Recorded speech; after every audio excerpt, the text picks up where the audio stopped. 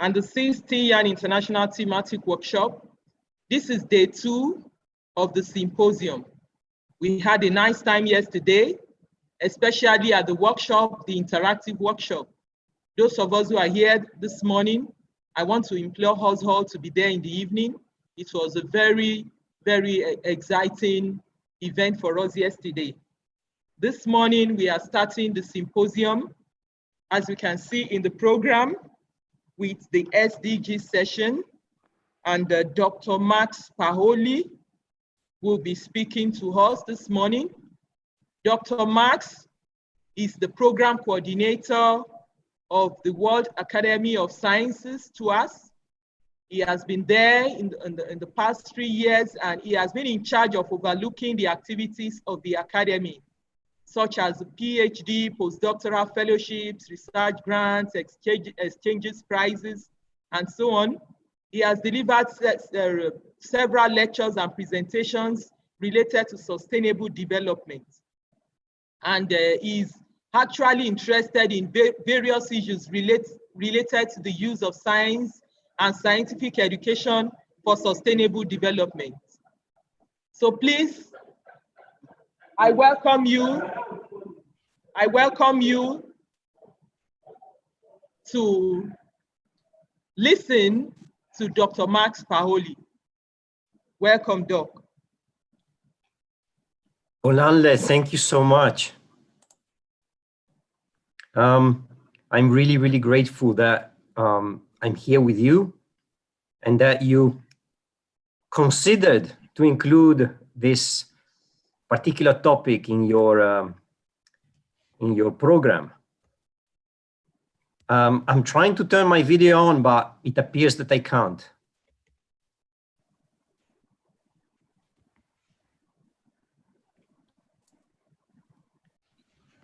Let me see. I thought you might want to see my face. Not that it's a particularly beautiful face, but never mind. It's okay. I can start sharing my screen and start the presentation.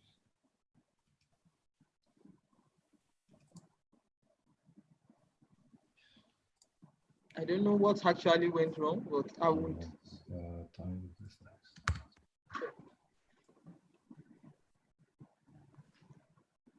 Okay, I'm actually sharing the screen now.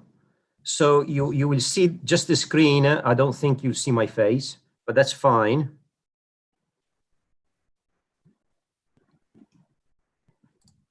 Okay. Okay, so the title of this presentation, which hopefully will last 15 minutes, is, as you can see on your screen, Global Challenges and Sustainable Development, the Need for a Change of Mindset. So I will talk about the SDGs, but I will offer you some reflections which might provoke you into something which is actually extremely needed and urgent in the times we live in.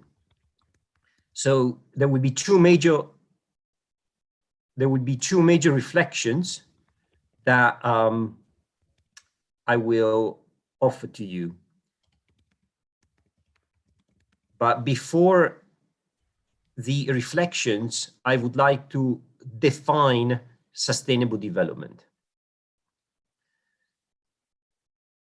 Sustainable development is development that meets the needs of the present without compromising the ability of future generations to meet their own needs. I'm defining it because, not because definitions are boring and not because I want to start in a boring way, but because so many people in these days talk about sustainable development, and sometimes I'm not even sure they truly know exactly what it means. If we look at the definition, something that I think should stand out is the expression future generations.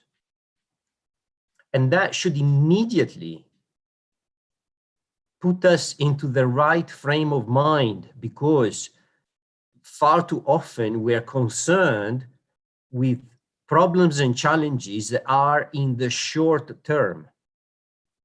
While in fact, if we're thinking about future generations, i.e. our children, I'm sure many of us have children, then we should think much more in the longer term. Now, instead of thinking in the future, I want to go back to something that is here within this definition, but isn't obvious at all. And it's this date. It's the date when this definition was put forward. Now, the date is 1987. Now, 1987 may actually seem like a long time ago. It's not like 3 years ago or 17 years ago. It's much more. It's surprising in a way that it was put forward that long ago through a report called Our Common Future, which is actually a beautiful piece of writing. And I encourage you to read it and look at it. It's not particularly long. It was written by the World Commission on Environment and Development. So a very particular interaction here, environment and development. You might think, well, what happened after 1987? So many years have gone by. Actually, a lot of thinking and a lot of propositions and a lot of work happened. So we'll quickly just look at that. In the years after 1987, the thinking of the work that happened yielded, at the turn of the millennium, the so-called MDGs.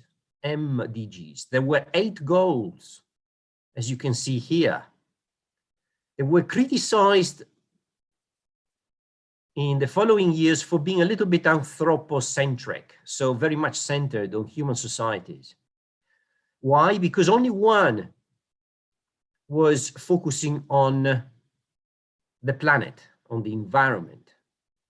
It's actually because of the planet and our lack of respect for the environment that we actually create many of these other problems. But anyway, a lot of work took place. Unfortunately, limited progress. We saw limited progress across these MDGs. There was some progress in, for example, MDG number 4 of reducing child mortality. But the progress that we saw here and there was very uneven across countries worldwide. Now, what happened in 2015? New goals were released by the United Nations. These new goals were more detailed and more extensive. And these are the ones that I believe you have seen, and hopefully you have heard about them. There are 17, as you can see here. Now, I would like immediately to tell you that the reason why we're talking about this is because science and technology are essential to achieve these goals. Without science and technology, we will not be able to tackle some of these problems, which are complex, are interdisciplinary, and need the knowledge and solutions that can arise from good research. That's why you, as researchers and scientists, should be well aware of these goals and see how your work may fit in and how you may be able to help out. So, in order to reflect on this, I will propose 2 examples of reflections. I'll start with a very topical and present example. As you know well, societies worldwide are in the grip of a virus, of a pandemic. Now, when this arose early this year, many people, societies, governments, media were surprised, they were shocked. I will argue with you that they should have not been surprised. So let's look at this research paper. For some reason, my presentation, okay, it's gone on. This research paper entitled Global Shifts in Mammalian Population Trends Reveal Key Predictors of Virus Spillover Risk. Now, please notice that this paper was received for publication in November 2019. This means that all the research that is within this paper is prior to the pandemic, okay? Let me show you now a second paper. This is a research paper. The second paper is a review, okay? This is a review. The title reads, A New 21st Century Science for Effective Epidemic Response. Again, this was received for publication in June 19, well before the pandemic, okay? Well before. One last example. Zoonotic host diversity increases in human-dominated ecosystems, received for publication January 19. January 19, again, this means that all the work in this research article was prior to the pandemic. So I show you two research articles and a review. Of course, the review refers and summarizes many, many research articles. So the first take-home message is plenty of scientific research, and therefore knowledge arising from that scientific research was available on the topic of infections, zoonotic diseases, and pandemics, even at the point of predicting the danger and the risk of such an event. So why on earth were societies, governments, and people so surprised? Well, obviously, because this scientific research does not go beyond being published in these scientific journals. Therefore, I showed you before this graphics with the statement at the bottom, science and technology are essential to achieve the SDGs. Sure they are, but unless the knowledge that arises from science and technology, unless the solutions and guidance that research provides are not properly conveyed, communicated, and taken into account, we're not going to go anywhere, are we? So let me now offer you a second reflection on another topic. And the topic is SDG 13 on climate action. Of course, I chose this topic because it's a topic that fell in the shadow of the pandemic. It's a topic that should have been at the top of the agenda in 2020, because last year, the United Nations announced that 2020 would be the year for climate action. Unfortunately, 2020 was not the year for climate action. When we talk about climate change, we very much talk about the increase in carbon dioxide. And as you can see here, this is the famous Keeling curve, which, by the way, you might not know about. Why? Because you're a scientist that perhaps is so focused on your narrow area of research that you don't know about other areas of research. But the Dr. Charles Keeling curve is extremely important because it shows how CO2 concentration has been increasing. Now, you know that CO2 is being discussed and talked about by many people, governments alike. However, its concentration keeps rising, and we should be actually talking about not only CO2, but other greenhouse gases as well. Because CO2 is not the whole story. So in fact, science has shown that if we talk about greenhouse gases, methane is a very powerful greenhouse gas. So this diagram can tell you that in order to have the same heat trapped as so many CO2, so much amounts of CO2, we need so much less amount of methane, which means that if we were to take the same amount of methane and carbon dioxide, that amount of methane would trap over 20 times more heat. This means that methane is extremely powerful as a greenhouse gas. Nevertheless, I may ask you, have you heard much about methane? Have you heard it in the news? Have you heard governments or policymakers talk about methane? Are there any regulations or targets for methane? This is science. Science has shown, so physical and chemistry, atmospheric physical chemistry has shown that this is the case for years. Now, something that is being also coming through not only research, thankfully, also in the news in the past decade, is that methane emission from cattle are much higher than previously estimated. Why?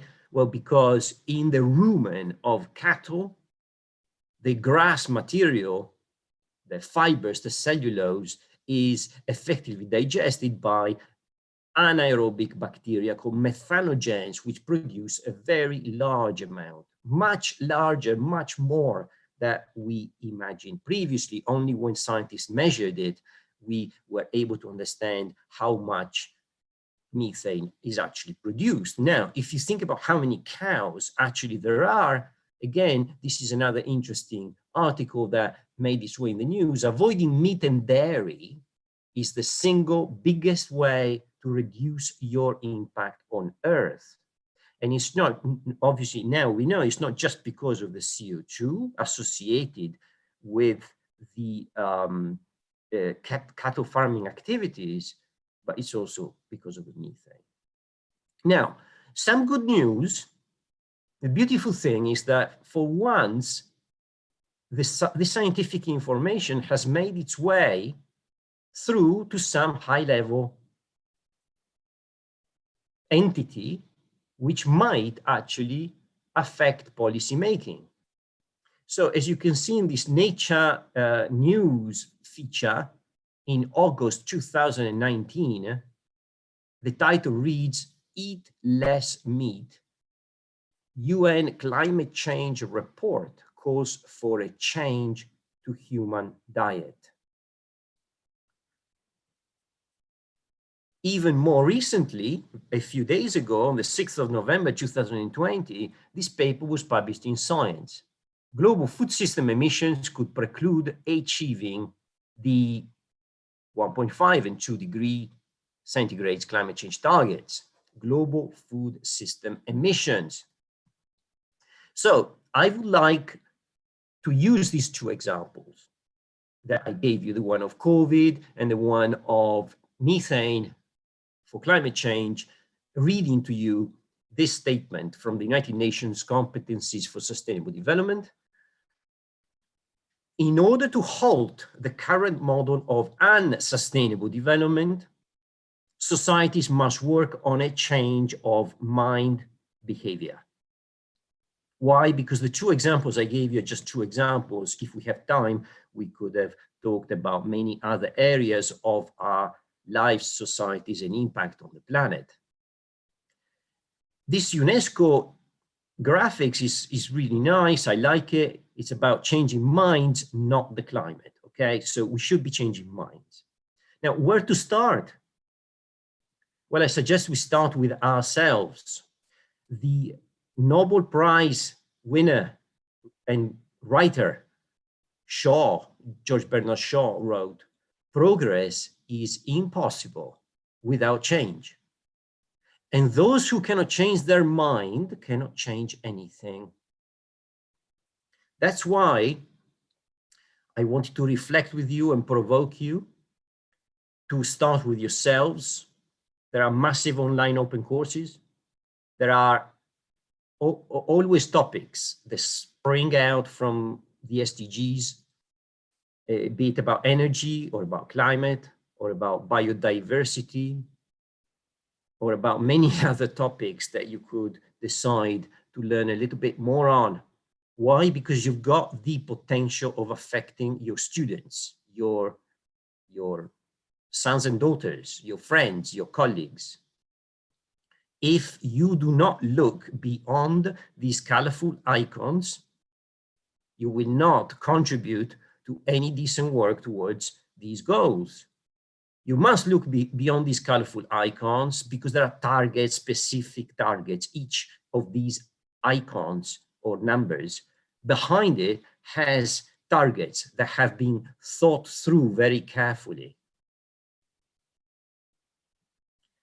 If we don't do this, if we don't take some responsibility ourselves, we'll keep going down path number one, which is BAU, business as usual.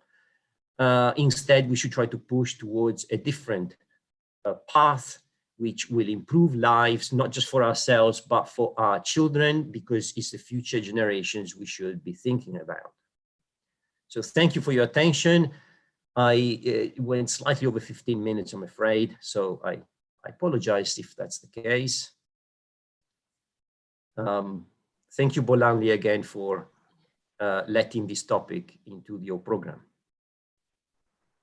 Thank you, Dr. Max. I don't know if anyone has a question. Does anyone have a question for Dr. Paoli in a few minutes? I just want to say from my side, I wholeheartedly agree with Dr. Paoli, Max. So important to educate ourselves, be more knowledgeable in helping to create that better future that we need and want. So yeah, great presentation. Yes. Thank you so much. Thank you for listening. Thank you. Thank you, Dr. Paoli, for that nice and inciting, very insightful presentation, where we have to tread a new path, not just business as usual. Thank you very much. We are grateful. Thank you. Yes. Have a really good workshop. All the best. Yes, thank you. Thank you. So we'll go to the next session now. That is the next session will be moderated by Dr. Chimusa.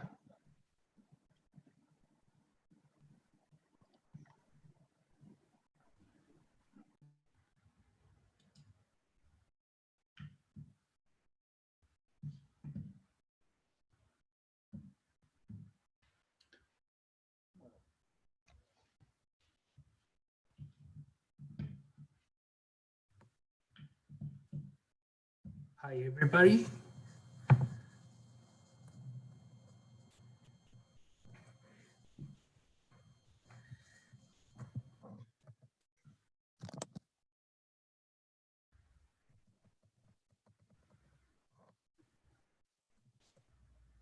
Can you hear me?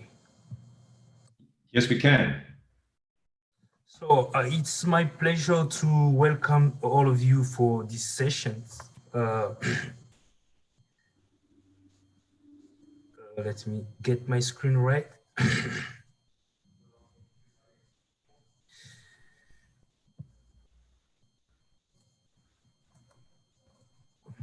So this is our theme number 3, which is based on data sciences for health related applications. And it's my pleasure to introduce the keynote presentation. Dr. Jack Ludic from South Africa, Cortex Logic, and you'll be talking about AI-enabled, ultra-personalized health wellness. Thank you.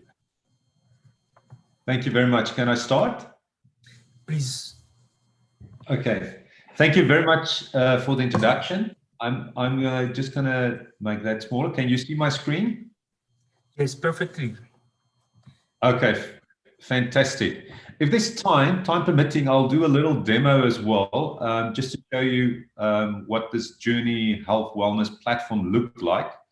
But as you rightly say, this is the focus. I believe I've got 30 minutes. We started slightly late, but I'll be quick through the main presentation, and then also leave some time for questions afterwards. So I'm going to talk about AI-enabled, ultra-personalized health wellness. Now, if you think about the world that we live in right now, if you think about what's happening with Google and Facebook and Amazon, all these kind of personalized recommendations, the opportunity that we have is to also have that for health wellness, so we can nudge people towards healthier behavior, help people to change lifestyle, all of those type of things, and use smart technology in a smart way to actually help create that better future that we want. So my massive transformative purpose is really around, and the businesses and the vehicles that I have, the Cortex and the Machine Intelligence Institute of Africa, and Journey platform that we are busy with, is how can we shape that better future in this smart technology era? And the smart technology era is really the fourth industrial revolution, but it's more than just the industrial revolution. It's really impacting all economies, disciplines, industries. It's even challenging ideas of what it means to be human, all of those kind of things. So we are sitting in a very, very interesting time and space. And the question is, what are we going to do? We need visionary leadership to execute on the right things. So if we look at the speed of technology change in the smart technology era, it's truly exponential. And there's also a number of different smart technologies in this toolbox that's all coming together and making an impact. And it allows us to actually create incredible solutions. You probably recently heard about AlphaFold's application in terms of protein folding as well. All these kind of breakthroughs that can potentially help structural biology and other things as well. This is the kind of things that we are seeing with AI technology. So we live in this era, and I'm not going to go too much details here because I'm going to delve more into health wellness, but I also wanted to set the scene in terms of just the broader picture. How can we use smart technology to unlock that business and societal value? And if we look at the bigger picture in terms of just business value unlocking, initially it was agriculture, fishery, metals. And then on top of that, the industrial, financial services, that's also adding opportunities to unlock value. And then from 1995 to 2019, it's pretty much the internet era that dominated and will still be dominant. It also helped create masses of data that allows us to enter almost kind of a new era with smart technology and artificial intelligence, where as we instrument the world with more IoT devices, with more people connected to the internet, with smartphones, all of these type of things, we're generating so much data that we enable AI to actually be utilized and to unlock value. So it's a fascinating time where we can use it for good.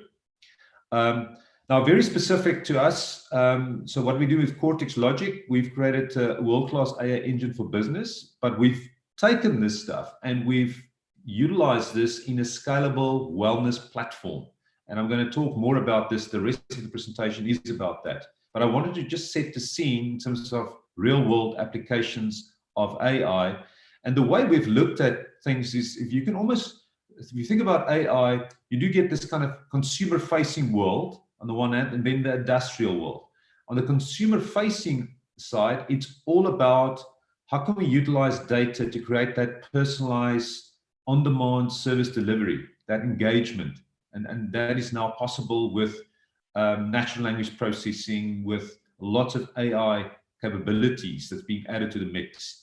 But then on the industrial side, with devices, there's so much that you can do to detect process optimization, to do predictive maintenance, but then also to look at audio, video, geospatial, to unlock value from all of that. So we've just created these 4 solution categories where we can say Engage is helping people and businesses working smarter at scale, personalized is about smart personalization of customer products and services. And then enhance is about smart automation and enhancement of business processes and systems. Sense is how can we enable smart machines to sense and interpret the world around us. So those are just some of those categories. And we've created a solution that allows us to actually create a prediction engine and apply this to a large number of different types of high value problems.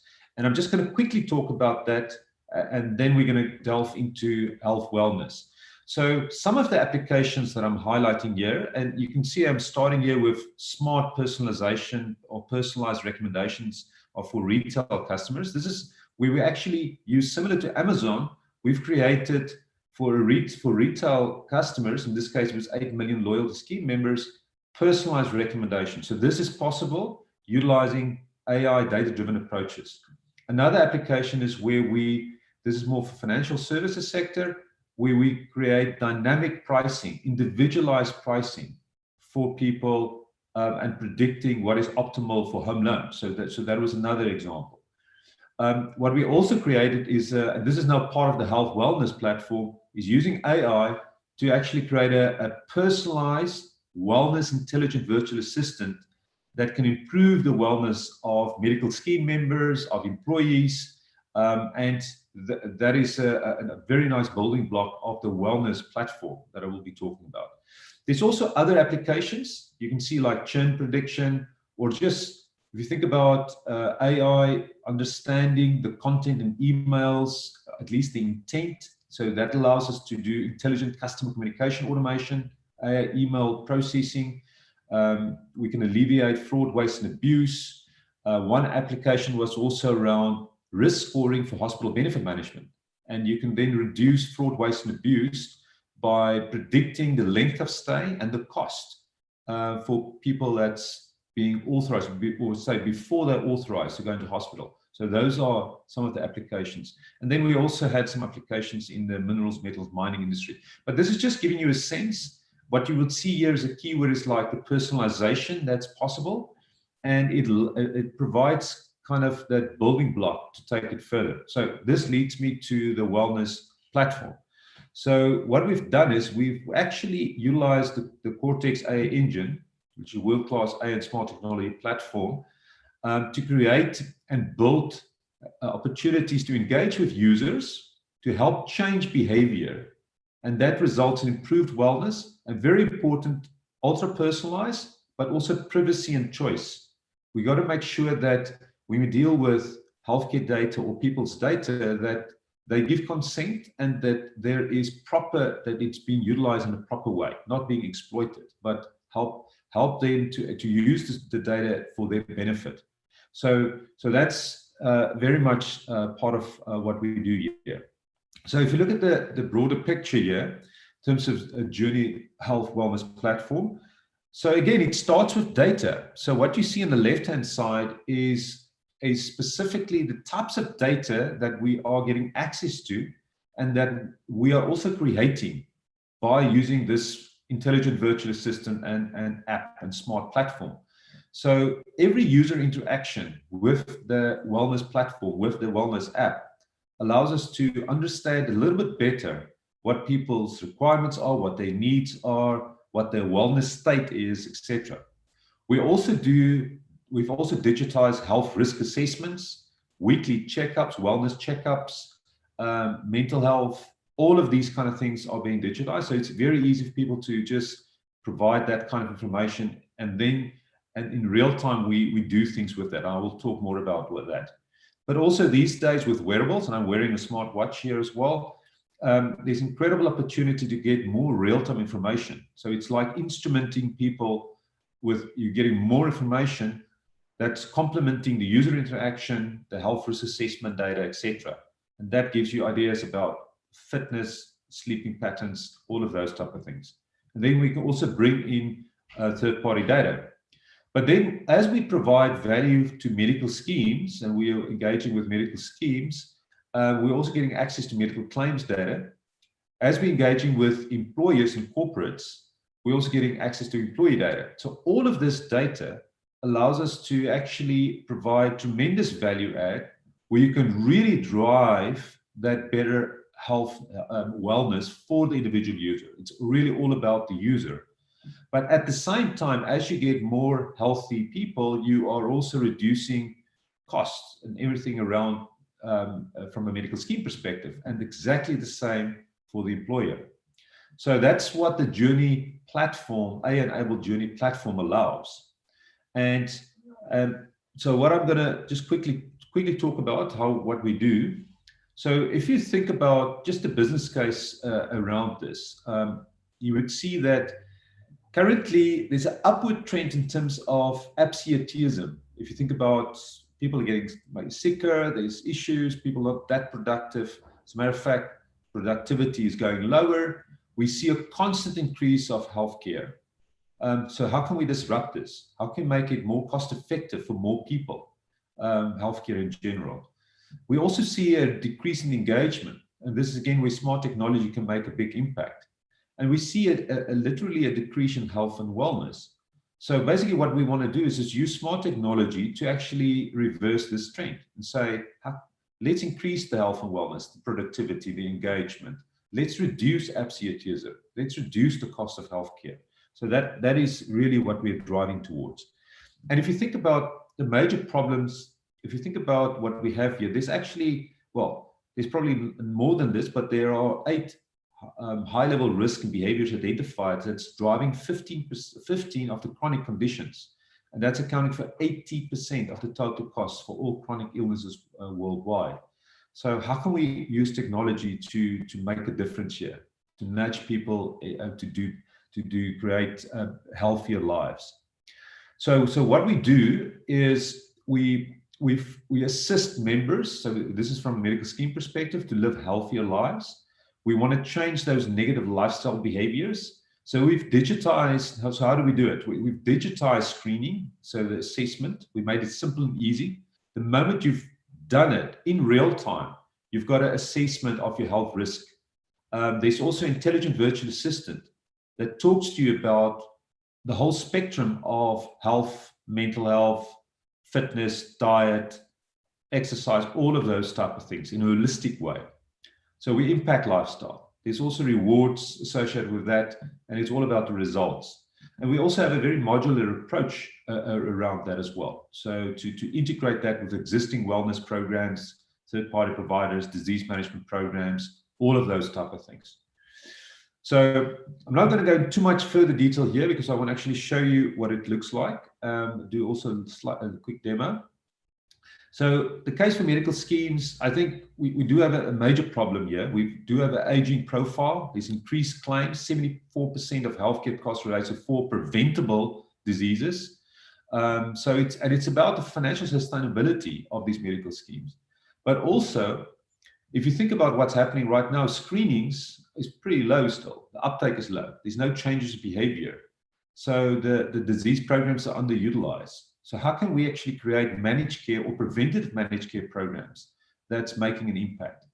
And then on the engagement side, we've got smart technology that allows people to really engage and drive that. As we've seen with the way YouTube and recommendation engines, social media has been using, we can use it for good. And this is what we are doing. And then on the technology side, it's obviously using smart technology to help with this engagement. So for the employer groups, you see similar type of things. It's, again, you want cost-effective healthcare. You want proper integration with benefits and programs. You want to make sure it's not reactive, but more proactive. And you want to drive that engagement. You want to enhance the HR function and business success. And again, we use technology for that. And then for the user, it's really all about the user. So with the intelligent virtual assistant, there's a wealth of knowledge that we make available at your fingertips. So there's intelligent virtual assistant that knows about your specific wellness state, but it also has got libraries and knowledge bases of information that we source from the best sources that we've got available in the world right now to provide that information to the user. It's really about educating people around this, better lifestyle and so forth. And then again, we can integrate that with benefits and programs. It's all about better health and creating that. So what I want to do next is just to give you a sense of what it looks like. And I'm actually going to do a live demo. I'll show you quickly on my phone what it looks like, but also on a web page. Here's what I'm also just going to show is the last number of slides here is we've tried to make things simple. So if you think about a use case, you want to drive wellness for a user with diabetes, hypertension, anxiety. So you want to make it super easy for them to log on. And then very simple and easy to capture personalized health and wellness data via this digitized health risk assessment.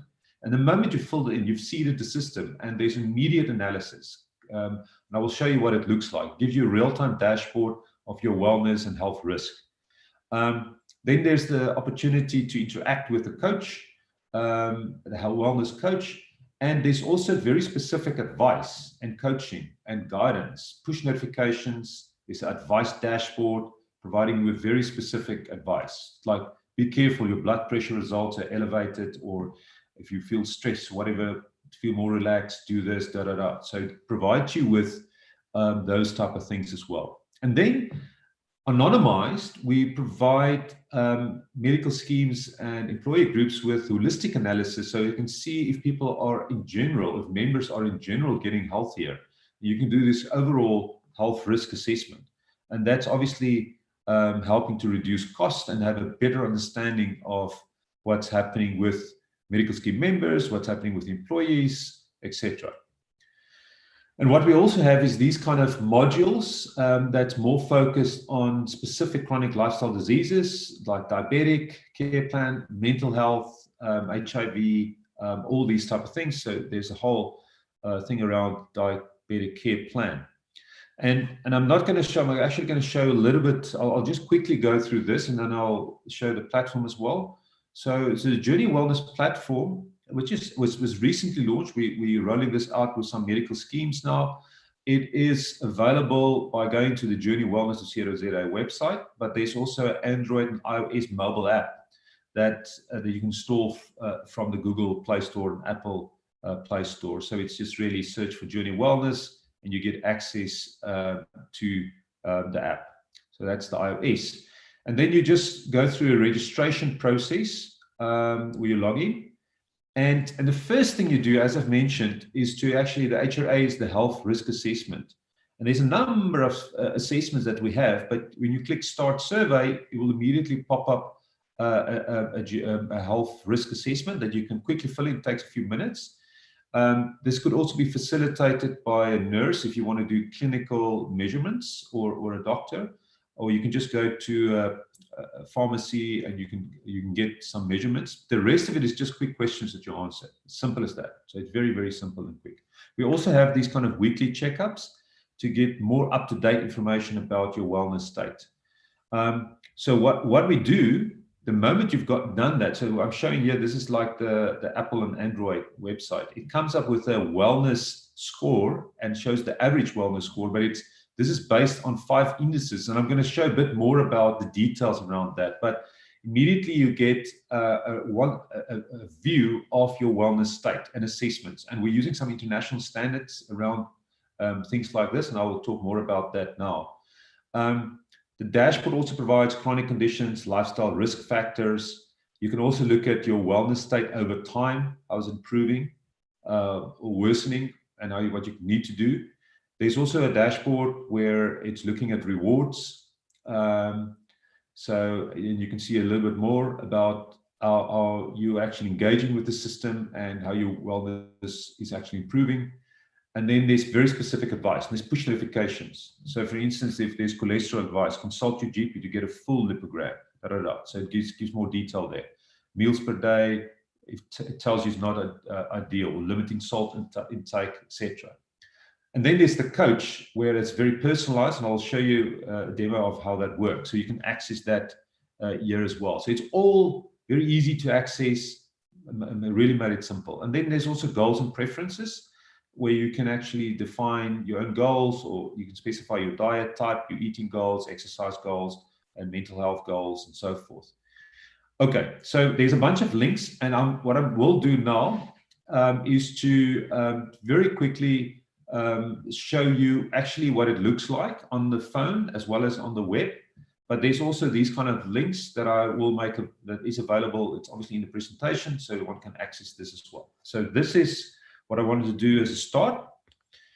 I'm going to quickly switch over to the Journey Wellness, so you can see what's going on there. But I'm also going to show you very quickly what it looks like. So let's just put that maybe there, and this one here. So what I have here, if I just quickly, let's just quickly show this as a starting point. I've mentioned that you start with these kind of, the moment you've logged on. So if I log out, you will see, let me just log out, you see the Journey platform, and I'm going to quickly log on. And the moment you log on, okay, this is an administrator view as well.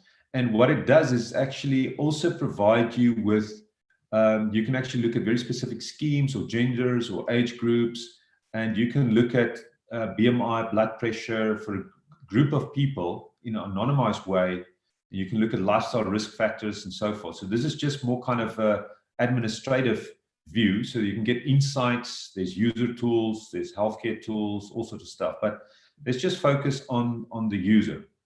So this particular guy, John Smith, you can see his overall wellness. So in blue, it says this guy's got medium wellness, and you can also see its average over time. And it's built up. So obviously there's descriptions of what that is. It's a combination of data that the Journey platform has collected about you. It's been treated as an overall indicator of your health, and it's rated out of 10. The higher your wellness score, the better. But then there's 5 indices that's building up this wellness score. There's a morbidity index, there's a lifestyle index, there's a diet index, there's a mental health index, and there's a heart health index. The heart health makes use of Framingham scores, so we utilize that to actually create the score out of 10. The mental health is using, for instance, PHQ-9, is using also general anxiety disorder. PHQ-9 is looking at depression, and we get a kind of assessment of that. But we're also looking at your diet, your lifestyle, morbidity, and things like your clinical measurements, like your BMI, glucose. You can see this particular guy, John Smith, is not very healthy. And you can get a quick assessment, real-time view of that. And you can see we also list the chronic conditions, diagnosed, unmanaged, at risk, hypercholesterolemia, cardiac disease. You can see if it's diagnosed, unmanaged. And then we also indicate the lifestyle risk factors, too few meals per day, insufficient fruit, vegetable intake, etc. And then based on this, obviously we capture this over time, so you can actually see your wellness score and if your wellness are improving or not. And for each of these indices, we also provide information around that. And you can also look at your cholesterol and glucose and blood pressure and those type of things over time. And then there's also rewards based on your engagement, your weekly wellness, and if you connect with wearables. And that drops into a points journal, so you can see how things change over time.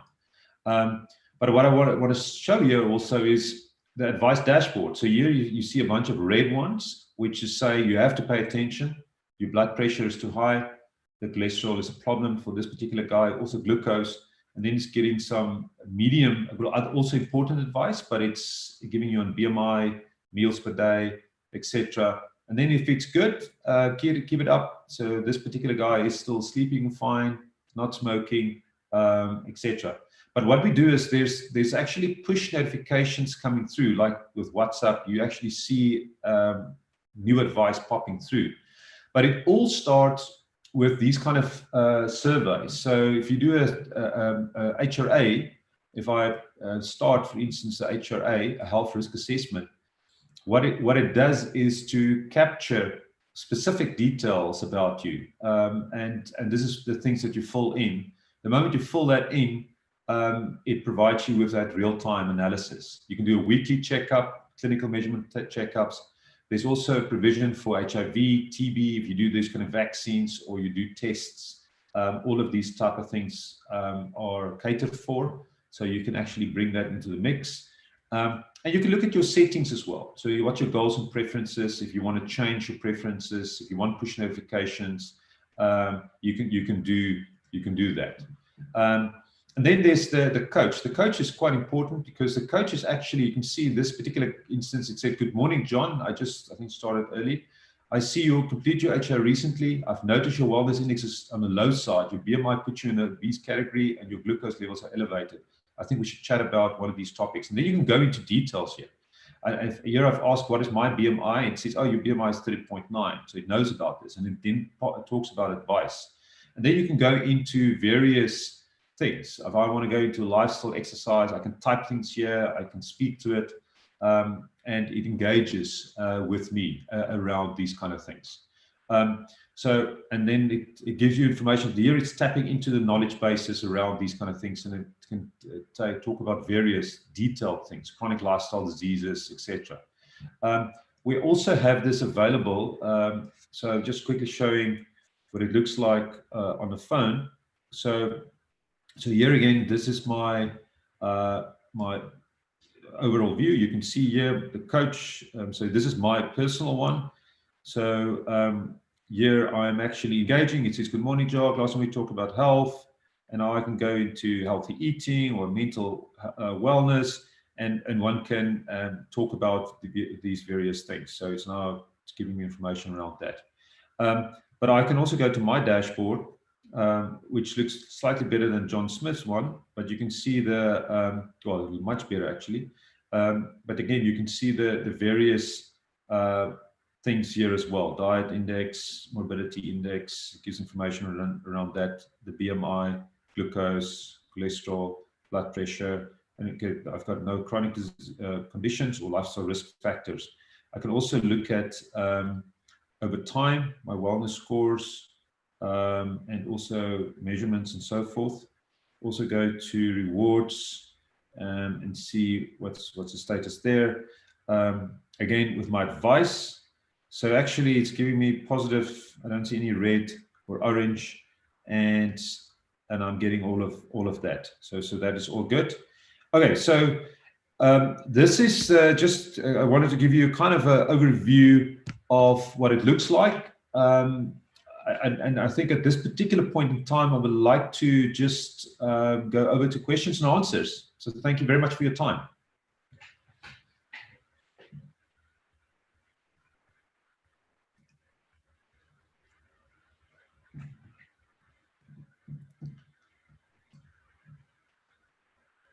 Is there any questions, answers, or questions? I think people did not hear me, so I was asking for the questions for. There's possibly in the chat. Richard, I have a question. Yes, go ahead, please. Yes, thank you, Dr. Ludic, for this very practical application. My question is, the moment the user logs in, does it mean the user has to enter those parameters of ease on a regular basis? Maybe weekly, before I think the system, the app, the application, what it does is it does a kind of periodic evaluation before it can draw all those graphs that we see and then make those advice. So does it mean the user has to enter each of the details like the BMI, the weight, and so on? Does he need to enter the details each time he logs in, or how does the Yes, so that's a great question, Bulanli. I think the great thing about this is you just need to enter it once, and then if you make any small little update in anything, say your BMI calculates that anyway automatically, so you don't need to calculate that. It calculates framing and score. So, but if you see there's a slight change in your weight, for instance, then immediately everything is updated. The indices is updated, your wellness scores are updated in real time. So if you've got wearables or you're connecting to devices and stuff, it just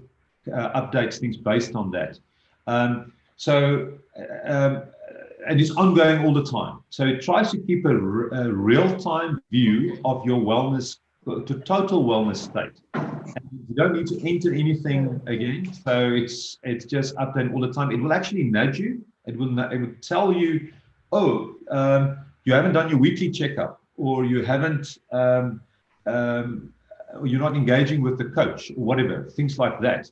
And remember, every time you ask questions for the coach, you say, I don't feel that well, or whatever, it looks at that data information and utilize that also in the wellness overall assessment as well. So it picks up on all little things, like your surveys that you do, checkups, the wearables, and some of the things you don't need to do anything. It's almost like my Apple Watch, where I'm just walking and it's assembling, getting all this data about fitness and health and standing and all of those type of things. So we just integrate it into those kind of systems. If you think about medical claims data, if you put claims and you don't need to fill in anything, we just integrate into those systems. We pick up that there is activity around medicine or claims or specific things from that perspective. So we're trying to reduce what the user has to do, but obviously there still needs to be that engagement, interaction. So we try to make it as simple as possible to engage with the user. Thank you, Jax. Just a quick question for curiosity. So, you are aware about this kind of polygenic risk score, where they actually look on using AI to actually look on the genetic side and look the polygenic risk score for breast cancer, for many other diseases? Is also you look on those aspects as well? Sorry, I just want to make sure I've got your question 100%. So are you saying, okay, can you just say the last sentence again? Apologies there. I was talking about polygenic risk score, where the risk score, yes, risk assessment on the genetic or DNA data. Oh, yes. So very important. You know. Yes, I got it. So we actually, within the Cortex group, we've invested quite a bit on genomics and health as well. And the plan is on the roadmap to bring that also into the mix. So we've just started with a base level, foundational level around this. We want to get access to as much data that will provide information about your true wellness state. So we've worked on genomics and your microbiome and all sorts of different things as well, but those are things that we will add later on to this platform, because it's clearly also an important source of information as well. So a great question, and definitely something that we envisage bringing to the mix.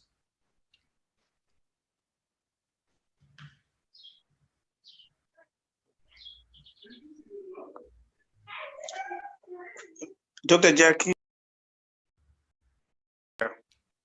Yes. Thank you for a very beautiful presentation. My name is Colette. Very interesting. I just want to find out if you used, in terms of tracking, let's say the lifestyle habits of an individual, things like their ID.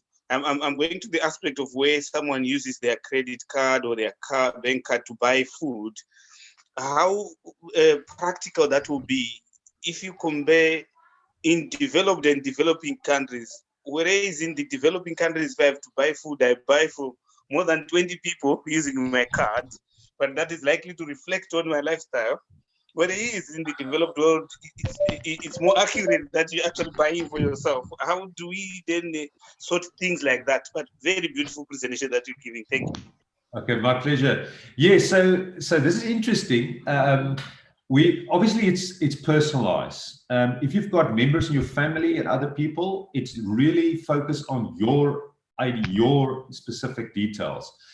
In the future, what we plan to do is to also connect to healthcare workplaces, marketplaces, where you can, if you want to buy medicine or do things like that, that we can make recommendations and assist with that. But I hear your point in terms of if you buy on behalf of other people as well, how do you make sure that it is only relevant to this particular individual, if you think about lifestyle specifically? So all our information that we gather is really on a personalized level. It's more focused on your survey. If your spouse or if you've got children or whatever, they've got their own dashboards and own surveys. So, and we're not and they can log in with their own ID and own details. So we're trying to make it as simple as possible for any user to access it, very intuitive. And it's all about bringing the cost down, enabling people to have access about information about their wellness and so forth. Thank you. Any other questions?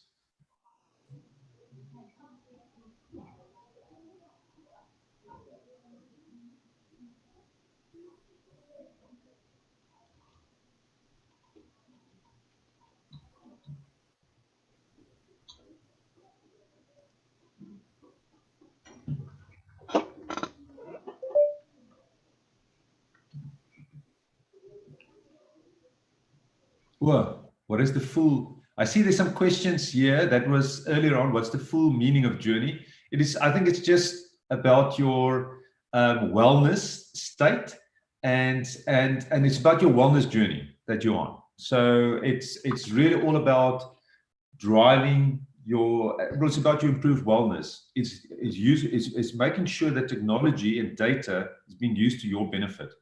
And I see there's another question I would like to about data warehouse. Yeah, so we've got, we're obviously storing data centrally, privacy, all of that is key to the whole thing we do. If there's more detailed questions, please feel free to follow up with me. I'll address those as well. So yeah, thanks. Maybe I can jump in with the last question. Sorry, yes. Dr. Jacks. It's very fascinating that going forward for an individual, the health, medical schemes and all that follow you up and give you advice on how to look carefully at your health and reduce costs. Can you comment on whether the health authority, the medical schemes can have access to your data previously before you join them, when you want to join them?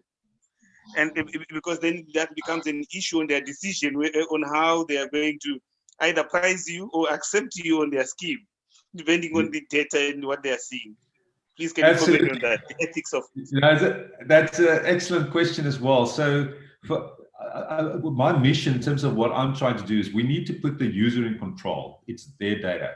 And there was even court cases here in South Africa where I think it was Discovery Liberty, where it was concluded it's the user's data. So Discovery had to make that data available to the user for other purposes as well. So the way this works is when I showed you the dashboard as well, it's anonymized data.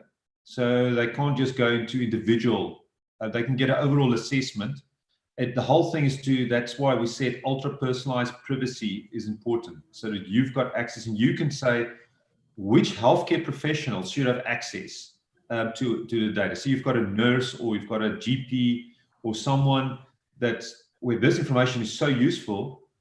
If you've got even that scenario, you want to give that permission to that individual to actually have access to maybe just the high level parts of it. So it's really geared towards the individual because in effect, it's about that. What are we trying to do here? It's not trying to optimize. Well, obviously, if you've got healthier people, the medical schemes will benefit, the employers will benefit. But for us, it's not about just that. It's about everyone. It's about blue collar workers. It's about most people don't have medical schemes. Most people, maybe it's informal work.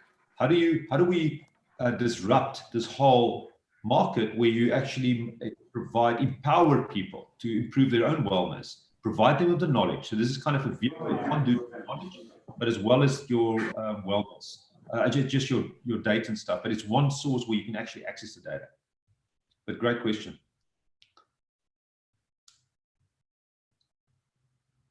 Okay, there's another question here. Very interesting. Okay, can you comment on the validation procedure of the system?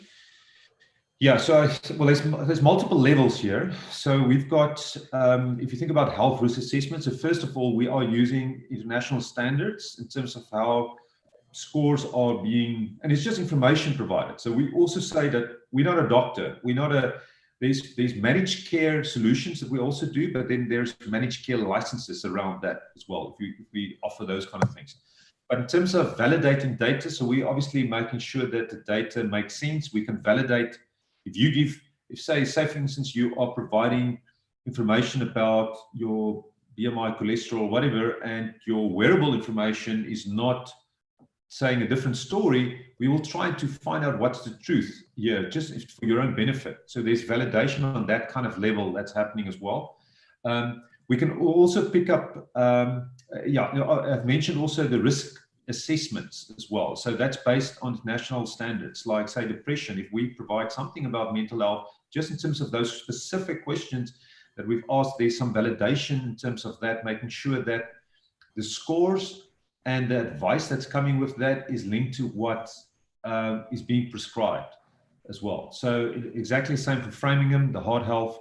The rest of it is more like diet, nutritional stuff, exercise, which is there's lots of different opinions on that, but we've got some international standards there as well. So there's validation on various levels.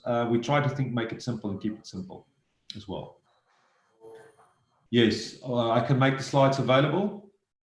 So I'll create a link already, and I'll do that.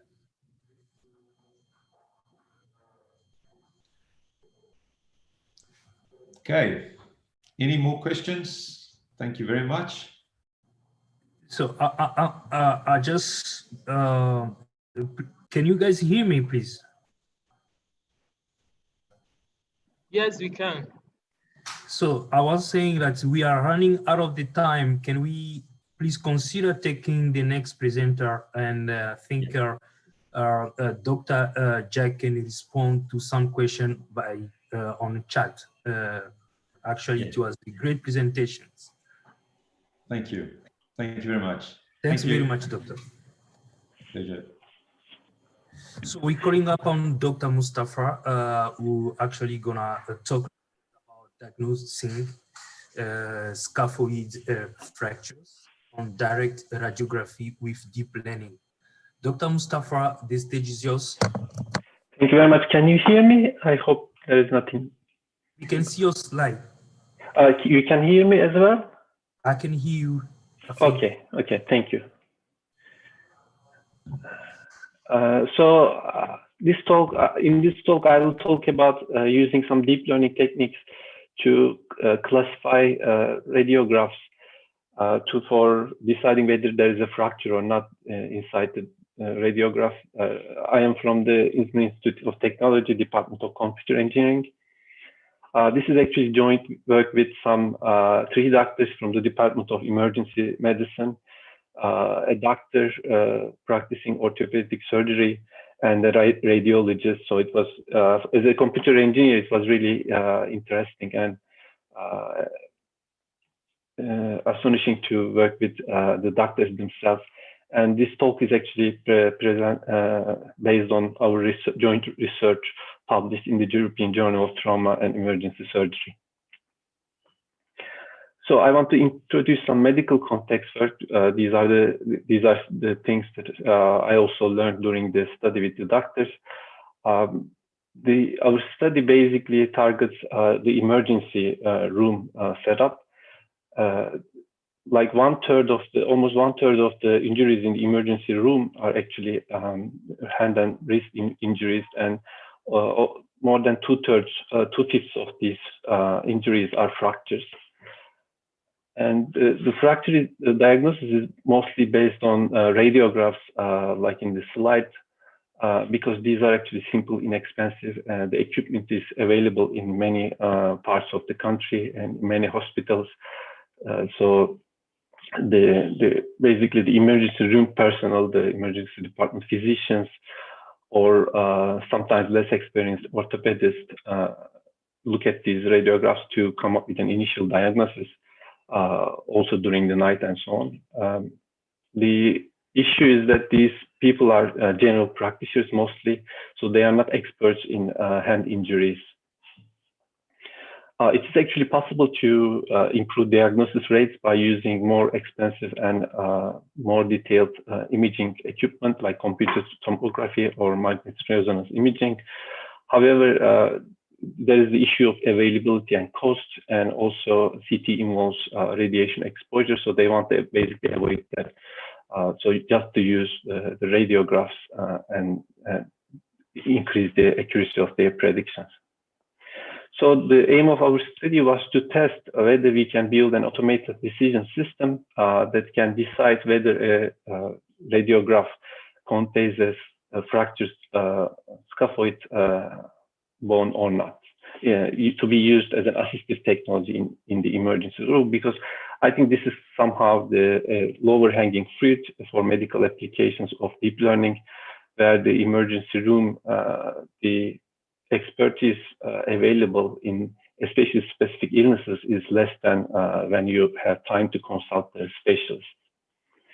So we wanted to compare the performance of a convolutional neural network with that of the personnel usually attending to patients in the emergency room setups, to see how, if there is any room for improvement by providing some automated assistance to these doctors. So the data set we collected was containing around 400 radiographs. Around 192 of them contained scaphoid fractures, and 198 contained scaphoid bones without any fractures. Obviously, it is easier to collect many images, radiographs from patients without the fractures, but we wanted to make sure that the data available is balanced in this case. The advantage of working with the scaphoid fractures is that the scaphoid bone is very close to the wrist, so there is a lot of data available in even a single hospital. And at least for some of these injuries, the emergency room personnel cannot decide using only from the radiograph, so they resort to CT scans. So we can use this CT scan result as ground truth for the radiographs. Normally, it's possible to take multiple radiographs, and obviously the doctor uses extra patient information to come up with the diagnosis. But in this study, we only used the single view wrist radiographs to train the system, test the system. We asked the expert, a trained radiologist, to mark the scaphoid region. So we are not automatically finding the scaphoid region in the radiographs.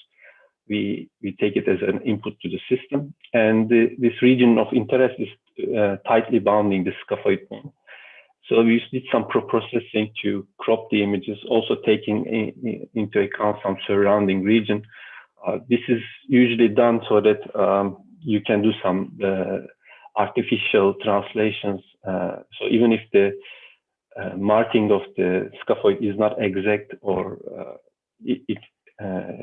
to basically increase the variations in your training data. And then we resize these images to around 200 by 200 pixels. So the deep learning system only looks at the scaphoid region and some surrounding area in some relatively low resolution images. In the beginning of the study, we set aside 100 of the radiographs for test purposes, and this was not used in the training and test in the validation parts of the study, so that we can treat them as novel patient data. Almost 300 remaining images we split into training and validation sets. The training data, the algorithm looks at incrementally to decide the parameters of the neural network. The validation data is used during training to see how the training procedure is progressing on some data that's not used particularly in training. So these two sets are actually apart from the test data that we have set aside. I can give some brief information about the training and test setup. So we used a CNN model pre-trained on the ImageNet, a database of images containing more than 1 million images of various natural scenes, using a developed model called ResNet 50, developed by Microsoft Research.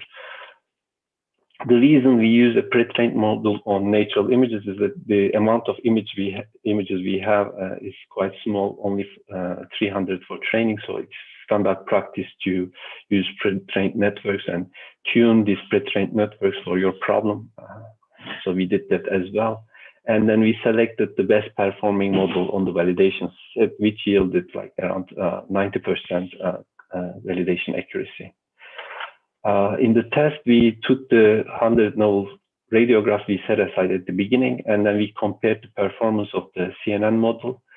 An emergency department physician, which is a general practitioner that doesn't have any specific any specialty with orthopedic injuries, an orthopedic specialist that has less experience with hand injuries, and another orthopedic specialist that's actually an orthopedic surgeon that is routinely doing hand surgery operations. So these are the results of the classification by the CNN network and the emergency department personnel. As you can see, the CNN actually did quite well. It only made 16 mistakes, and this is actually above the level of the inexperienced emergency department physician. Most of the mistakes were classifying the fractured, so missing some fractures, almost 3 times as much as the classifying normal bones as fractures. But inside this, actually, around 7 of them are what the radiologists call occult fractures that are very difficult to diagnose using only a single radiograph. And even the experienced orthopedists actually missed those. So these are not very evident. But the false positives by the ED physician and less experienced were on the same level as the CNN network. So the network actually managed to miss less fractures than inexperienced doctors, and we're operating at the more or less the same level as less experienced orthopedists. We also looked at the breakdown of the scaphoid fractures that were missed by the doctors and the system, because there are different reasons that there is a fracture. And again, like the errors that were done, especially in the non-displaced distal third category, was better for the network than the inexperienced doctors. So this actually indicates there is at least a possibility to provide some guidance in certain types of fractures, so that these people will have a second look, or maybe again, like will be more inclined to do a CT scan or an MRI, to take an MRI to determine the fracture.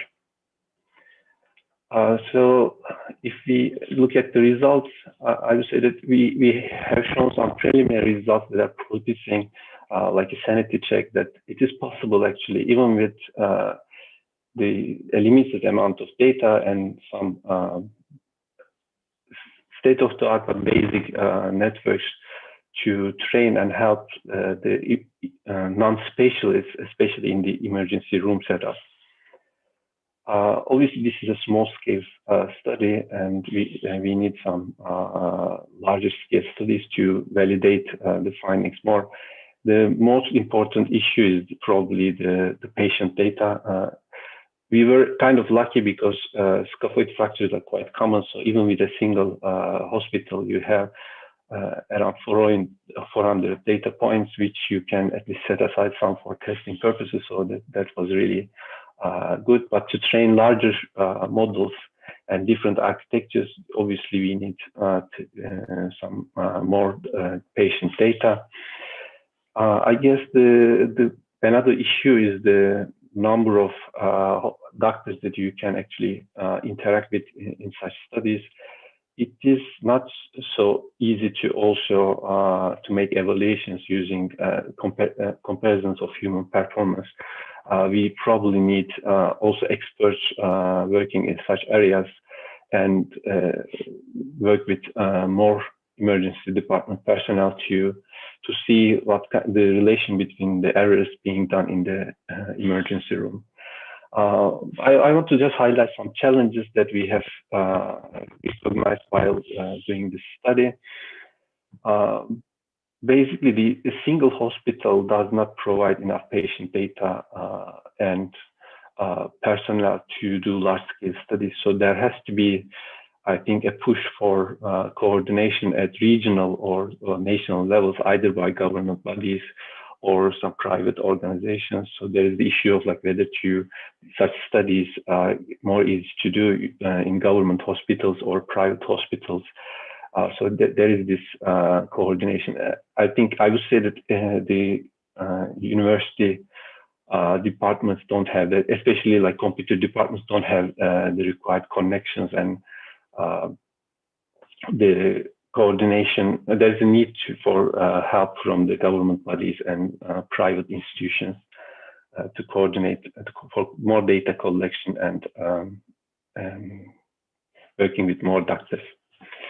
There is a need for better data annotation and record keeping in the hospitals. Obviously, the one problem is that we were kind of lucky because scaphoid fractures, you usually have these two modalities that you can use higher quality imaging to validate your, to use as ground truth and validate your results. But this is not true for all types of problems in the medical domain. So there is the issue of data annotation that there should probably be more long-term tracking of patients, and these should be digitized so that we can actually use more kind of modalities to come up with the correct data annotations. There is also the issue of record keeping by the doctors. Sadly, in the emergency room, especially, the doctors are on a tight schedule. The number of patients are quite high. Daily, they are seeing hundreds of patients. So the record keeping is not at probably the level required by the computer science department and the deep learning, which really requires detailed data and large amounts of data. So there is probably need to improve the common practice, especially in the emergency rooms, if that is the target domain. We also didn't look at the performance of the system as an assistive technology. So we only sort of used the test data, and the system and the doctors looked at only a single radiograph alone, separated from each other to come up with the diagnosis. I would say that there is a need to test such systems in the actual emergency room setups to see whether the reaction of the doctors from the input from such automated systems, to see how we can improve the feedback given to the doctors. So there is a need to work with close trained test cycles together with the doctors in the actual daily setup. There are actually quite a few possible research directions that can be taken to improve the baseline system that we have developed. Obviously, we can take into account multiple radiograms taken from different viewpoints. That will definitely help reducing the rates for classification of fractures that are not visible on only a single view. And usually, to achieve the best possible performance, it's common to use actually multiple classifiers or use alternative classification techniques on top of the features learned by deep learning convolutional neural networks. Obviously, it would be better to automate the localization of the scaphoid region and not have the radiologist mark the region. And finally, I would say that the segmentation of fractures would be a good, a better indicator to the doctor, rather than saying that, okay, this radiograph contains a fracture with this probability. You could actually segment it out, or also use this segmentation in your ground truth, rather than providing the system with a single bounding box. We could have guided the algorithm using the location of the fracture, so you could train some attention models to improve the rates. And there is, again, like the issue of how interpretable are the results from deep learning. The system outputs a probability for fractures, but to use that in their guidance, the doctors need probably more data, whether the the system is basing this decision on the correct regions of the scaphoid and so on. There are some technologies that help with that kind of analysis, like class activation maps. So there is some further research in that direction will probably help, especially with the assistance given to the doctors. So thanks for listening.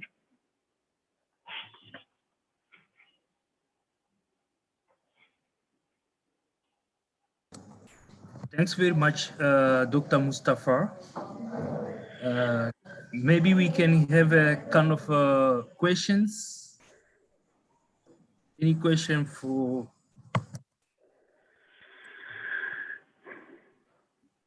Is there any question for Mustafa?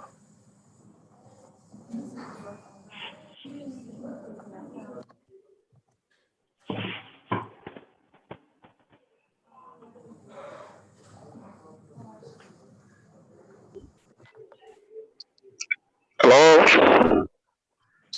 Hello? Yes, hello. Hello?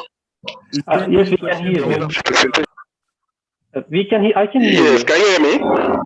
Yes, I can hear you. Okay, please. I want you to share more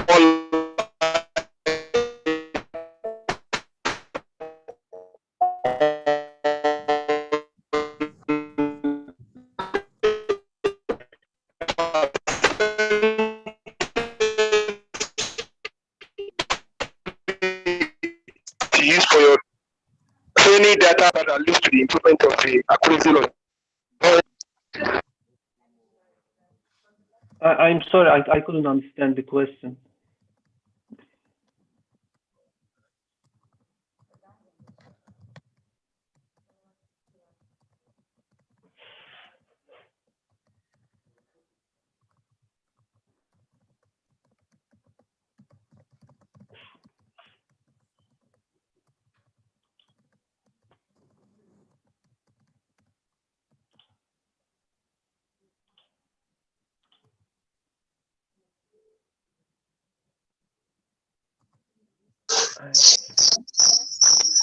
Hello?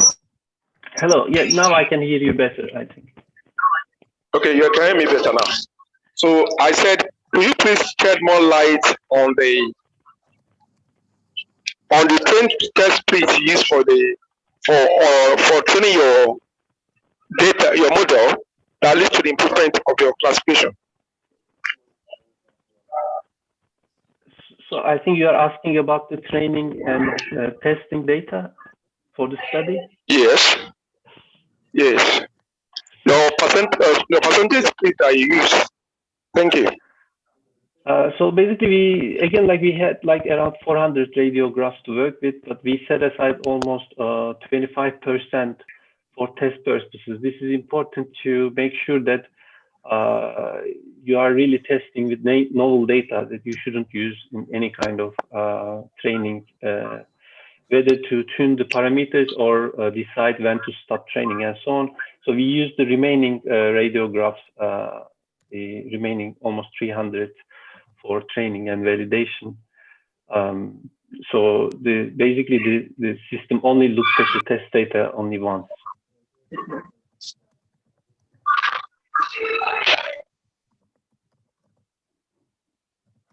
I hope that answers your question.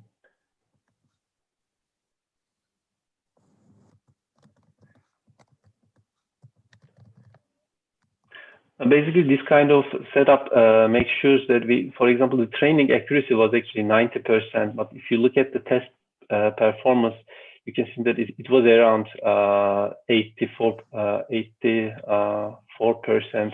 So there is slight overfitting in this case. The system did slightly less, it had slightly less accuracy in the test data than the validation performance that we have achieved. So that points to that we can actually try to get more data to prevent, because the scaphoids from patients are really texture-wise, they are looking very differently. And there are multiple machines taking those radiographs. So there is also a variation between the calibration and the output quality from different machines. So that has to be taken into account. This requires actually collecting more training data, so the system can learn to disregard changes due to this change in machines and so on. So definitely there is a need to collect more training data.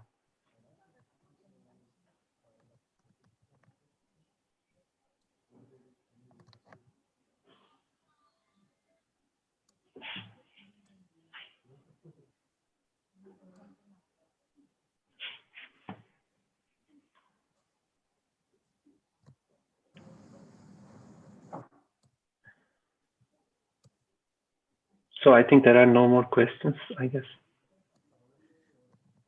See, there's no more questions, so I think we... Thank you. Thanks very much, Dr. Mustafa. Maybe can I call upon Dr. Ongini Jok? Hi, can you hear me? From UK, Cambridge, of Chemical Engineering and Biotechnology, University of Cambridge. He will be talking on the topic generating explainable and effective data descriptor using relational learning application to cancer biology. Hi, can you see my screen? Yes, we can see your screen. Okay, thank you for coming. I will be talking about some of the work we are doing in Cambridge on building descriptors for machine learning problems. So this work has just recently been published, and the paper is available online. It's open access, all the data and all the code is also available. So if you want to play around with it, it's all there. So everyone working in machine learning knows that representation or how you represent your data plays a crucial role in how well your machine learning model performs, right? So if you don't represent things properly, then your models aren't going to do very well. Even though this is not a neural net talk, it's worth pointing out that the great success we've seen of neural nets over the last 10 or so years is because of how well they do in building internal representations of the input data. So that is what we'll be talking about today, how to build representations. So in particular, we have a data set. So it's a gene expression data set from the library of integrated cellular signatures with 978 landmark genes. What this expression data is what was observed when different cancer cell lines were perturbed with certain drugs at different dosages and at different time points, right? The interesting thing with the data set is they only provide the output, they do not provide the input, right? Because it's lab-based, so it's not possible to have that. But they do provide the metadata for these responses. So they tell you what the cell line was, what the cell site was, what drug was used, and they provide the canonical SMILES. They tell you what the dosage was. They also tell you at what time point was the measure taken. So our goal for this particular project was to build a representation that we can use in making predictions. What's typically done is, since we're more interested in the drugs, right, because they are what cause the sort of change we observe, is that you take the canonical SMILES and you convert them to Morgan fingerprints, which are essentially binary features. And they are, you can use different sizes. It could be 124, it could be 248 bits, but that's up to you. And that produces this sort of representation for the drug, right? So for a particular bit, it could be 1, for a sample, and for another one, it could be 0. And of course, we also formalized the other metadata information. We also represented, the other metadata information as binary features as well. So we can indicate what cell line was used for a particular signature by saying 1 if that's what was used, or 0 otherwise, dosage, and so on and so forth. But what we do care about here the most is the drug and what the drug does. So we wondered if we can try something else. So we said, okay, we have the Morgan fingerprint approach, but can we improve upon this representation? And we chose to use relational learning because for such problems in the life sciences, we usually have a lot of background knowledge, which is usually not used in machine learning. So we went ahead and formalized knowledge for each of these drugs from each of these different data sources. So from Reactome, we got pathways. From drug bank, we got known drug targets, so on and so forth. And then we formalized all of this as predicates in first-order logic. So we formalized all the knowledge we had for every drug as predicates in first-order logic. And then we learned frequent patterns on this data, right? And these relations look something like this, which I'll talk more about in a few minutes. But we use the Warmer algorithm, and this is an inductive logic-based algorithm. There isn't enough time to discuss the details here, but if you have a look at the paper, it's pretty well described. So we learn relations, right, about the drugs in this form. Right? And what's immediately clear is that this representation is easily understandable. So for example, this simply says, well, we know that it's somewhat common, right? That a drug has a drug-gene relationship, and that gene has some function, and that function is that. And that function positively regulates some other thing. And we have more chemical-based ones where we say, well, there's a drug, it has an oxide functional group, and that drug also has a benzene ring, and there are 2 of them in the drug. So we then converted these relational patterns into features for our model. So as with the Morgan fingerprints, we said, well, if this relation covers a sample, then we assign a 1. If it doesn't, we assign a 0. Pretty straightforward. So simple one-hot encoding, essentially.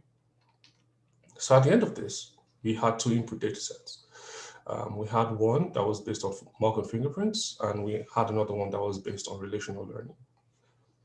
So for our evaluation, of course, we used gene expression data from links, as I've said before. We looked at 46 cancer-related genes selected by dissimilarity. There were 1,000 of them, and it's computationally expensive to build models on. I mean, to build 1,000 several models, because you also have to do hyperparameter tuning and all of that. So we just selected 46 cancer-related genes selected by dissimilarity, and then we had 7,000 training samples and 3,000 test samples. And we considered lasso, ridge regression, and random forests. So what did we find? So when we compared fingerprints by themselves against the relational data set, we found that for all 3 of these learners, the fingerprints outperformed the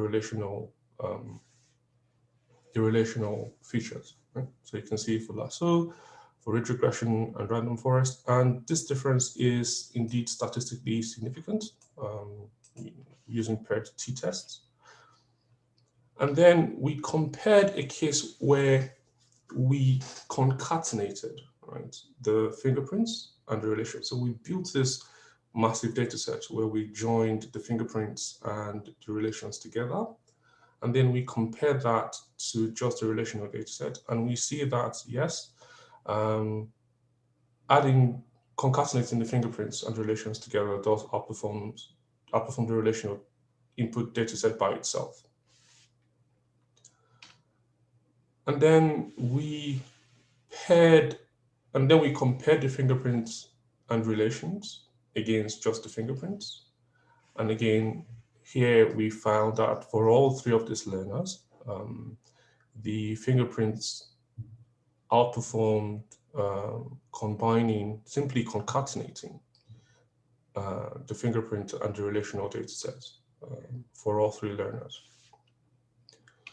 So, well, we said, okay, instead of simply concatenating them, why don't we stack the predictions, right? So we make the predictions for the fingerprints independently, and then we make the predictions for the relational input data set independently as well, and then we stack those predictions. And we see that essentially stacking essentially wins all the time against the relational input data set for all three learners. And then when we compare that, so stacking against the fingerprints, right, which I think this is the most interesting results we found, is that even though it's not as bad as before, for read regression and lasso, fingerprints still outperform stacking the results. But for random forest, the very opposite is the case, right? So if you recall, fingerprints outperformed the relational data set by itself for random forest initially, but stacking the results seems to do a lot better. So it outperforms simple fingerprints by itself on more than 40 of the 46 odd genes we considered.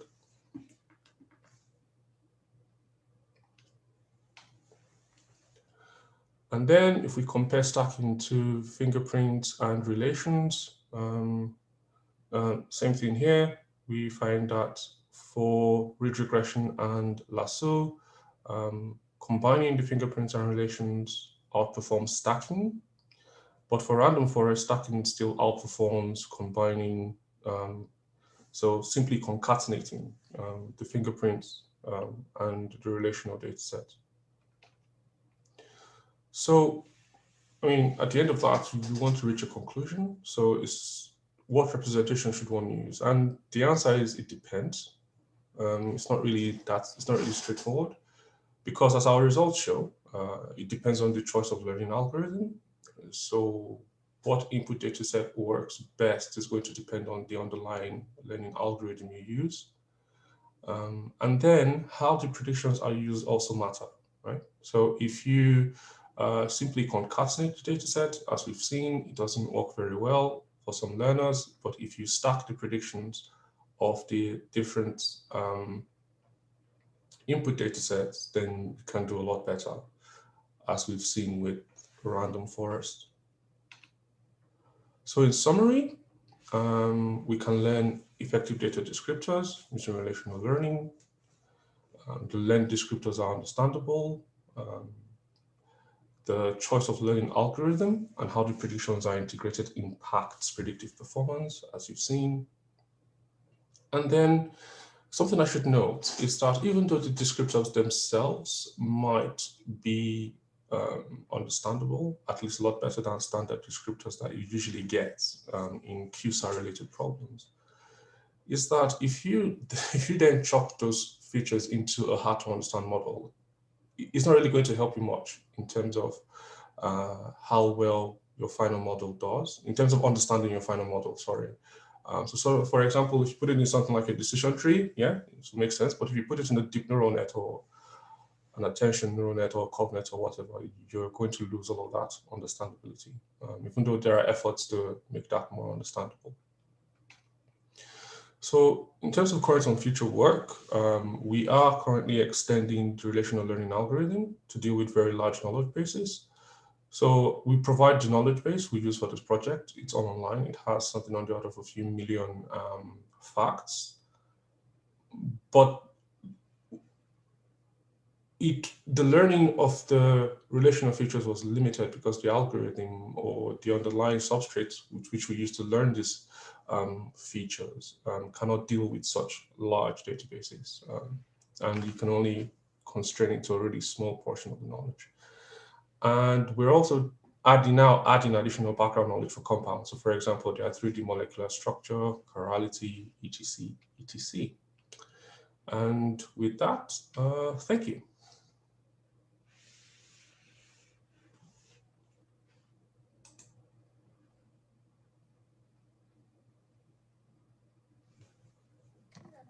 Thanks very much for great presentations. So I may ask the audience for a couple of questions to Dr. Orobo.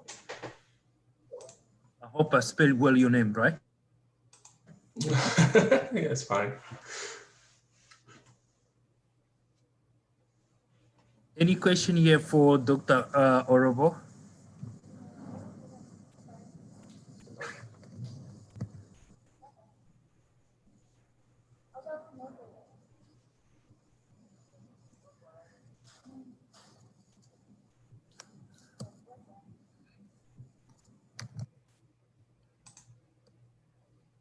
Okay, so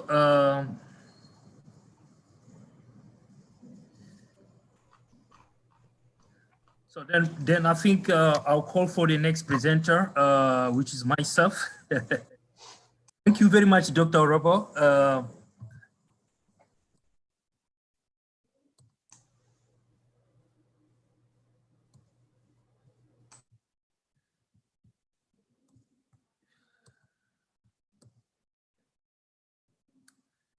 So myself, I'll start my presentation. So I think you guys, can you see my screen?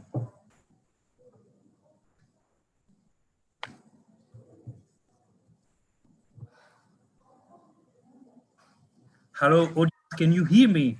Yes, we can hear you. We can see also the screen.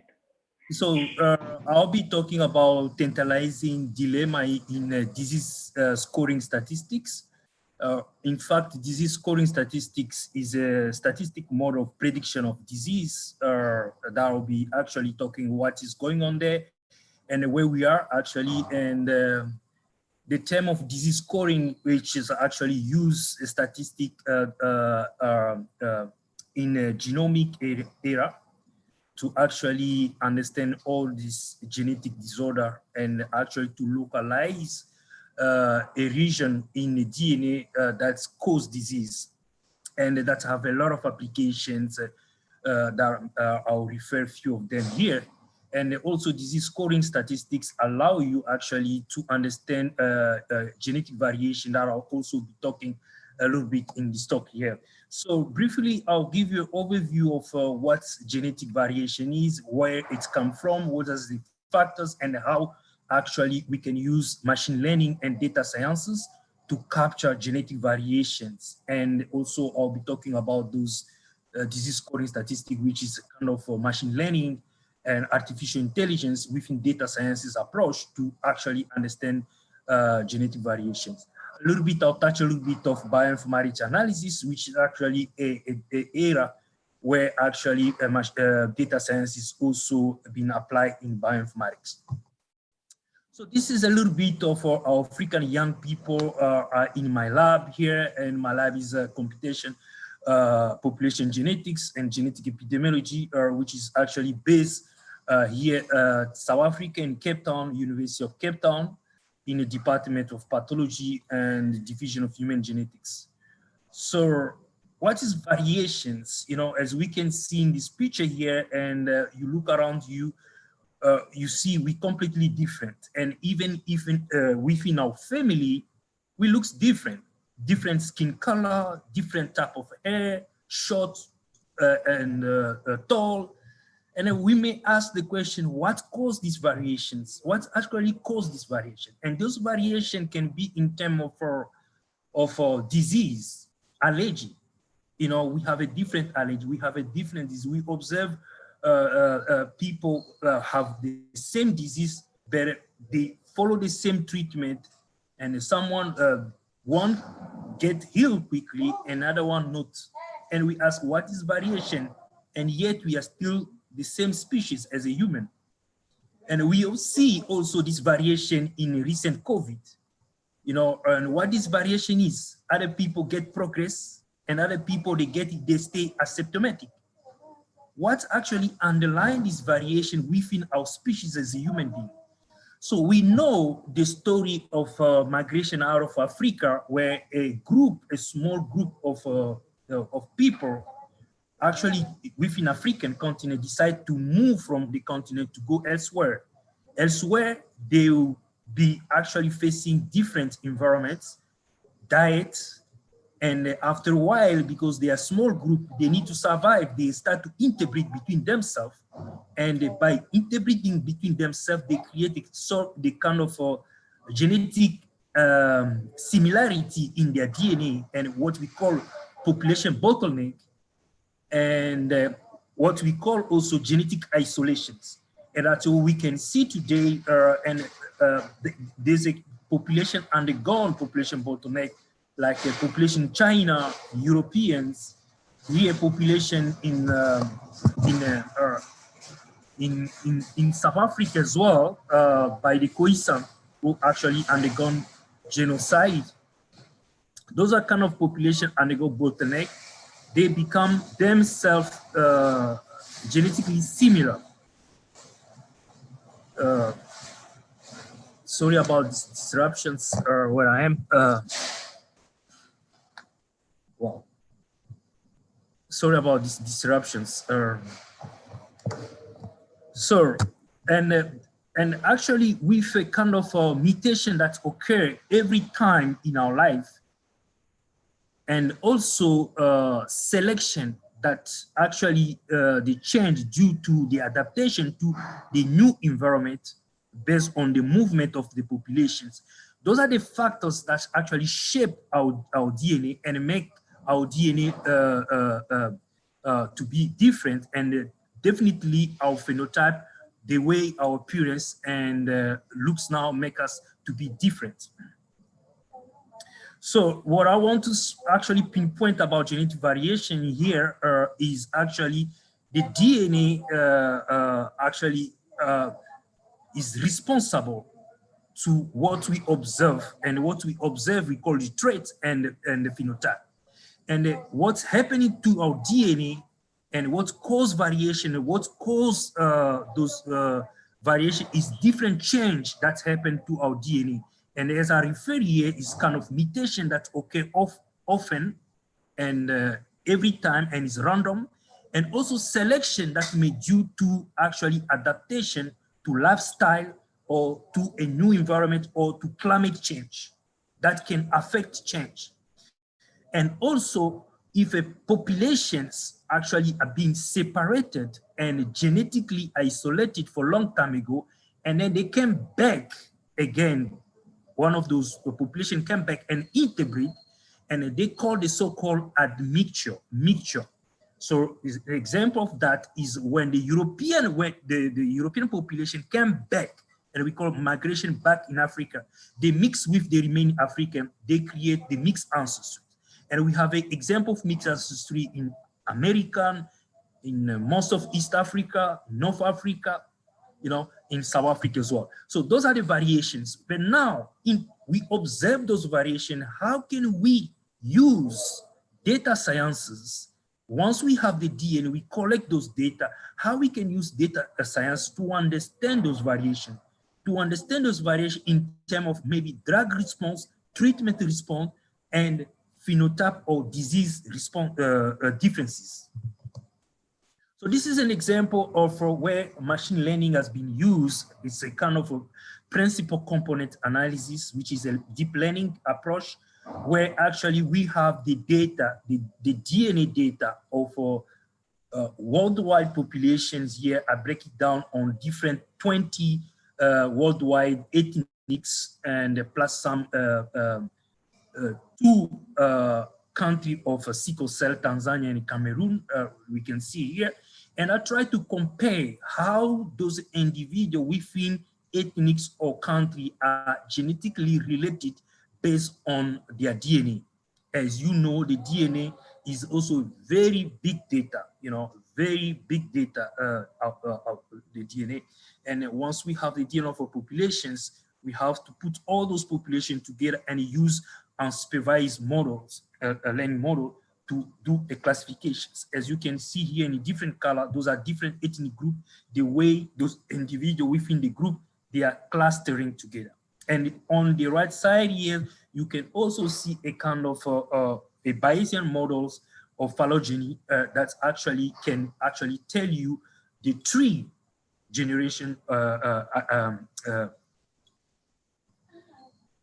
those different ethnic groups worldwide as well. So genetic variations is another question we can actually ask, which a lot of people they find is like a taboo answer to ask that question. Is race exist? If we look all those people like this picture here, worldwide picture, the way we look different. Can we ask genetically race exists?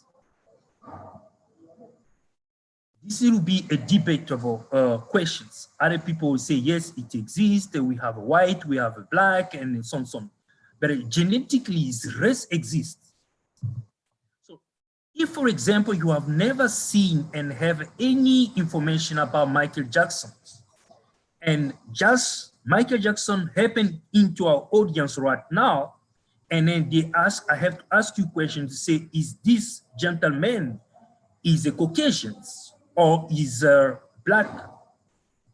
I think I may just look the way he looks. I may say he's a Caucasian, he's a European.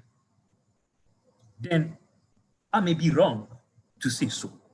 I may be absolutely wrong. So what I want to point out here is the descriptions of your skin colors, the top of your hair might not actually allow you to classify individuals in a group.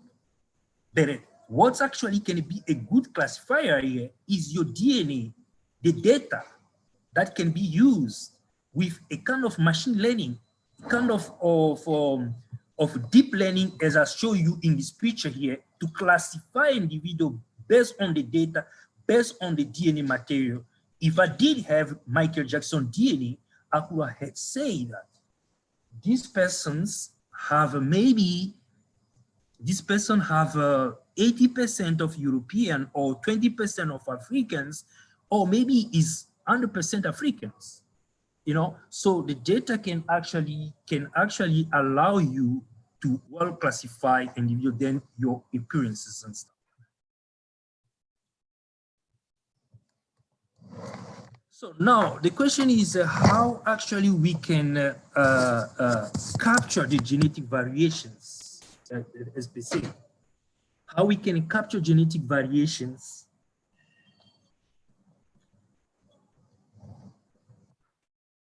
So now we know the factor that create variations, but the question how we can capture genetic variation. One of the example is to use disease scoring statistics. An example of that is mixed models. You know, you just consider mixed model as you can see here, where in the models you can have in a data you can have a group in your data, a group of sick people, group of also healthy people, and you want actually to use their genetic material to see where actually in their DNA there's a differences. So you can construct a kind of mixed models that we call association model, and other people they call disease scoring statistics. So where we can have a predictors, and we can also have a dependent variable, and we can test, build kind of tests of to find the level of significance of particular predictors, which can be a location in your DNA to be associated with a particular disease by comparing two groups of sick and healthy people based on their DNA material. So this is a little bit of historical where we come from with how DNA has been generated and how the data start to be increasing from here and here, and a lot of consortium has been built over the time to actually generate a lot of data just to understand genetic variation. Everything started on 1917, where actually the DNA sequencing technology started with Sanger sequencing, and that progress till the breakthrough was on 2003, where actually the big consortium on how to worldwidely understand human variation with HapMap project, where they actually genotype sequence massive of DNA around the world and try to understand how worldwide population are clustering Europeans and African, Chinese and Indians and stuff, how they are clustering. And they use a kind of machine learning approach that I've shown you, principal component analysis, which is a supervised models to actually classify people. And that was with the purpose to understand the variation, the origin of human human species. And there was a lot of progress over the year till now. UK 100,000 genome and other initiatives in China, in Australia, in US. Yet Africa is still not having a big consortiums of actually big data genomics just to understand human variation so that health care can be progressed in Africa. So this is another breakthrough where we started and a different technology of disease scoring statistics that has been implemented. One of them is genome-wide association studies. The other one, they look on a microbiome genome-wide association study. And today they look on a multi-omics approach where actually you can have the data, the DNA data, which is at the DNA level, and having the data at the transcriptome level, having the data at the proteomic level, and also have the data, for example, for the other species or pathogen, and have all this data, massive data, integrate them and find approach of integrating different data layer of different measures. So that is where actually data science is moving on the side of omics to understand multi-omics, and there is a lot of challenge in that regard as well. So this is an example of statistics where we are actually right now in genomic. As you can see here, the reds is where all those technology has been performed, and most of the machine learning and the data sciences approach has been developed. You can see most are in Europe countries, India and stuff like that.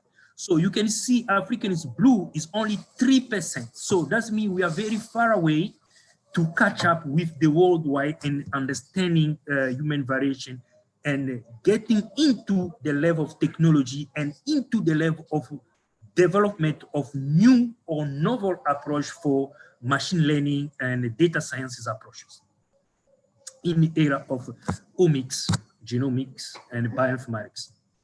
So this is an example of effort in this paper of a year. We try to understand tuberculosis risk, where actually we did develop a genome-wide association method to actually understand and to find a part of the DNA that actually can predispose people with tuberculosis within South African colored, which is actually a population, a mixed ancestry population in South Africa, and have a long history of mixed ancestries, and that population have a high prevalence of tuberculosis, and yet South Africa is more or less actually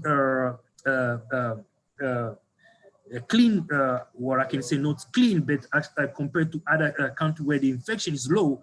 But the question was why the tuberculosis is always occur within these particular populations. Then we actually go to have the data of affected and the data of non-affected to try to understand which part of their DNA can be associated with the tuberculosis. And having that data, because it's a mixed ancestry, we did use machine learning where we actually take some of their ancestors, where we know that population may have ancestry from European, Indian, some Bantu from African and East Asians.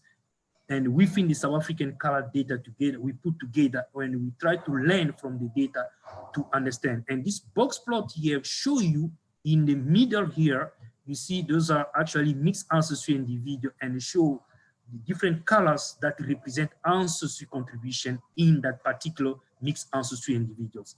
And over down here, you see is again is a principal component analysis where the green one is the mixed ancestry population, which it's found itself in the convex of its genetic ancestor, which is the European, Africans, the Khoisans, East Asians, and some Indians as well, that actually historically contribute to the mixture of South African color.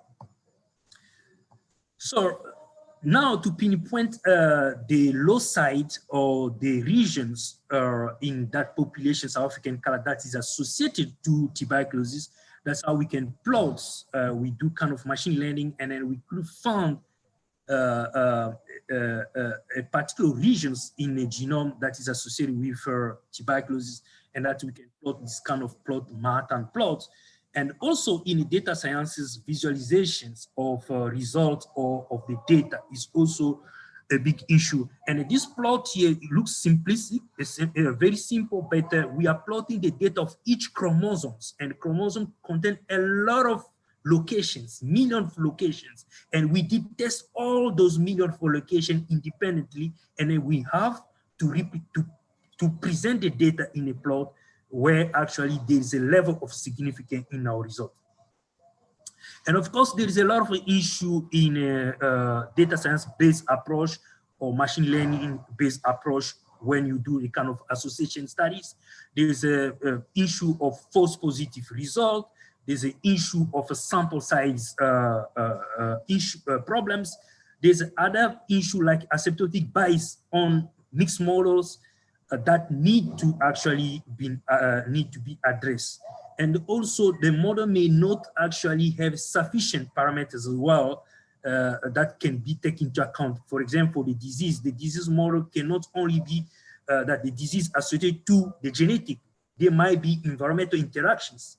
No, that can come there. There might also be the microbiome that live in the body of our human body that can also interact to cause variation, to cause the disease and stuff like that. So there's a kind of an issue that need to put in place or to put together so that the questions of variation, the questions of learning from the data to get actually knowledge-based information to well be to be well appropriately be addressed.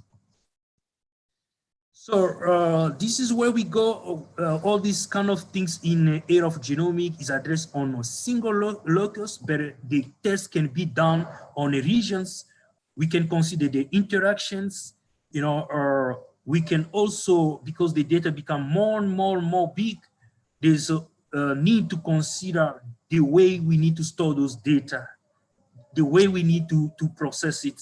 Today, we need to move on the system of cloud computing, which is more beneficial to handle processing and the storage of more the data, particularly in the era of disease. When we collect the data, we can't fool those data.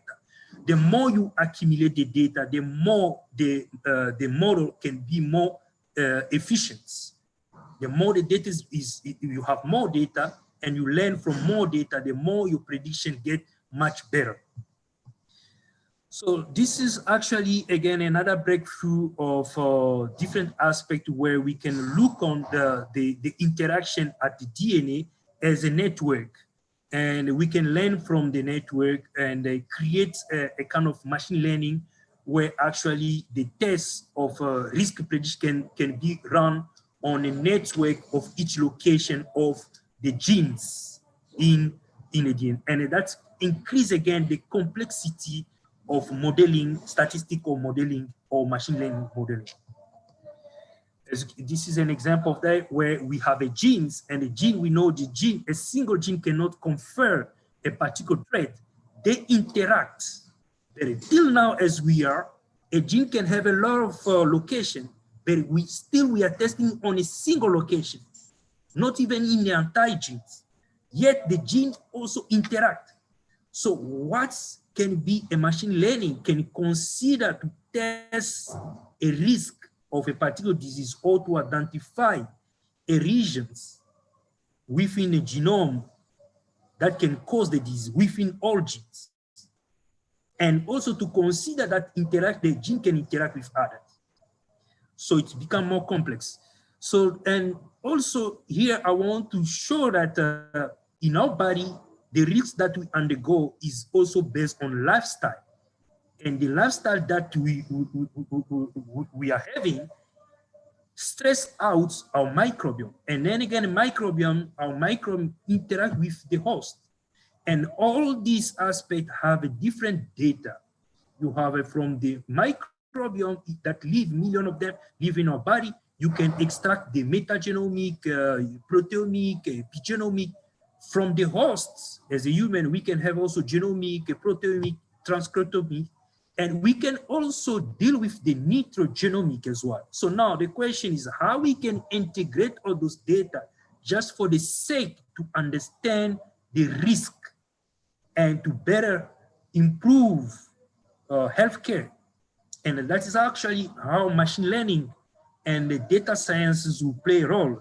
And I believe that African, because of diversity that we found in African, differences in environments, this is a great place where actually we can learn more, develop more complex model to address our local problem and leverage now this era of data sciences to improve the healthcare in African populations. So as I say, because that will need a lot of data, a massive of data, a plan of reproducibility of research need to be taken into the consideration. Cloud and computer need to be taken into consideration. High performance computing need to be taken into the consideration. This is just to show you a pipeline where you have to have a long-term or lifetime data storage, you know, and to have a kind of mechanism, to have a kind of productive server where you can move the data from live storage to productive server, and also to think of the fair data, how the data can be fair and how that data can be shared with the other patterns, and that we think now what can be the speed, the internet, the way we can share the data so that science can evolve. So those are the kind of considerations, and the data management plan in the data science is a key that need actually to be addressed, and also the reproducibility of data science is actually some things that need to be addressed. If we African, we need to take into considerations where we are, and we want to move forward in the sciences, to catch up in the sciences, to develop more approach so that we can contribute in science worldwide as well. So prospectively here, machine intelligence for human variation have in African need to be taken into consideration seriously, and also in terms of education, in terms of research, in terms of partnership with our government. We need to engage ourselves, and we have to also fund a way actually to bridge the gap between sciences and industry. This kind of sort of things, and like in this kind of a meeting where we can always also invite industry to partnership with them, and I think in that way we can move sciences and the data science in Africa in another level. Another consideration here is integrative omics. As I say, today we need to find an approach in this area on a way we can leverage data science to integrate more data of different layers of different species, just for the sake for risk prediction and also to improve healthcare. So I have to acknowledge African Academy of Sciences, NIH, University of Cape Town, and also TYAN who actually organized this symposium.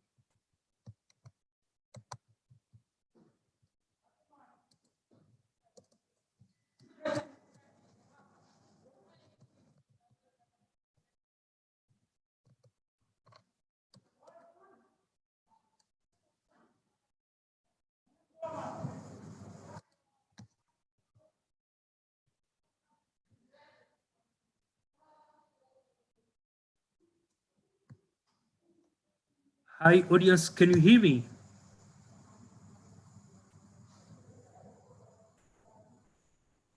We can hear you. We can hear you. So is there any question?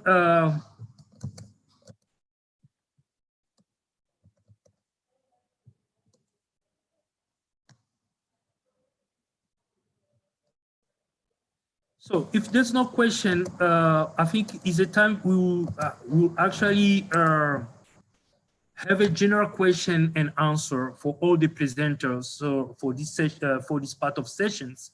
So I'll iterate that we start with a great talk by Jack Redux, who actually give a perspective for AI enabling ultra personalized health wellness. And then we did have actually Mustafa, who actually explore deep learning in diagnosing scaphoid fractures on direct radiography. And also a great talk given by Dr. Orobo on generating explainable and effective data descriptor using relational learning with application in cancer biology. And myself here, I tried to actually, it was a tantalizing dilemma in health prediction from disease scoring statistics.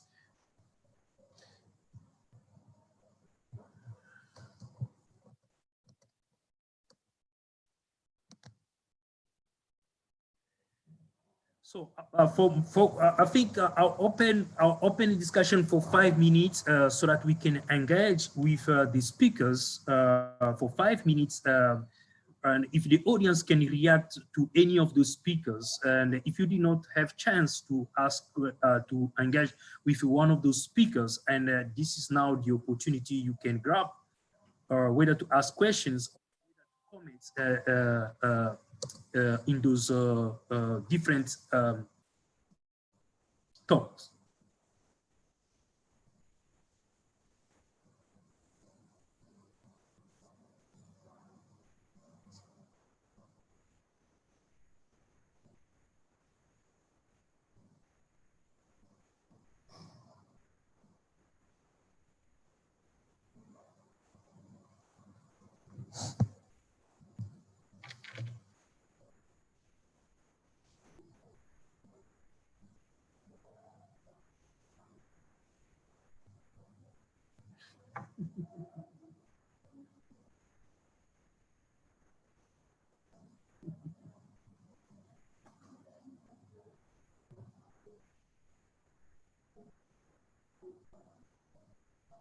So I think those the talk of this session was really great, and most of them they actually referred to machine learning, deep learning, and also artificial intelligence, on health predictions in general.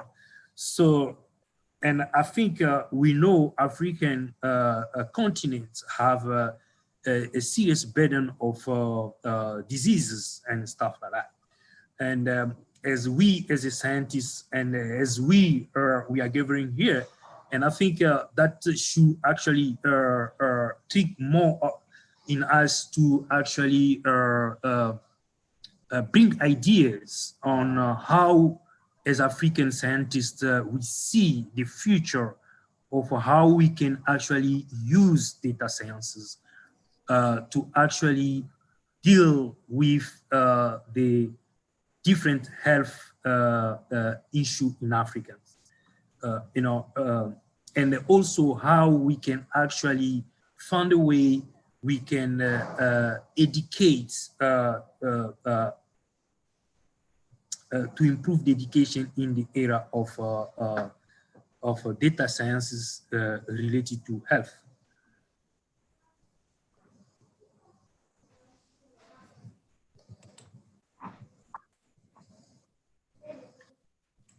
Any comment from the floor here?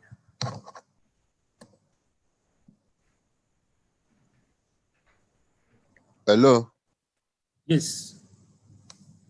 Hello, this is for you, Oluwasemi. from Nigeria. Can you hear me? We can hear you. Can you hear me, Professor? We can hear you. Professor Shimusa?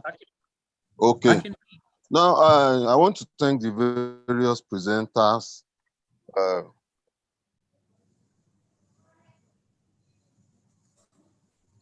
on this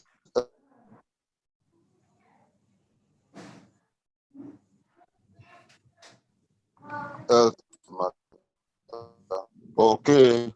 I want to thank the various presenters in an exciting time. And that most of Africa believe in the tradition that there are no records or data sets to harvest those ideas. So how do we employ or deploy the use of this data sets to help our traditional medical practitioners? Thank you very much.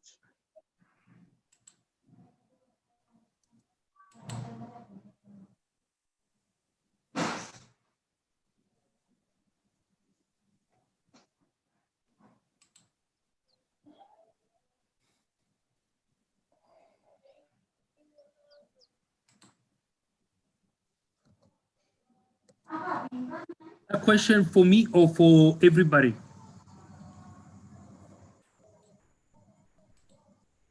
For anybody that has especially you spoke about African African aspects or African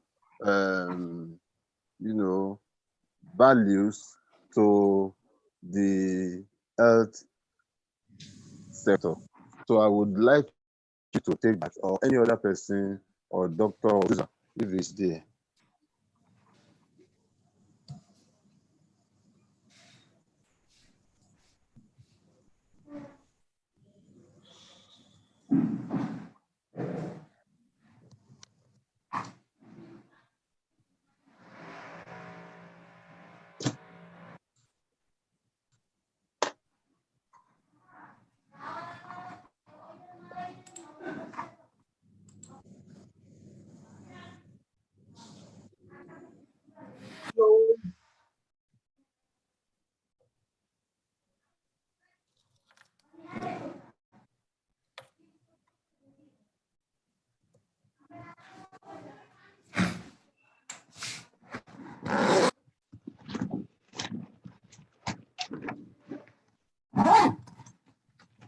Any reactions?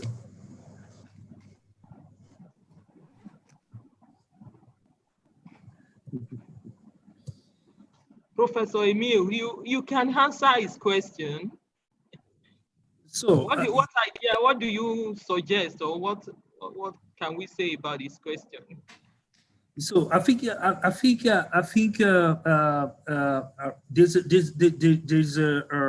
there's for my view is when we talk about data in Africa, and the data is information, most of the principal investigator in Africa, they don't actually have that sense of sharing the data. But the more we share the data, the more we get value out of that. But also now we need to stick on the principle of fair data. You can make the data available, you can make the data fair, and still people can benefit on that. That can make the science progress. So the other things is our education systems as well within in African continent maybe need to catch up to address actually the need. For instance, in University of Cape Town, now we are talking about decolonization of curriculum. Most of the curriculum that is run in all of our African institution was made by the colonialists. So those curriculum need to be updated so that we teach our students, we do research based on our need, based on our problem. And yet the problem that we can find, it in society, in industry and so on. So in Africa, there's a gap between sciences, industry, and the government. So there's quite a lot of work to be done in that regard. And I think we need to raise a lot of awareness around that. And I think and I believe that with this kind of symposium in 5 to 10 years, we do not have this kind of symposiums where we bring a lot of people around, even with online like this to discuss issue. This is already some step to raise awareness around our data sciences and the value of data sciences in different fields. And I think next time, maybe it would be really nice to engage more governments, people make policies. And I think the more they are aware, the more they are conscious, they may also put a lot of money in the research, because that research, we have evidence that research boosts up China, research boosts up Brazil economy and stuff like that. But we believe that we need to engage with the policymakers so that they can be aware to put more funding to the research. As I show you in my picture there, most of the data, the artificial intelligence, most of the method, the tools, most of them are made in overseas, European country, US, Indians, you know. So, and I think we need to challenge our young people in that regard. And the only way we can do that is actually to allow a lot of participants of entrepreneurship, like Jack was entrepreneurship. We can hear from his product, the way they do the product, that can trigger young people for innovations and stuff like that.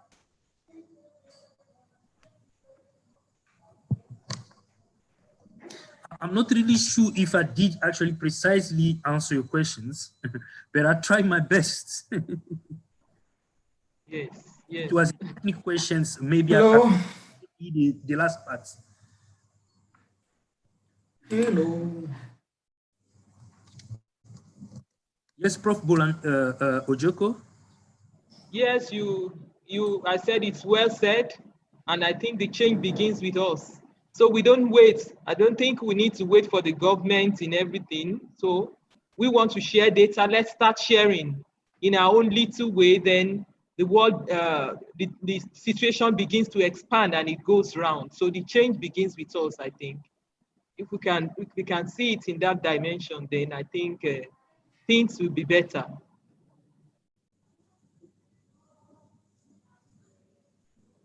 I agree.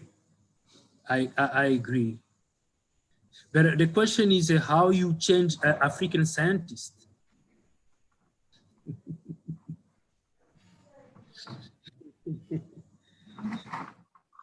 You know, as I was saying here, a lot of I'll give the experience in my field, which is actually genomic. Now, genomic is the data of people, is health data. So there's a consent around that, the agreement, yes.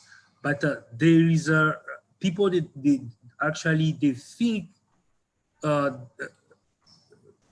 differently. You know, they don't share the data, even though they can put kind of policies, not policies actually, regulation around the data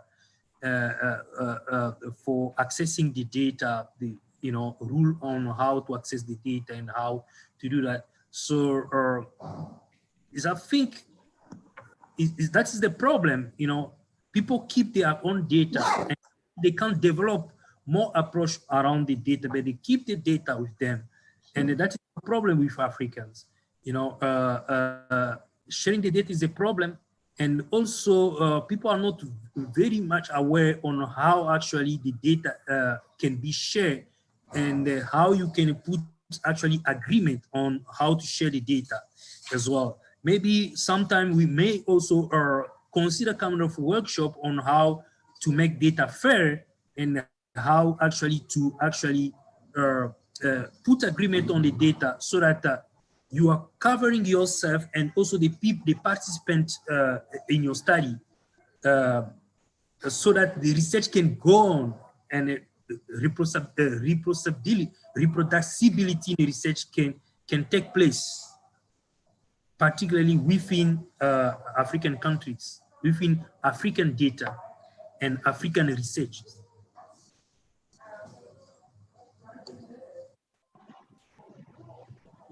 I agree with you on that. That's a very good suggestion.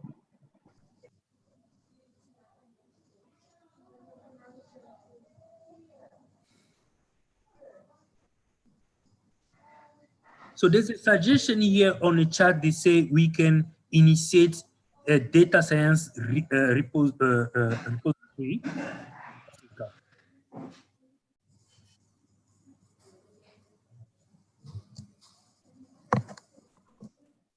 This is one suggestions. Today, I may say today people actually, when they say the FAIR principle, data FAIR principle, is a principle against centralizing the data, one man controlling the data.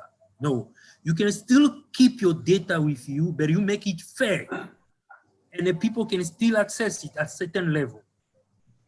You know, so that the old fashion that actually incubate a lot of issues on the data policies, data agreements, you know, and data share problem transfer has been resolved with a data fair principle.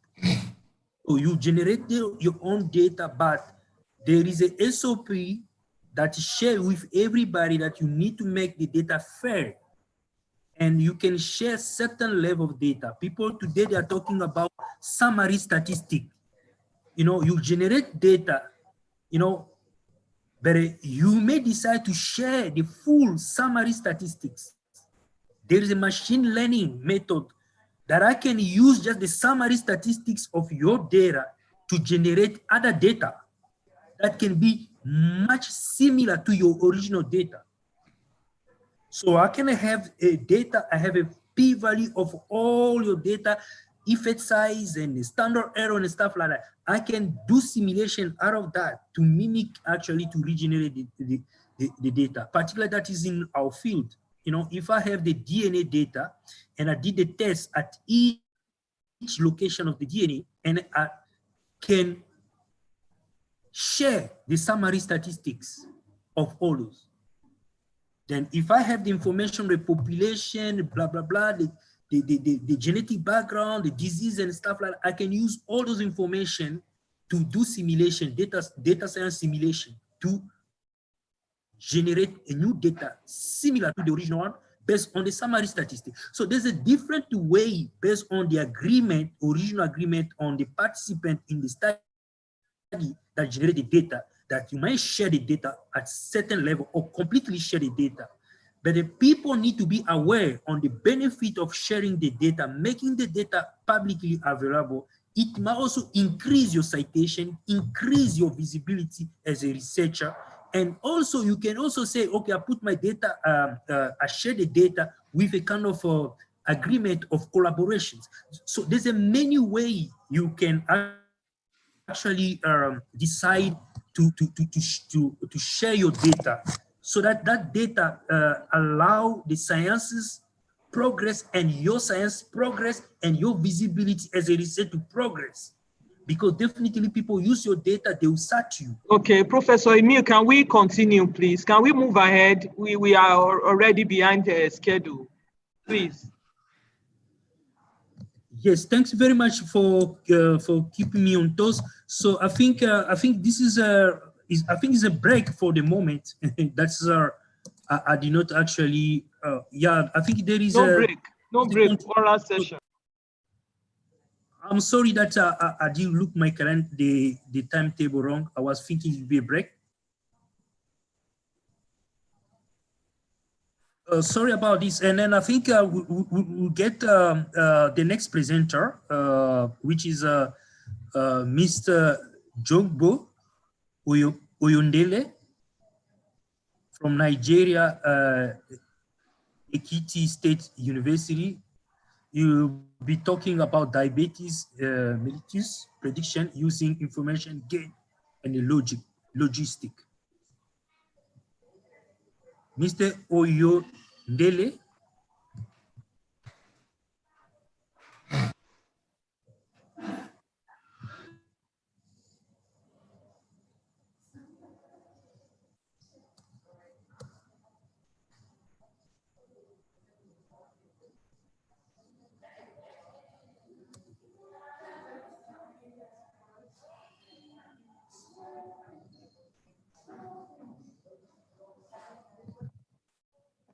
It looks like Mr. Uwendel is not available.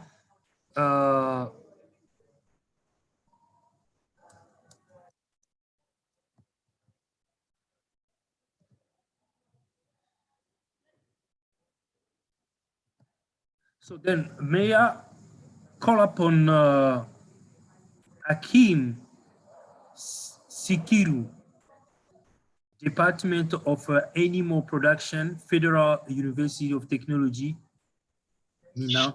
Hello, John Boy is available. I'm available. Hello, I'm available. Okay, Miss Jogo. John Boy is available. I'm available. Please connect me and let me share my screen. You can go ahead and share your screen. Get me connected and let me share my screen. Yes. Thank you.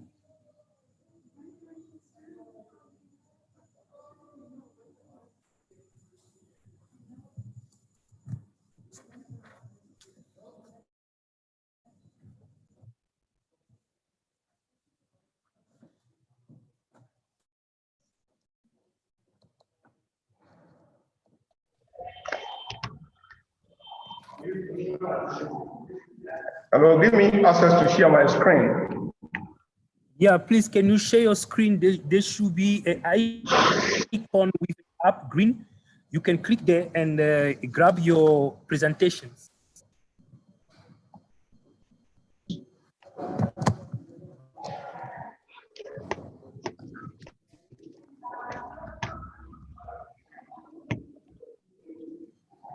Sorry, it's not up here, but I'm about to join you now.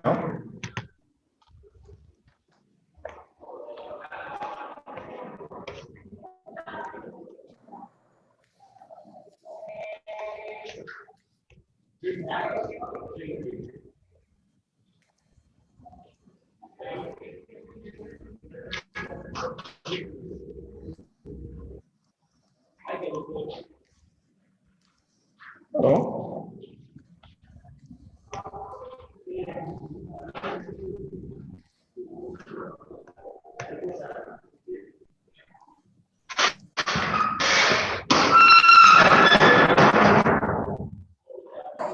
Yeah, good.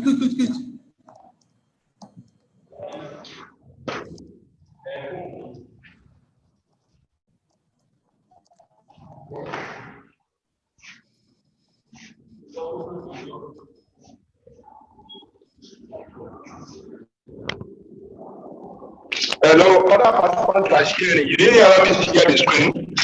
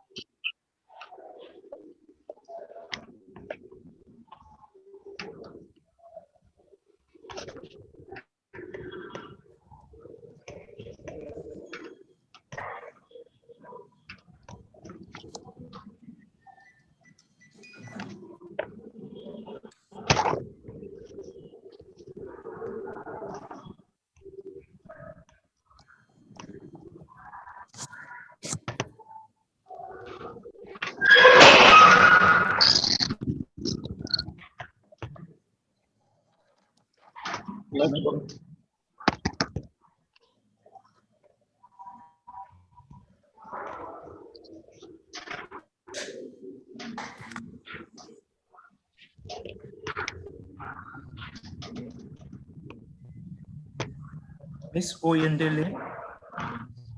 Yes. I'm with you. I wanted to share the screen. Yeah, if you are not ready, can we take the next presenter so that you get prepared? So you can just open first of all your slides to be ready, and when your turn is when you are ready, then now you can just click the green button up, and then you can be able to share. All right, I will present after the next presenter. Let the person use my time, I will present after the next presenter. Thank you. Let's take the next presenter, which is Sikiru, Application of big data for understanding the toxicogenomic B1 in any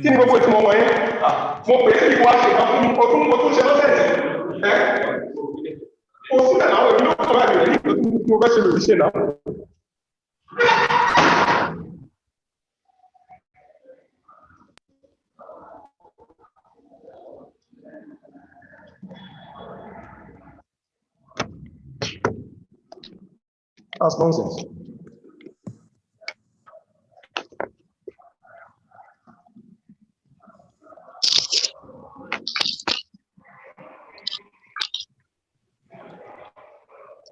Mr. Can you mute yourself?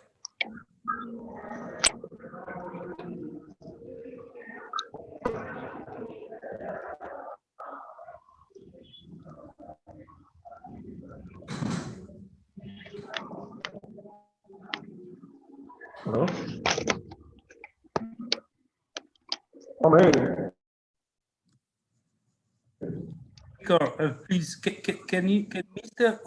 Oyutunde mute himself, because we are having background noise from you. Thank you. So can we have Sikiru?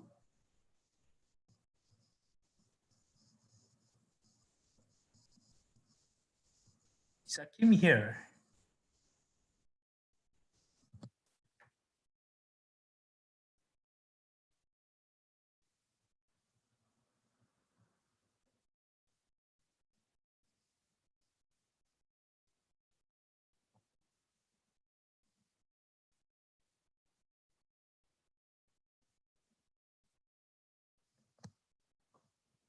Sikiru is here.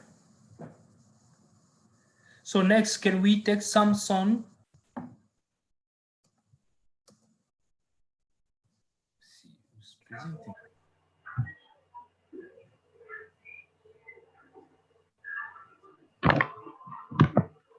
Yeah, good day, sir. Is it Samson? Yes, this is Samson. Okay, Samson, let me introduce you.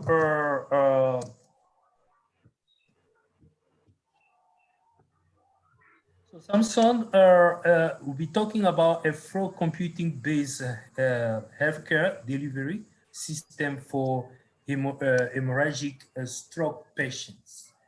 Samson? All right, sir. Thank you very much, sir. I don't know if my screen has been shared and if everyone can hear me. We can hear you, but we can't see properly your screen. Okay.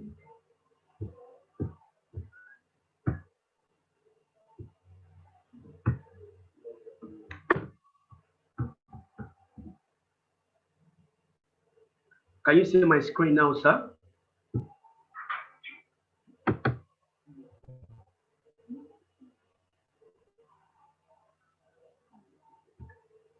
Hello, Yes, sir. we can. Yes, we can. Continue, please. All right. Thank you very much, ma'am. I want to thank the convener of this conference, and also I want to thank my supervisors and those who helped with this work. Thank you very much.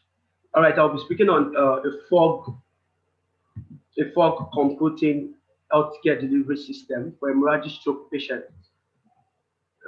We all know that health is a fundamental capability of women to perceive, feel, and act effectively. Also, as a stroke is one of the major health issues that affects the world globally. Now, one of the things about stroke is that stroke affects both the young and the old. Now, stroke occurs when there is a disturbance of blood supply in the brain.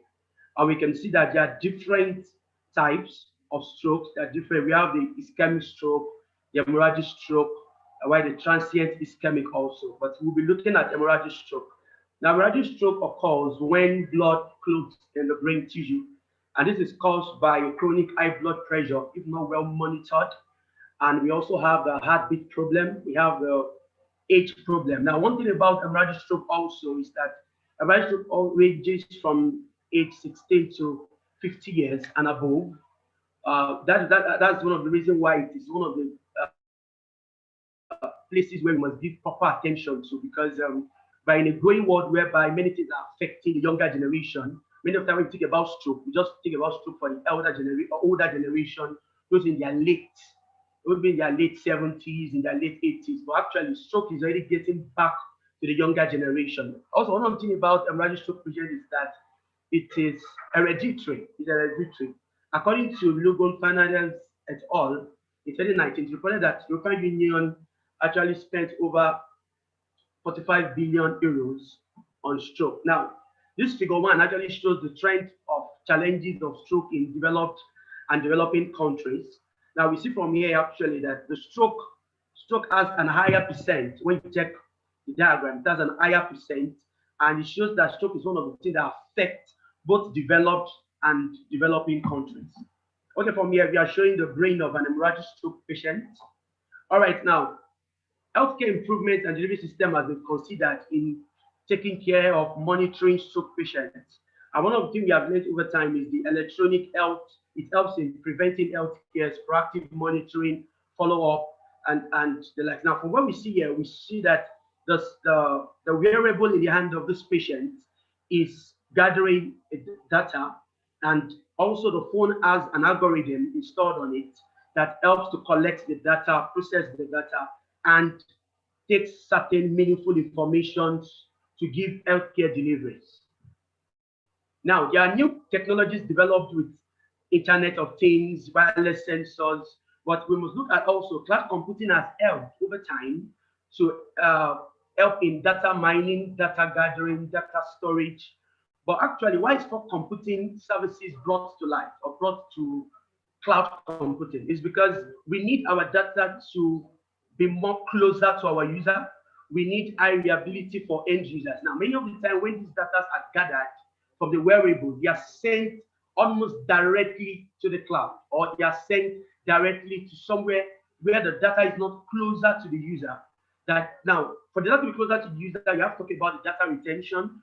You have to talk about facilitate low latency. Now, these are reviews of related works that has been done over time. This is Adobe in 2010. They actually did an ALL application and telemonitoring medications. Now, one of the limitations of this work is that many of these works are actually presented. Many of these works are presented in form whereby the data generated by the user is too much for the bandwidth of the kit, which causes delay. And the user's details are not well catered for. The user details are not well catered for. Now, for Wandai Hussein, we see that the mobile devices being used for data mining is actually subjected to fault, according to what I showed earlier. The variable that takes the data is different from the phone that analyzes the data. Now, also we have in this about GVIC 2015 also shows an Internet of Things for an age-friendly healthcare. Now, also these are also one of the major problems is that there are two devices working together. It's just like if a data is captured by the wearable device, maybe the heartbeat, maybe the blood pressure. Now you take note that even if it is captured and the phone that's going to do the data mining is not available, maybe due to certain things, certain faults, you see that with that data that is captured at that time cannot be processed. All right, we have the ANI push now. We also see that the data are saved directly to the cloud. So the data in itself is not close to the user. Though the user can see maybe the numberings, but there is no information being processed that the user can take decisions from. We understand that it is going to be sent to the cloud where the doctor is going to take certain measures and certain things. All right, the objective of this work is to design an IoT-based healthcare delivery system for hemorrhagic stroke patients. Another one is to implement it in a fog computing environment and to evaluate the performance of the proposed system. Now we see from here that we are going to be basing we are going to develop a wearable healthcare watch that is able to monitor the blood pressure and also the heartbeat of the patient by capturing the analog signals and convert them. Now, one thing that we are trying to look at in this work is that how to install the algorithm for data mining into the device, into the wearable device, such that the place of analysis on the phone is done away with. We don't have reasons to actually need the phone for analysis. The analysis should be brought into the device, and that is where the fog computing approach comes in. Now, this is the architecture. This is the architecture of the work. This is the architecture of the work. Now, from here, actually, we can see that we have the allocation right from the admin database. Now, we have the device details, we have the patient details, and we have the doctor's details. Now, from there, we have the health sensors device. We have the signal processing and the data mining. From there, the data is captured. Now, when the data is captured, the data is sent to the doctor for emergency sake. And also, you see that direct into the cloud, we have the usual readings. We have when the device is switched off. Maybe the patient just switched off the device. It actually sends an alert to the medical doctor and the admin that the patient actually switched off the device at this particular time. Now, we have the time of messages, the number of the patients to call, and the link to download the data history of the patient. Because to give a valid healthcare delivery, you don't just need one instant data, especially when it comes to monitoring stroke patient, hemorrhagic stroke patients in the likes of the blood pressure and the heartbeat. Now, from here, we are going to have the device allocation. Now, this is also where the microcontroller used is the Node MCU32 microcontroller, which is a wearable armband, which is capable of sensing signals of the systolic blood pressure and the pulse rate per second. Now, also, the process of delivery of healthcare patient is given by an online administrator, which administers the patient to the device and to the doctor. Now, we have the health sensors. The health sensors are connected to the analog pins. Now, the sensor being used for the blood pressure is the BPM280 sensors and the pulse rate sensors. Now, these sensors actually gather analog sensors and convert them to signal values by the continuous wavelength transform. Now, these are the signal processing of the signal, and then we have the signal being processed in time t and the translation and the frequency of the signal. Now, the large scales dilate now we could see from here that the wavelength of the signal actually we have from the inverse and to the forward wavelength transform. Now we'll see that there's going to be a scale parameter to actually shows the mathematical expressions of these signals. Now from here, actually, we have the normalization term. Normalization term because if a signal is being picked and after being processed, the signal is expected to be normalized so that it can have ability to pick up another signal to process it. Now from here also, we're going to be having the data mining, which the data mining is done by the if-then statement. Now, this is the data mining of the if-then statement. Now, when the data is being measured and is being checked in the range of threshold for the blood pressure, we see that the system sends the data. If there's no problem with the data of the blood pressure and the heartbeat, it sends it directly to the cloud. Now, but if there's a problem, it sends a direct message to the patient first that take a rest or see your doctor. And this is going to be shown earlier. Then it sends the message directly to the cloud. Now, also to be able to cater for the database of the patient and of the device and also of the doctor, you're expected to register. Now, this is the user interface for the registering of the login of the user, of the admin, and the doctor. Because we can't just give the wearable device. You can't just give the wearable device to the person. Like, okay, take this wearable device, and there's nobody monitoring you. Then the focus is not, the focus of the healthcare delivery is not done. So this is actually showing the place of the assigning device to patient and also to the doctor. Now, also from the system implementation, we have 3 stages. We have the registration stages, the allocation stages, and the monitoring stages. Now, on the registration stages, the device, when every device is expected to be monitored, because we may have more 2, 3, and 4 devices that have been developed to actually register them and know the doctor in charge of them and also the patients that are wearing them. So we have the doctor details and the patient details. Now, the admin has allocated a device to a patient and the side doctor is given. Now, from this is actually a figure showing the assigned device to the patient. And now this is Javan Mayaki at this particular age. and the migraine. Now, also when the patient is registering, the patient is also to say the condition the person is facing at that particular time, that you are registering for that delivery system for the hemorrhagic stroke patient. So the assigned doctor and also the name for the assigned device.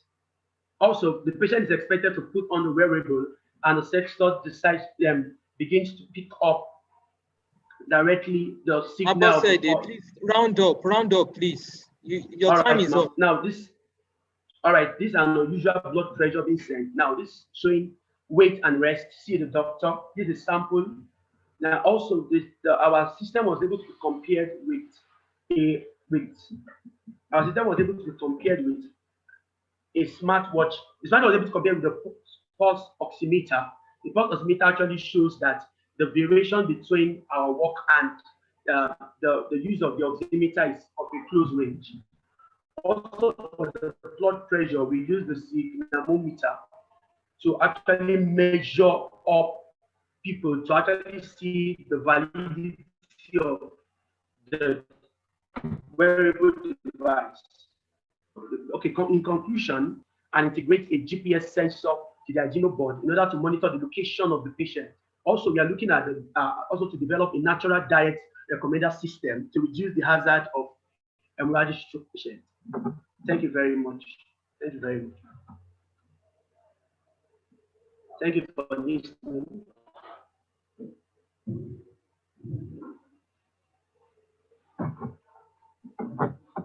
Hello. So I was muted. So thank you very much for a great talk. Is there any question for Samson?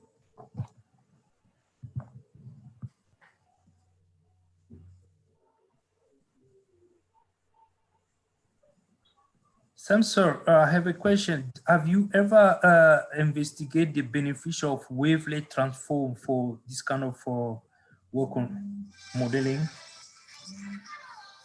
Hello, sir. So I see there was a question for Fourier transform.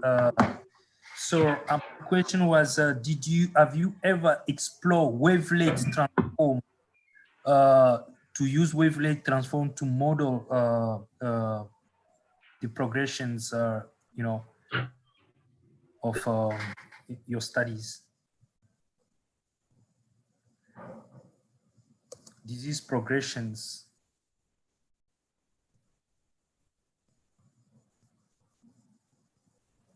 I've done a study about the continuous wavelet transform. The reason why it was used is because it actually allows a proper analysis of the fog computing environment. That was the major reason why the wavelet transform was chosen. Okay. And how do you deal with a kind of removing noise and to the sensors and all this? Hello, sir. I'm saying, so you say integrating, when you're gonna integrate the GP. Professor Chimusa, please, the time is up. His time is up, please. Yeah. So please, can I think we'll take it offline, maybe on chat. Maybe let's move on the next presenter. Hello, please. Can I have the floor?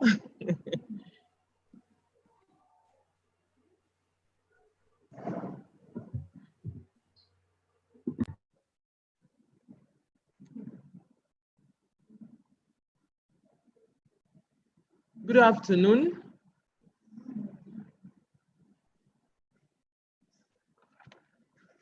Hello, are you hearing me? Yes, we can hear you. Yes, I'm sorry. We have to end this session and resume later on for the oral speakers who have not been able to speak. We've not been keeping to time. Please, can I just in 2 minutes share with us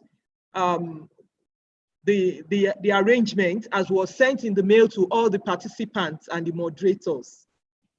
The plenary speakers are to speak for 20 minutes, and they have 5 minutes for question and answers, while the invited speakers will speak for 10 minutes, and we have 5 minutes for question and answer. If you're an oral speaker, you only speak for 10 minutes, no question and answer for your session. The question and answer there will be in the chat box. There will be a question and answer session after the entire oral session. So please, as much as possible, let's try and keep to time. Because of the schedule of our plenary and invited speakers, we have to go to their session now, while we take the oral speakers that couldn't speak in the last session because of time later on. So we want to go to the plenary and invited sessions on data science, multidisciplinary view, and we want to listen to Professor Vigilio Almeida, Professor Esham L.S. Askari afterwards, and then the invited sessions with Dr. Enzo Ferrantes and Professor Aman Dekebo. Professor Virgilia Amedio is from the Federal University of Minas Gerais in Brazil. He will be talking to us on social and ethical impacts of algorithms. This is a very important session too for us, and I hope you will listen attentively and have a nice time. Thank you. Over to you, Professor Almeida. Thank you, Professor Bolani. It's really a pleasure to be here to speak to our colleagues from Africa and from different parts of the world. I would like to thank TYAN and TUOS for inviting me to give this keynote talk today. I will be talking about the impact of algorithms, the social and ethical impacts of algorithms. And I'm going to use a set of slides to illustrate the problems that we see and also what are possible solutions for this problem. So I'm going to share my screen with you. So just 1 minute. All right. Yes. Okay, do you see my screen? Yes, we can. Oh, thank you. So let me start this. Yes. So I'm from Brazil. I'm a professor of computer science at the Federal University of Minas Gerais, and I'm also a member of the Brazilian Academy of Sciences. So the title of my talk is Social and Ethical Impacts of Algorithms. So one thing that we have observed is the growing role of algorithm in our life. And that was a kind of a phenomenon that we have been observing for a long time. But after the COVID-19, we see that all of us spend a lot of time on different platforms, doing communication with colleagues, working, shopping, meeting people, chatting. So we see that those platforms have an important role in the current world. And we also think that in the future, we will continue to rely on those big platforms to do our work, to live with the constraints imposed by COVID-19. But at the same time that we enjoy the convenience and also the services provided by platforms, we see a lot of problems related to them. We see these are headline news from different media, and we see problems with privacy violation, surveillance, discrimination, also dissemination of disinformation. So we see a very confusing scenario for the online world. And if we look into these platforms, there are some characteristics that are important to emphasize. These are platforms that all of us use several times a day. WhatsApp, Google Search, the Facebook, Apple Siri, Amazon Alexa, Uber, Airbnb, Netflix recommendation. These platforms, they have three important characteristics. The first one is that they are run by algorithms. The second one is that they take decisions for us. For instance, when you open your Facebook newsfeed or your Twitter timeline, you see a number of posts, and those posts were selected by an algorithm. So the algorithms are capable of showing what we should read, influencing our shopping preferences, influencing our video preferences or movies. Also, they try to show us different information that could be related to political aspects. So the first thing is these platforms are run by algorithms. The second one, the decision-making process is also automatic. And the third one that is really important is that all of them collect a lot of data. They collect data from us, they collect data from our preference, and they create profiles. Those profiles are used for selling our data to advertisers. But one thing that we should be more concerned, in addition to the current concerns, is that we anticipate that many public services and also financial services, banking and healthcare services, they will rely on those platforms or on similar platforms for the future. And that may bring some problems, in particular for the most vulnerable parts of the population. So let's take a look at these problems. So I would say that my concern here is that digital technologies are reshaping the future of humans.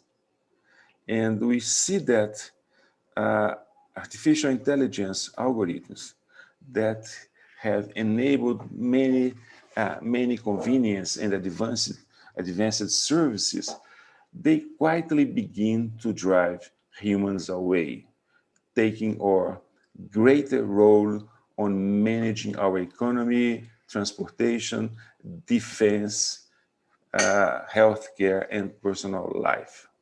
That is one of the big reasons. So we need to discuss what are the roles of digital technology, in particular because they are able to make decisions based automatic and autonomous decisions made by algorithms. So we can see this if we look at the news these days. We see a lot of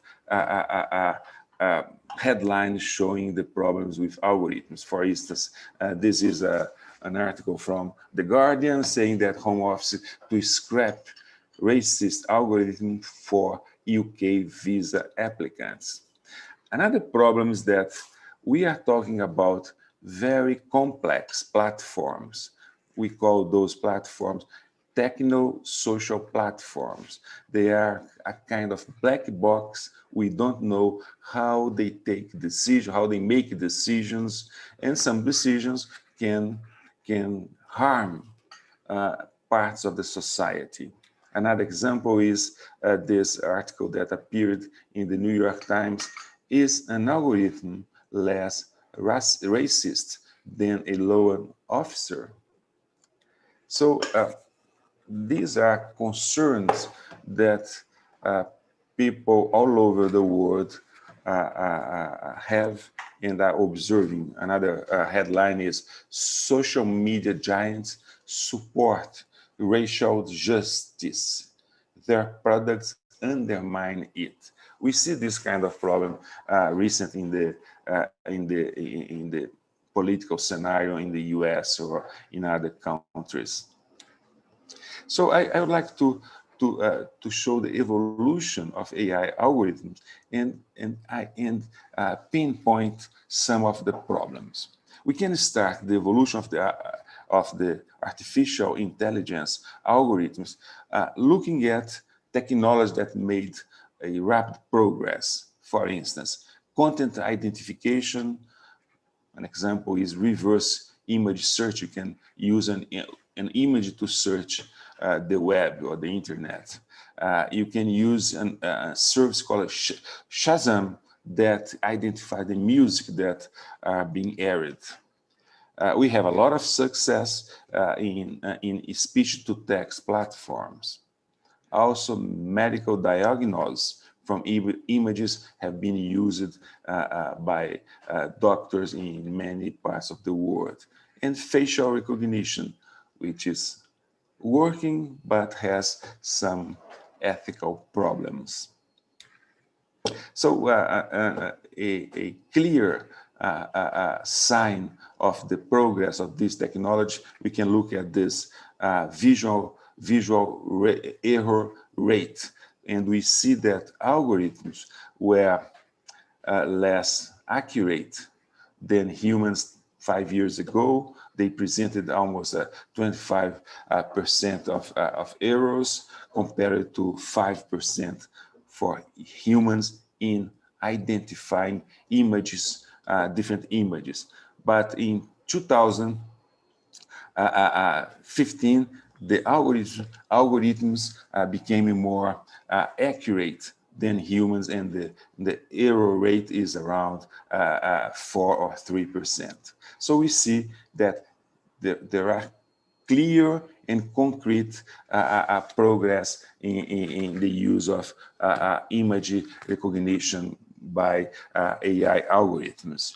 The other thing is that there are algorithms that are improving a lot, but they are still far from perfection. Example is spam detection. They detect a lot of spam, but sometimes they present some false positives or false negatives. Automated essay grading, hate speech identification. It's a very complex problem. Platforms can identify part of this, of the volume of hate speech identification, but they are not so accurate that we can only rely on platforms. Some examples, for instance, Facebook uses AI to indicate or to identify, to pinpoint hate speech. But those automated problems have some errors. They have a hard time understanding context and culture, which is related to these hate speech problems. Recent in the UK, we saw a big fiasco of algorithmically assigned exam grades. And because of the students could not take the exams in person because of the COVID, they used an algorithm to estimate or to predict what would be the grades of those students. And that became a nightmare with a lot of unfair results for many students, in particular for students from the public schools. So, but we have algorithms, AI algorithms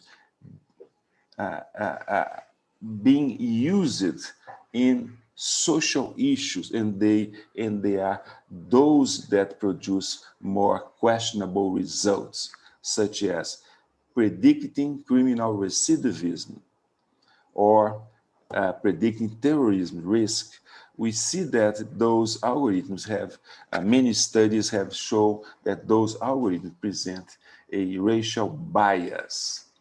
And this was an article from the New York Times saying that wrongfully accused by an algorithm. So we see characteristics of a racial bias. Or in this facial recognition technology, it is accurate if you are a white guy. So those problems that were identified by society, by researchers, they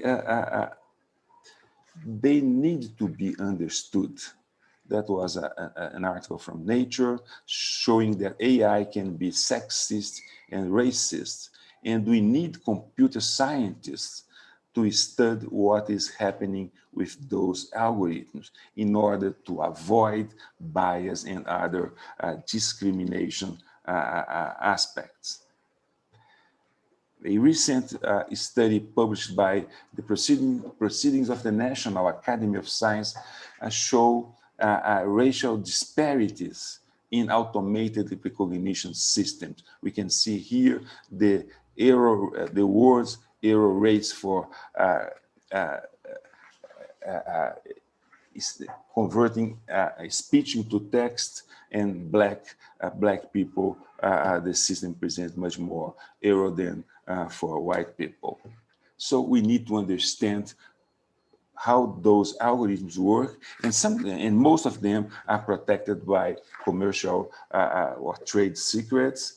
But we need to come up with techniques, methodologies to understand what is the impact of those algorithms. So at this point, I want to say that computer science, there are new roles for computer science in these times of technical social system, or in the times of those platforms that most of the world population use. So we can see computing as diagnostic to help to understand what is going on with those results of a decision-making, automatic decision-making process. We can also use computing to formalize what kind of process is being carried out by those systems in healthcare, in public services. Today, I'm going to show some examples of computing as detector of social issues. I have a group of students that work with me, and one of them, led by a young female researcher, she asked the following questions. Can we identify stereotypes for female physical attractiveness in the images available in the web? How do race and age manifest in the observed stereotypes? And how do stereotypes vary according to countries and regions? She created robots that went to search engines in 42 countries, and he used some questions related to beautiful women or beautiful men, ugly women, and she collected the answers, images, and used some AI algorithm to identify race and age.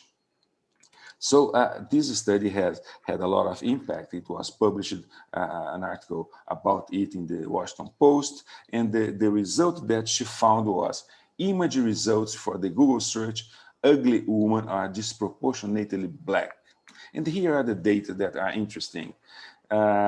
She had robots making questions for search engines in 42 countries in their respective languages, and she identified that for beautiful world, the majority of the images that came from the search were for white women, even when a country has almost the majority of the demographics as black. We can here, I think that we have here an example of Nigeria. So black, the perception in the web represented by the images shows that beautiful woman would be represented by white woman. And when she asked the question, ugly woman, she found that the proportion of black women increased a lot. So that was one of the interesting results to understand the kind of image that are shared on the internet, and also they have influence in this kind of stereotypes. Another problem that we have been looking at is the problem of hate speech. It's really important, and as showed the special advisor for the UN Secretary General on the prevention of genocide, hate speech was present in tragedies in Rwanda, Myanmar, Holocaust, Nazi, and fascism. So we wanted to understand a little bit more about how hate speech and radicalization disseminate on the platform. We have seen a lot of extremely or far-right movements around the world, in the US, in Europe. So our question here was, can we understand the effect of radicalization on YouTube comments and recommendation algorithms? So that was, this work had a lot of impact. So our work was auditing radicalization pathways on YouTube, and that was carried out by my students and one collaborator from EPFL.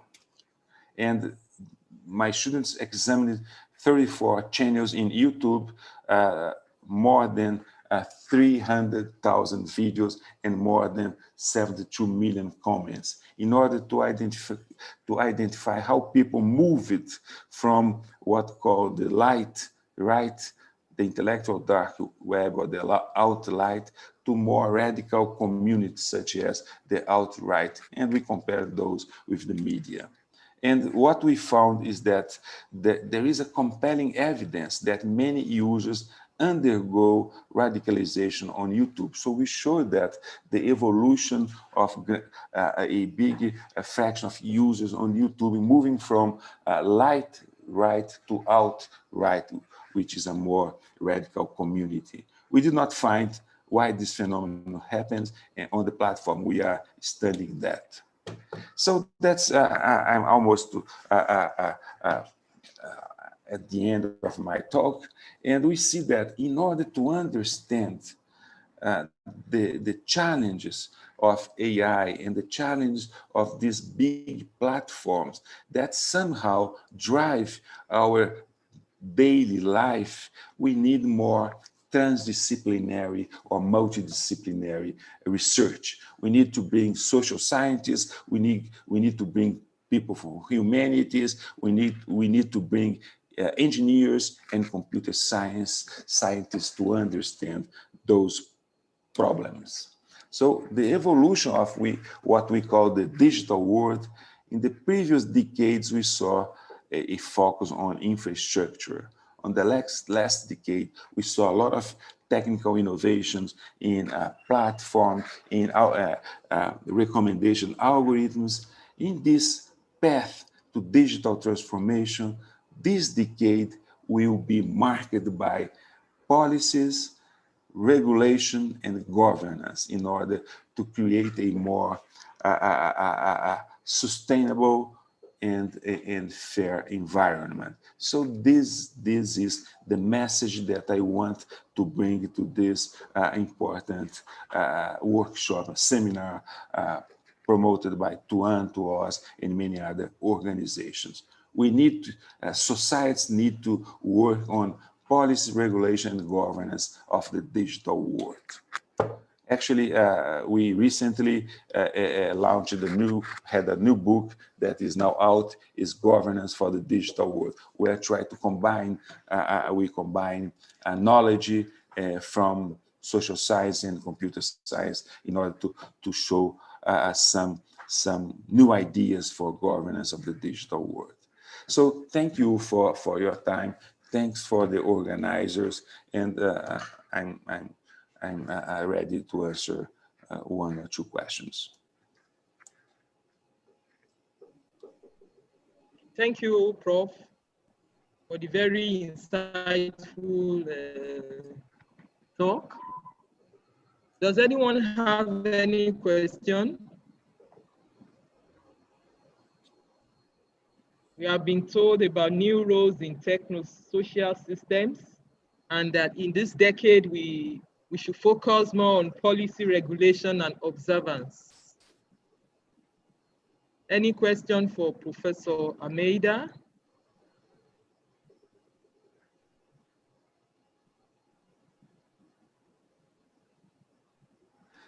Just to comment that it is important to observe that science will have an important role in understanding, in helping society to understand this very complex world, very complex digital world.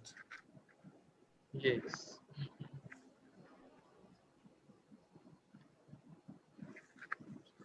Thank you, sir. We are very grateful for your coming and for the insightful talk that you have given. Thank you, Professor, and success with the workshop, I wish. Yes, thank you. Yeah. Bye. Yes, bye. So we'll go to the next speaker, who is Professor Esham El-Askari. Professor El-Askari is from the Center of Excellence in Earth Systems Modeling and Observations from the Schimid College of Science and Technology in United States. His talk today will be based on Earth observation solutions addressing SDGs in support of key environmental challenges. Over to you, Prof. Good morning, Dr. Bolayan. Thank you so much for having me. I really appreciate the opportunity, and it's good to be here with all these colleagues. I really enjoyed the previous presentation by Professor Almeida. He did a great job, and it was quite an enlightening presentation about the ethical usage of data sciences and what it is doing to our world. As mentioned, my name is Hisham Al-Askari. I'm Professor of Earth System Science and Remote Sensing, and I also direct the graduate programs in Computation and Data Sciences here at Chapman University in California. Today I'm going to be talking a little bit about the usage of Earth observations and data sciences in order to address some key environmental challenges. And let me start by sharing my screen. I believe you can see my screen now. Yes, we can. Okay. So as I mentioned in the title, I'm going to be talking about remote sensing observations and how we can use the interplay between satellite observations and Earth observations in general, alongside with data sciences in order to address some key environmental issues. The primary global risk report that came out in 2019 that was discussed in the World Economic Forum Davos, they highlighted the most important risks which are facing humanities. And number one of those risks was the weapons of mass destruction, and then followed by another 4 risks which are facing humanity in general. And those risks were all environmental related. Believe it or not, it was failure of climate change system, mitigation, adaptation, extreme events, extreme weather, and natural disasters. All of these were among the highest in terms of likelihood and impact. If you can see that chart on the right-hand side of my screen, you will see that the vertical axis is about the impact, the horizontal is about the likelihood. And you can see in that first quadrant some of these topics which I'm highlighting in terms of the highest impact and the highest likelihood of occurrence. You would see some of these green boxes, and green represent here environmental, and the others I'm going to show you the scheme for those other colors all around the chart. But if you focus here on the first quadrant, you're going to see a lot of green diamonds, which are representing the environmental part. Here there's cyber attacks following, like, from the previous presenter, like, when social media is made, or when there is a kind of a preference, or you are forced to do something because of AI, or because of these platforms that he shared. So you can see that these are among the highest impact and the highest likelihood of occurrence: water crisis, which is a societal issue; biodiversity, man-made environmental disasters, and so on and so forth. So there are a lot of things which are falling along the environmental sector, which can be seen as global risks. And you can see from this chart here that over the time we have been seeing that the environmental components have been increasing in terms of impact and in terms of likelihood. Those global risks since 2011, you can see the colors were not that many greens, but, like, towards the more recent years, you can see that more and more of these environmental related effects have been on the highlights. Extreme weather events, you can see about global climate change issues, and so on and so forth. So in the later years, we have been observing, and this is something that we are all observing in our daily life, where we have witnessed the increase in the magnitude as well as the frequency of occurrence of different kinds of natural disasters. Earth observations has proved to be a very useful tool addressing some of these issues, and the Earth observations have been one of the most important tools addressing major 3 global agendas, namely climate change action, or the climate action, which is known as the Paris Accord Agreement, Sustainable Development Goals, and the Sunday Disaster Risk Reduction Framework. What I'm going to be trying to do here is to show you how Earth observations have been used in order to support the majority of these global agendas and does have a broader impact. So I'm going to be highlighting some case studies along the Sustainable Development Goals in order to make the point and to show how data science and Earth observations can be of benefit and use. Among the challenges that are facing us in terms of achieving the Sustainable Development Goals and the implementation of the 2030 Agenda includes missing data. One of the speakers today was talking about, like, the data sharing and how people can work with data together, and this is one of the biggest issues. Complementary, non-complementary interconnections between different Sustainable Development Goals, complicated varied problems in quantifying and monitoring indicators with within different national and local contexts, and difficulties in modeling indicators to monitor those SDGs. So these are among the 4 most important challenges which are facing us. And for that, you will see that there are a lot of different kinds of taxonomies for those SDGs. If you are aware, there are 17 Sustainable Development Goals which have been identified in order to achieve better life for all humans. And along those 17 Sustainable Development Goals, we have 169 targets that are to be achieved, within or under the umbrella of those 17 goals.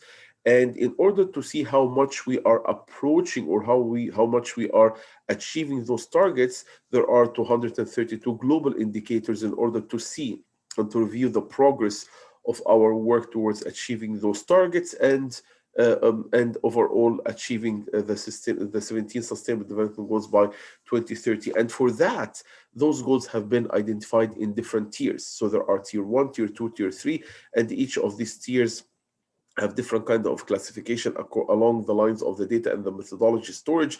Some of them are pretty mature, some of them are pretty still at the initial stages of development. So there are a lot of different kind of taxonomies and as I mentioned, along those 3 tiers. So not all the countries are able to achieve or are not able to use all the different kind of indicators, because different countries will have different capabilities and different abilities in order to even be able to measure or to be able to assess how much work they are doing in terms of achieving those goals. That's why Earth observations are being used for monitoring these goals and the targets and the indicators to track the progress, and so that we are able to find a way to help the member states and the different custodial agencies to make decisions, and of course, like, because it's an iterative process, so to make adjustments along the way. As I mentioned, like, there are different targets and different indicators, as you can see, and those numbers are a representation of specific indicators. It's a very, very comprehensive analysis of these goals and targets, what needs to be achieved. So this is a picture of the 17 goals that needs to be achieved, and you can see they are covering a lot of different kind of sectors, and all of them, like, are targeting one thing, which is better life for all humans. Speaking about no poverty, zero hunger, good health and well-being, quality education, and so on and so forth. Not all of these targets or goals, not all of these goals are environmental related or have one way or another a relation with the environment, but a lot of them does. And this is what I'm going to be shedding some lights on today. So I'm going to be talking a little bit about Sustainable Goal Development number 6, which is about clean water and sanitation. Earth observation data has been observed to be a key for water resources monitoring, and you can see those specific indicators where Earth observations can actually be used to see water use efficiency, freshwater withdrawal, proportion of transboundary basin water cooperation, and so on and so forth. So I'm not going to go through all of these indicators, but I'm just trying to highlight or to make you aware of the process that we are working under. So this is one of the goals, number 6, and these are some of the indicators or the key indicators which we are using Earth observations. Another one, sustainable cities and communities, and also showing here specific indicators 11.11, 11.62, 11.1, 11.6. So specific indicators which are talking about air quality, pollution, fine particulate matters, urban population, living in slum area or advanced areas, and so on and so forth. Another couple of goals that I'm going to be also shedding a little bit of light on: life below water, and speaking of marine habitats, and speaking of coral reefs, as well as life on land, speaking about mangroves and other different kind of vegetation products or through vegetation habitats. And also there are a lot of things which are related to affordable energy. So let me jump right away into one of those case studies that we have been working on: changing trend of water variables, groundwater recharge pattern in the Nile Basin, which is under the goal of number 6, clean water and sanitation. This is a map showing you North Africa and South Europe. And this is a picture that was taken from NASA, or NASA mentioned like in 2012 using a satellite which is called GRACE, showing you the gravitational anomaly. So this satellite is showing you all these dark areas are areas which are experiencing massive amount of droughts. And what you are seeing right now is like, one of the worst droughts in the past 900 years. So these areas are suffering really water issues and water problems. And as you can see here, those dark spots are representing the lack of the underground water storage. So we started looking into the Nile Basin, looking into the hydrological cycle, looking into different variables which are affecting the hydrological cycle. Those variables that you can see here, this is water equivalent, the underground, this is evapotranspiration, this is precipitation. So here we are showing you like different variables or different parameters, and we are doing some kind of correlation analysis between some of these variables at different lags, lag 1 month, 2, 3, and so on and so forth, so that we can see how Earth observations can address specific indicators like change in water usage efficiency over time, level of water stress, and so on and so forth. And from these observations, we have been trying to compare different African countries. This is the whole Nile Basin watershed. but now we are looking into South Sudan, looking into Egypt, Sudan, Tanzania, Ethiopia, Kenya, and Uganda. And as you can see here, some of those plots are showing you a decline, big decline in the underground water. And this red curve represents the difference between the precipitation, the evapotranspiration, and the runoff. So the blue curve is a proxy for the underground water level, and the red is the difference between the other three variables. And here you don't see much difference. It's like, almost stationary kind of data set, but here you can see a big decline in the underground. You don't see a lot of recharge because of course, of the lack of precipitation in the case of Egypt, for instance, versus in the case of Kenya, where you can see here some incline in Uganda as well as in Tanzania. So you can see the difference, and this is kind of helpful because you get to know more about the hydrological cycle. And as I mentioned, this is just showing you the lags between different variables. This is an animation showing you the water anomaly, the water stress.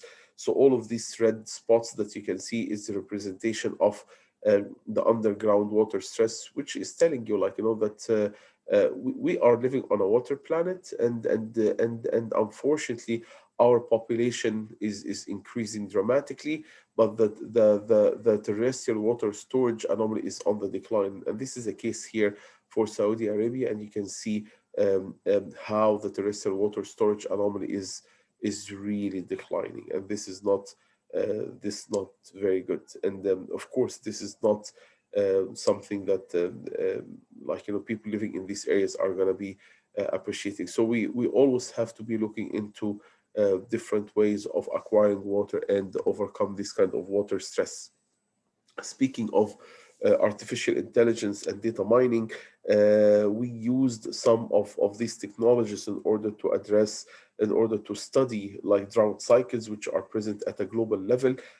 What you are seeing right now was a long-term analysis using 150 years of data over California, where we were comparing between two different decades, a decade where it witnessed massive amount of rain because of El Nino cycle, El Nino precipitation, and El Nino is a global phenomena which affect California by having a lot of rain. The year 1997-98 was very known to be a very strong El Nino year on California. Year 2015-2016 was expected to be an El Nino year. Our analysis showed that it's going to be quite dry year. What I'm showing you here, two different lines. The dark line represents the forecasted from our recurrent neural network model, and the gray line represents the observed. We did data learning for the first 100 years. We did validation for the following 25 years, and then we started doing our forecast for the last year only during the year 2015-2016. So that's why you can see here it was showing very good validation between our validation data set as well as the the forecast and the observation. So here you can see how much the big matching, and starting at this point we didn't have observations because we were trying to project on the precipitation for California during that year, and as I mentioned, it was expected to be a massive El Nino year. But our model said, it's going to be quite dry. And actually, what we predicted happened, and our paper got published in the Atmospheric Research Journal, which is one of the top journals in our field. But look at that. This is the article history. The article was received March 21st, 2016, and it stayed under review for almost a year, from March until December. So the editors, this is a tier 1 journal, very strong, and the editor could not believe that our projections are accurate. So basically they held the paper until they see what's going to happen with the season, and actually it was proven to be quite dry, and the paper was accepted in January of 2017. So almost submitted the paper in March and it was accepted. But it's the article history is quite good to look into that. So that was very interesting. Another case study that we are talking about here is the sustainable cities and communities. I'm going to just show very few case studies, very few examples on air pollution issues. Here I'm talking about the different kind of platforms, different kind of satellites that we are using in order to look into variables like carbon monoxide, the sulfates, nitrates, ozone, UV radiations, different kind of locations, and we are comparing these kind of satellite observations in order to see the impact. We can do this kind of work and analysis on a regional scale. You can see this is something called the MIRA 2 AOD distribution, which is maps obtained from Tropomi. Tropomi is a sensor on board of a satellite, and you can see these are the different kind of variables that we are detecting and showing those kind of maps. And here we are showing different kind of seasonal variability: December, January, February, March, April, May, June, July, August, September, October, November for UV, and for carbon monoxide, same thing applied for NO2 and for ozone. So here we are just trying to show you the difference, these kind of regional maps showing the distribution in different seasons, sulfates and aerosol optical depth, SO2 and AOD. Again, Earth observations can give you this kind of understanding, as well as we can do correlation maps in order to highlight the anomalies which are present between different kind of variables. Here I'm showing you the correlation between NO2 and CO, between carbon monoxide and the UV, and between NO2 and the UV, all of them from July 11, 2018 until July 10, 2019. So it's an annual observation, and you can see here the different kind of countries which are having different behaviors in terms of those correlations. We were able to publish a lot of papers along those lines, which are targeting the good health and well-being, and as well as sustainable cities. And again, the idea here is to see how Earth observations can be used in correlation with either ground observations or ground robotic networks, where we are getting some ground measurements, as well as versus satellite observations. And all of these are specifically addressing some indicators like mortality rate, annual mean levels of fine particulate matter. So these are indicators which are present in those sustainable development goals. So Earth observations along with data science can be used in order to address such an issue. Life underwater, we looked into coral reef habitats in different locations of the world, but some of the science questions and the challenges that are raised when it comes to coral reef habitat includes a water column correction. You want to really fix the issue of having a water column on top of the corals, so that you can get an actual observation of the corals. Pixel and reef heterogeneity, site-specific geomorphology, the temporal variability, the water turbidity, all of these are among the major challenges which are facing any kind of work related to coral reef habitats. So we start implementing some algorithms in order to do some kind of corrections for the water column, as well as for atmospheric corrections, because we assume that the atmosphere is a vacuum, so that you don't get any kind of diffusion or scattering for the sunlight from different kind of particles in the atmosphere. So you have to take this into account before acquiring information about the coral habitats or life underwater. So this is just a layout of the methodology and the different kinds of equations that we've been using in order to do some corrections for the atmosphere, as well as for the water column, which is falling above of the water of the coral habitats. We looked into different kinds of applications, different locations. This is in Egypt, for instance, where you have satellite images. You do masking, so you remove the land component so that you focus only on the marine habitats. So you can see here the masked images, and we do intercomparison between different kinds of decades, 1987, 2000, 2013, so that over the time you can see the succession of the behavior of these coral habitats. You do supervised and you do unsupervised classification. We applied some ISO data and k-means clustering, where we had some end members selection here. So we know some ground observations, where we know some areas with those different kinds of habitats. We compared between those this island where we know the data exactly, and then we use the same kind of methodology and learning from that location where we had ground observations, and we applied on the whole region of interest or the whole ROI in order to see the advance or the change of the coral habitats from to over the course of time. And you can see here a satellite image showing you the area under study 1985, and you can see the urban development and the impact of humans in those 3 decades. You can see the difference, massive change in terms of urbanization, which caused more stress on the marine habitats. This work was published and was really highlighted on the NASA Earth Observatory platform, which was selected to be in the image of the day back in 2015.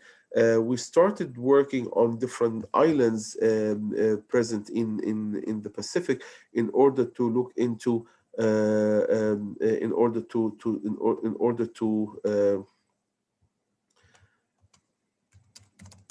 in order to have a global classifier so that we can address different locations worldwide in terms of coral habitats. So this is a case study where we used 4 different islands. As you can see, those 4 islands, we had ground observations from different domains so that we can teach our models, we can learn from them so that we can create a global classifier. So the idea here was to have satellite observations which are covering different time domains, different regions, as well as ground truth observations that you can use in order to educate your models. We used neural networks, we used a lot of different kinds of models in terms of deep learning and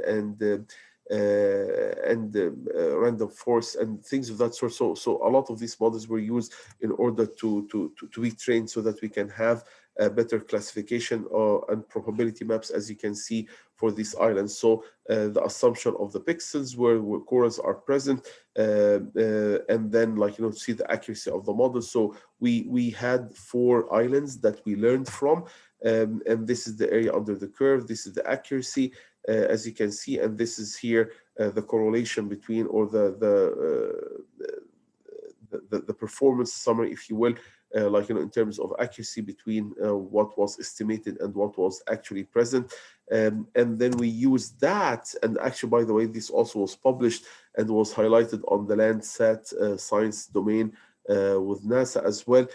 But we used that in order to apply to another 2 islands where we had no data whatsoever. So basically, we created a global classifier which is able to learn from these 4 islands where we had actual data on the ground, and then we applied it on another 2 islands where no data was available.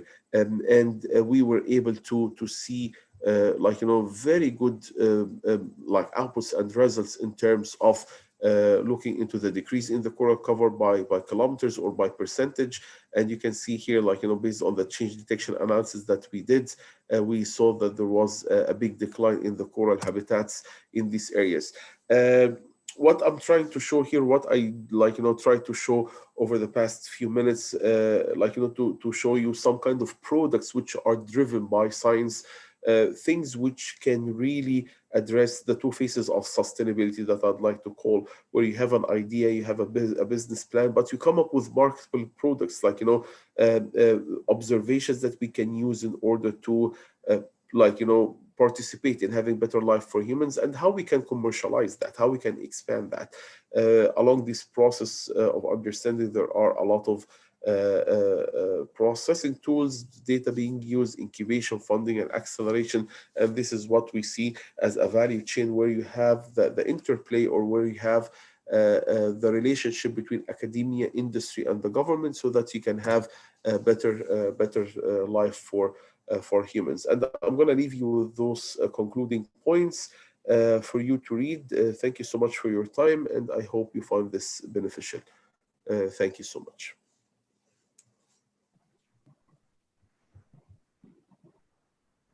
Thank you, Professor El Haskari, for that very interesting lecture. Thank you so much. Appreciate it.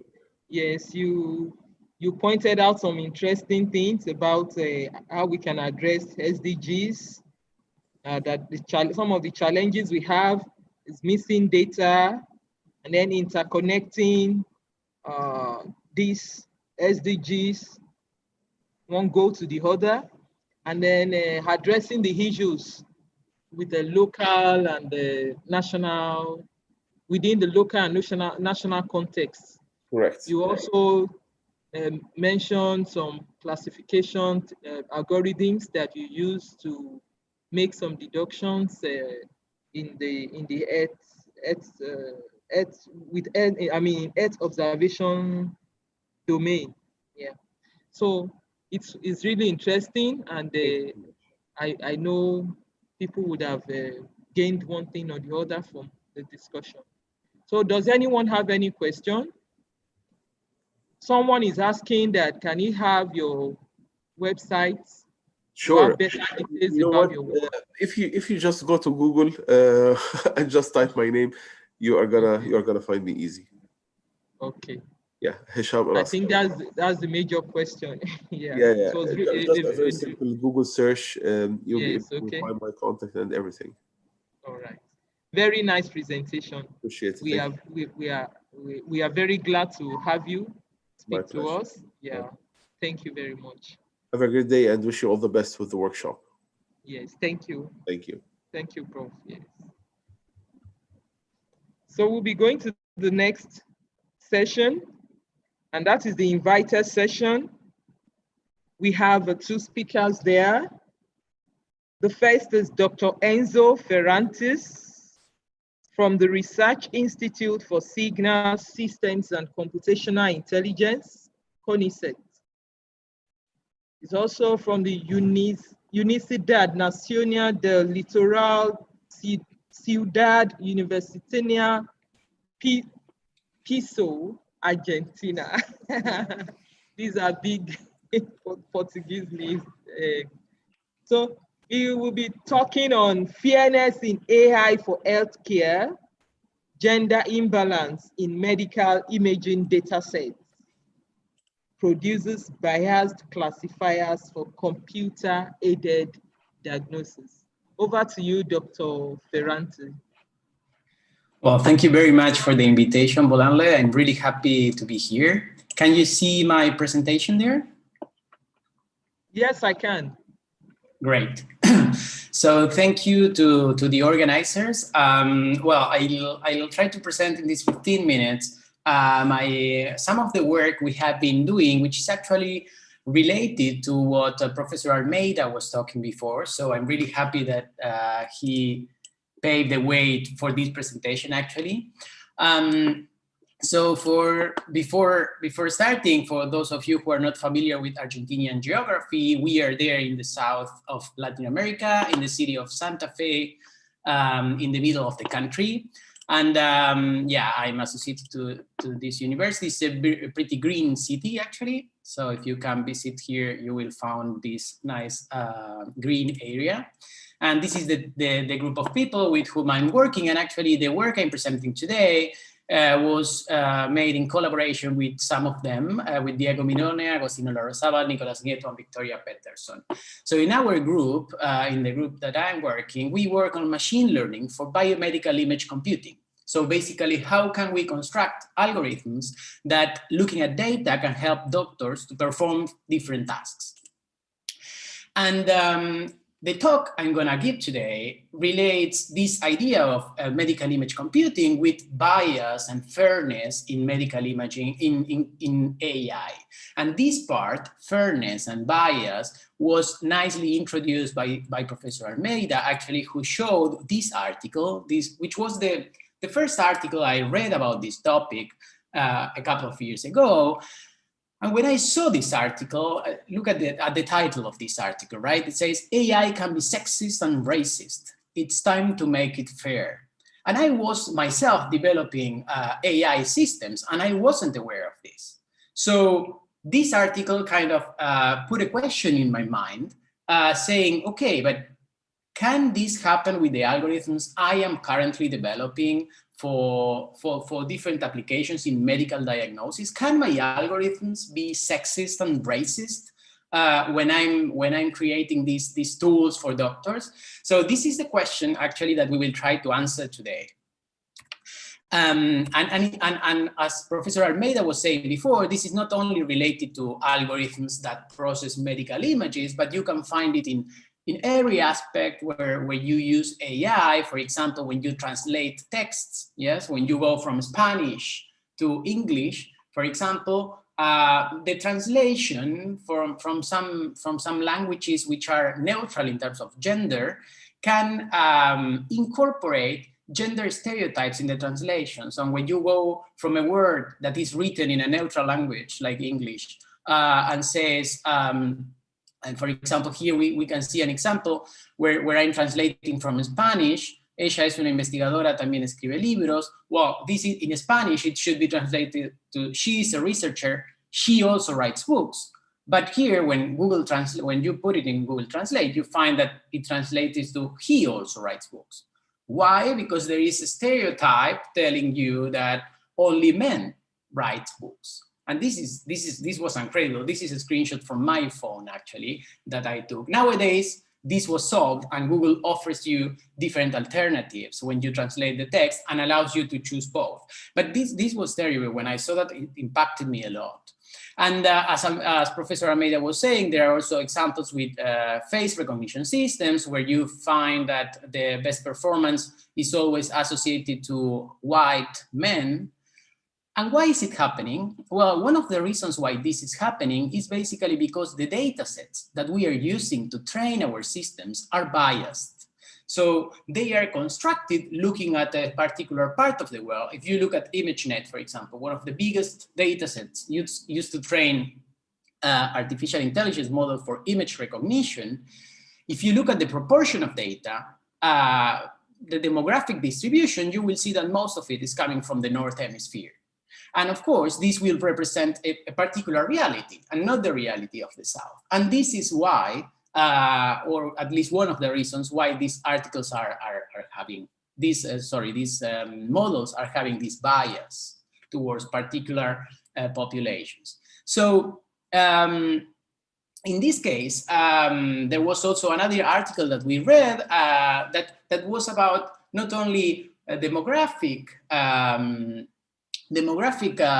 bias, but also like gender bias, right? And the example I was telling you before about the translation from English to Spanish, from Spanish to English. And this article presented by Londa Shivinher, professor from Stanford University, who was one of the pioneers on this field, call us to incorporate sex and gender analysis in all the experimental design that we do across all our disciplines. So we kind of took this article and say, okay, how can we incorporate this analysis in the problem of medical image classification? And this is what we actually did in this work that I'm presenting now. We basically combined these studies on fairness and bias in AI with this idea of gendered innovations, technologies that look at the gender and sex aspects, and medical image computing, that is what we do. And we came out with this article that I'm going to present now that was finally published in PNAS and was also had a lot of interest in the press as well. And this is the question we try to answer. What is the impact of gender unbalanced data set in deep learning models for medical image classification? So what I'm asking here is, what happens if I take a deep learning model like a convolutional neural network and I train it using a data set that is unbalanced in terms of gender representation? And so, as you may know, we can nowadays train models which take an input image, like for example, an X-ray image, and by using deep learning, in our case, we use different convolutional neural networks, you can produce outputs, these scores, which tell you what's the probability of having a particular disease or a particular pathology, right? So we took this system and we train it in different scenarios. If you look at the literature in machine learning and unbalanced training data, unbalanced learning and this kind of stuff, most of the things you will see in the literature are related to unbalance in terms of the target class. So not unbalanced in terms of gender or whatever, but unbalanced in terms of, okay, if I have to classify images in, I don't know, 10 pathologies, 10 different pathologies, what happened with the classifier if I train it using just a few images from one pathology or a few images from another pathology and a lot of images from a different one? But here, we were not interested in this. We were interested in a different question. That is, what happened when we have unbalanced data sets in terms of what we call the protected attributes. And protected attributes are attributes of the data that actually the classifier will not look at. For example, gender, age of the people, ethnicity, this is stuff that you will not give directly to the classifier, but they are there, right? They are part of the data somehow. And so that's how we did this analysis. And what we did, it was to take two big data sets, right? The NIH chest X-ray data set, which has around 1,100 images, and also the Chexpert data set released by University of Stanford that has around 200,000 images. And if you look at the percentages here, they are more or less balanced in terms of gender, right? I have roughly half of it male and female patients. So we took advantage of these data sets, and now I will show you how we created artificially unbalanced scenarios. Okay, so we have these two data sets, and we took three different deep learning models, three different convolutional neural network architectures, which are state-of-the-art for this classification task in pathology detection. So we took DenseNet, ResNet, Inception V3 for people who are familiar with deep learning models. These names may tell you something. Otherwise, just consider that these are three different architectures, three different models, because we wanted to see if our conclusions are independent of the model or they are dependent of the model, right? And we did the following analysis. So we analyzed one case that we call the full unbalanced scenario, where we took as training set only male or only female patients. And we tested separately on male and female patients. And then we also did another analysis that was kind of a gradient of imbalances, where we took 25% and 75%, half and a half, and then again, 25% and 75% of representation of different genders in our training data set. Remember that I will use a training data set to train my model, and then I will see how it performs separately on male and females, right? So we repeated this experiment 20 times with different training and test folds because we wanted to have statistical significance in our results. Well, of course, these folds were constructed so that for every pathology, we have the same number of female and male patients because we wanted to look at the influence of having male and female, not about the pathologies. And we measured the area under the ROC curve, which is a standard indicator for this case, that the highest, the more performant the method is. And so here is the first experiment. We took a data set of male patients, we trained our model, and then we predicted on male and female separately, right? And then we did the same, we trained a model using female images and predicted on male and females separately. And here what we observed, this is for one pathology, pneumothorax, for example. We observed that if we look at what happened when we are testing, evaluating on female patients, the model that was trained on female patients, here the orange one, performs much better than the model trained on male patients. And this, what we are seeing here is for only one pathology, but the dataset had 14 different pathologies, and we observed the same trend in all of them. So whenever we found significant differences between the performance of the models testing on female-only patients, the model that was trained using only female patients was the one that performed the best. And we observed the same, not only for female patients, but also in the inverse case, right? What happened when we test on male patients and we train using male patients or female patients, okay? And the same trend was observed here. But now it was inverted, of course. So this tells us something about the representation and the importance of having diverse data sets, right? And this didn't only happen for one data set and one particular architecture, but the same trend was observed in all the different data sets and architectures. Okay, you can see here all the results. If you go to the paper, which is online, you will find all the results there. And then we also did another analysis that was training, as I was telling you, with models using 20%, for example, of female patients and 75% of male patients. And then we did the predictions again, and then we did 50-50, but keeping the total number of images fixed, and then putting 50-50, and then 75 and 25. And then we again tested on male and female patients. And what we observe here is that basically, I mean, I'm not going to enter into the details because I'm also getting into the time here, and I don't want to go over it. But basically what we observe is that if we are testing on male patients here, if you use a model that was trained only using male patients, 0% of female patients, it's almost equivalent to using 50-50, but when you start reducing the number of male patients more and more, then you start to lose performance. Okay, this should be something that we should discuss in more detail, but for the interest of time, I will skip the rest of it. So we observe the same thing for female patients as well. So basically, it doesn't give you a lot of information if you already have 50% of male patients adding more male patients, but if you have underrepresented gender into your dataset, then yes, you will have an underperforming model for that particular population, for that particular gender in this case.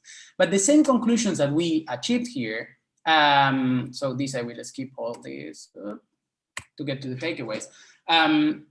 The same conclusions we achieved here for gender, you may think about other different protected attributes like age, for example. The same could happen with age, same could happen with ethnicity. It all depends on the problem, actually.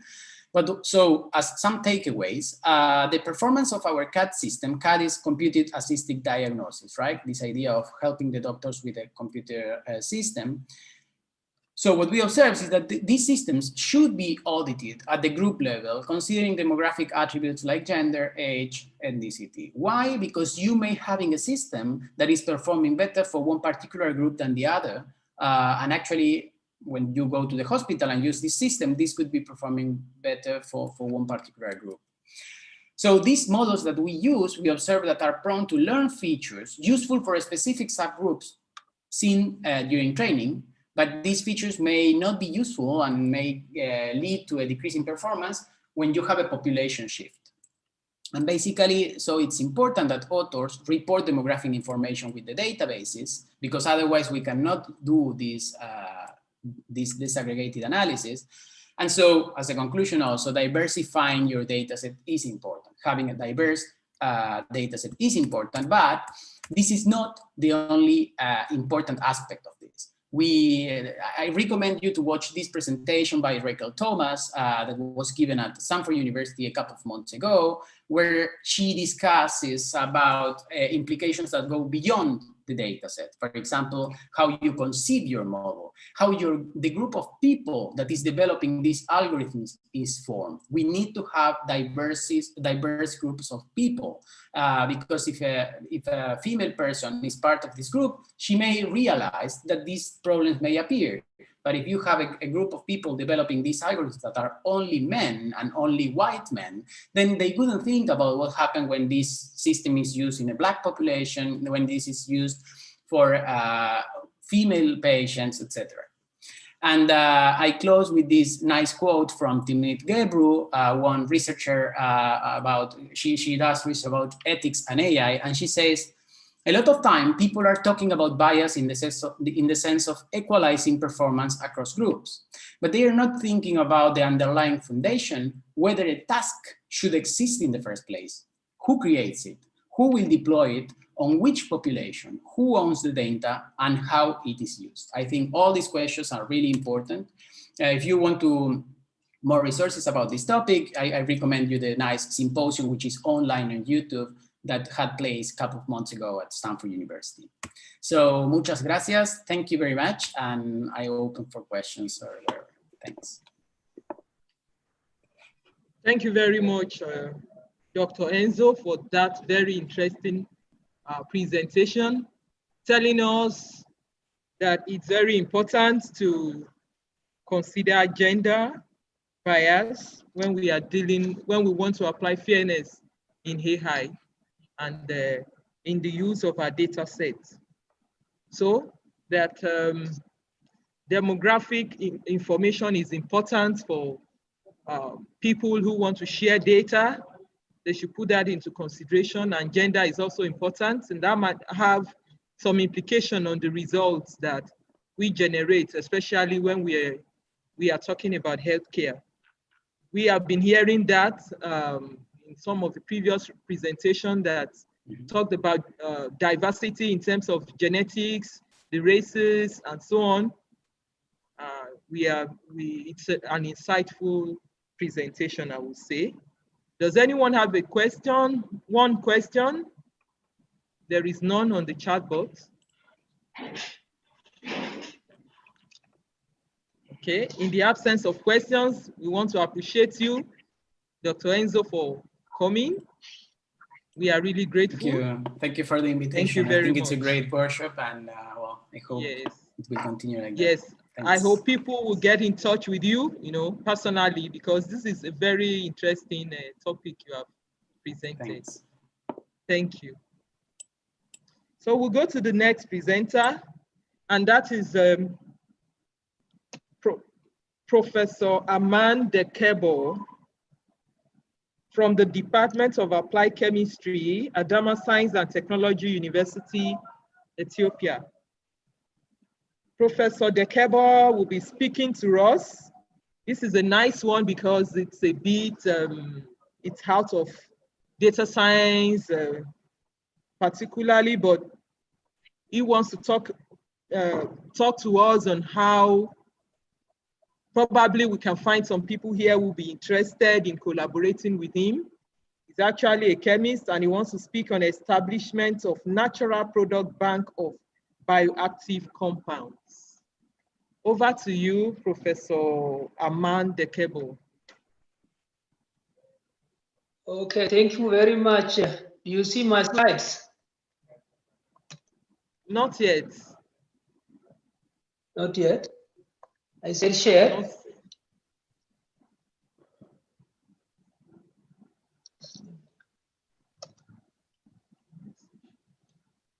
Okay, we are seeing you now.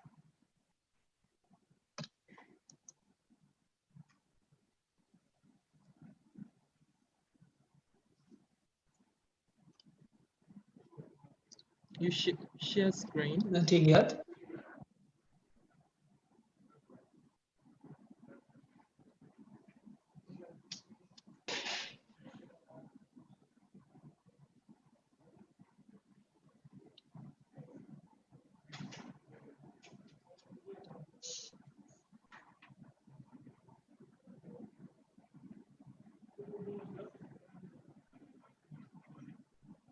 No. You see share screen button under the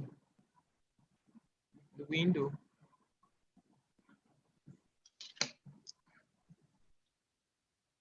Say share, but it is not active.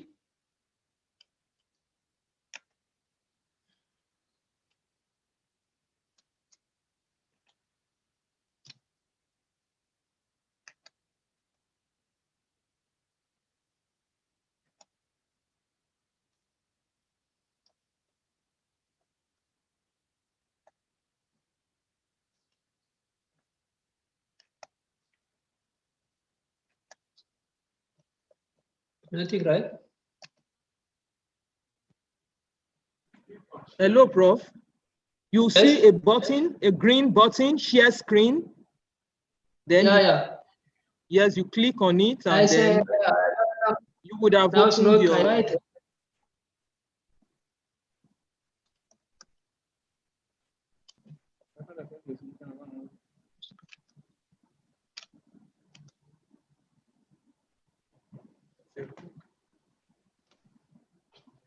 Now we can see your screen. Yeah, okay, thank you. Thank you for giving this chance. This is great for me. So my name is Amanda Kabo from Adama Science and Technology University. My title of study is on establishment of natural products bank. Yeah.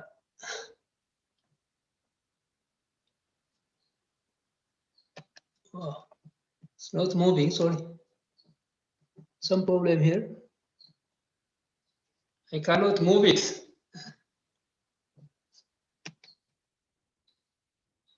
Sorry.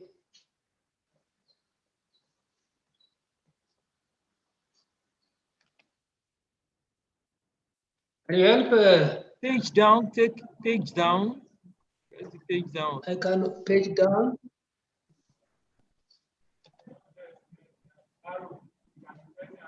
Or your arrow key. Problem.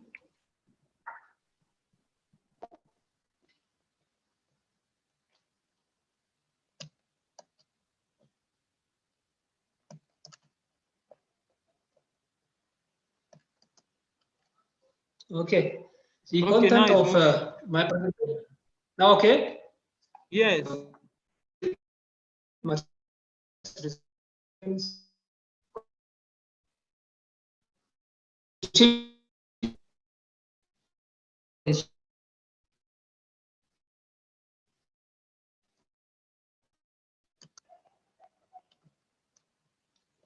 is not shared. Okay.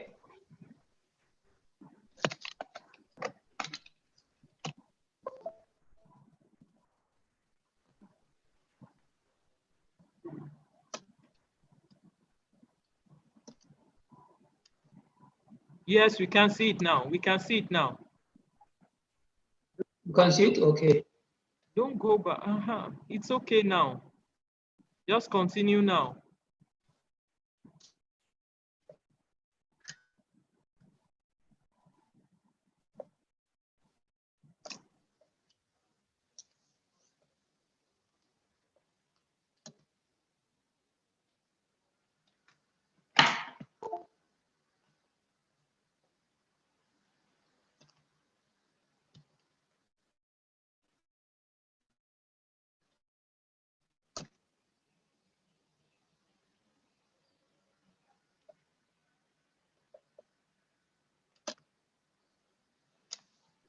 Yes, it's okay now.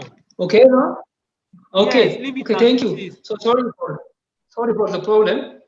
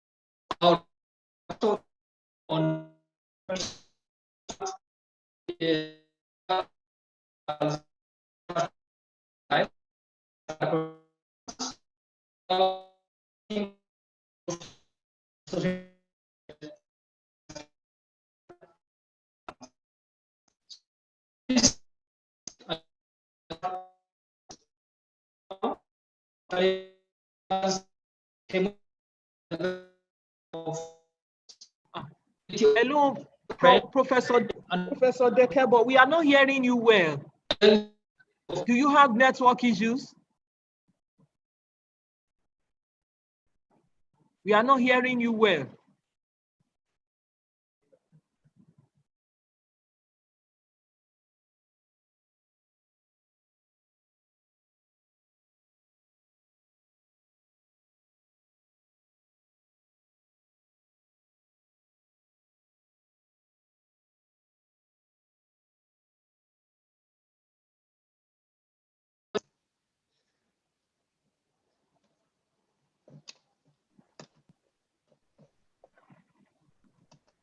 Hello, can we have you later?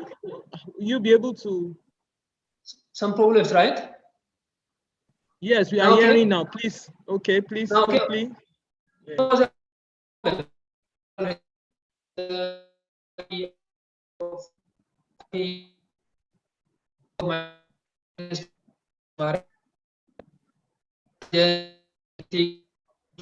There are issues, there are issues. We are not hearing well. It's not clear. Can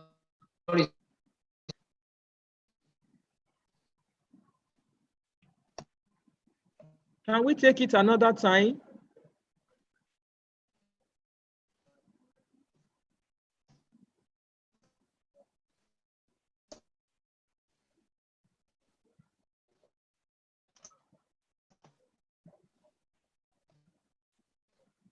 Hello, participants. We have to, our speakers, our dear speakers and participants, we have to end this session because of the technical issue with Professor Dekebo. We'll be having 10 minutes break and we'll come back for the next session. After the next session on data analytics for solution-oriented results, we now go back to the few oral sessions that we left in the previous session. So now we'll have 10 minutes break.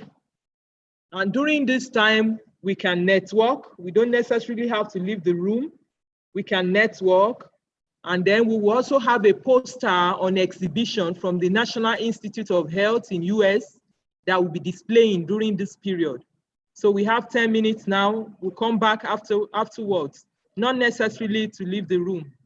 Thank you very much.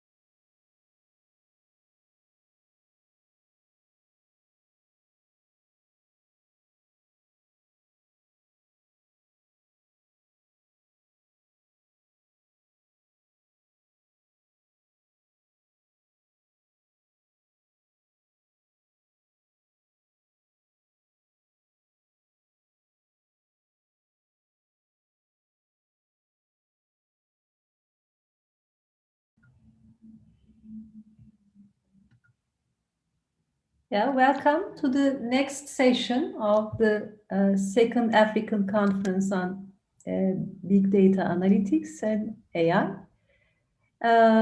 Yeah, we have Data Analytics for Solution-Oriented Results team in this session. And we will start with the keynote presentation that will be given by Dr. Ruth Lennon from Letterkenny Institute of Technology, Ireland. And she's working on cloud technologies and DevOps and trying to ensure security characteristics in the development of DevOps particularly. And she's currently serving as the chair of ACMW. Okay, please welcome Dr. Ruth Lennon for her presentation. Thanks. How are you? Welcome. Thank you for having me for this presentation. I'm going to share my screen. Well, I will when it allows me. Would you allow me to share the screen, please?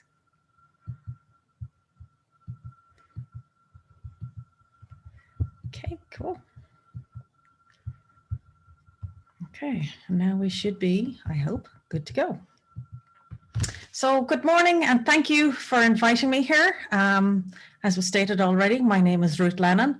I work for, or I own Crave Technology Consulting. I'm also a lecturer in Letterkenny IT, and I am currently the chair of the ACMW Europe, which is a network for professionals, computing professionals, because there's a very small number of women in computing. And the great talk that I just listened to from Dr. Enzo was absolutely fantastic. It highlighted yet more of the issues that we have to deal with on a regular basis.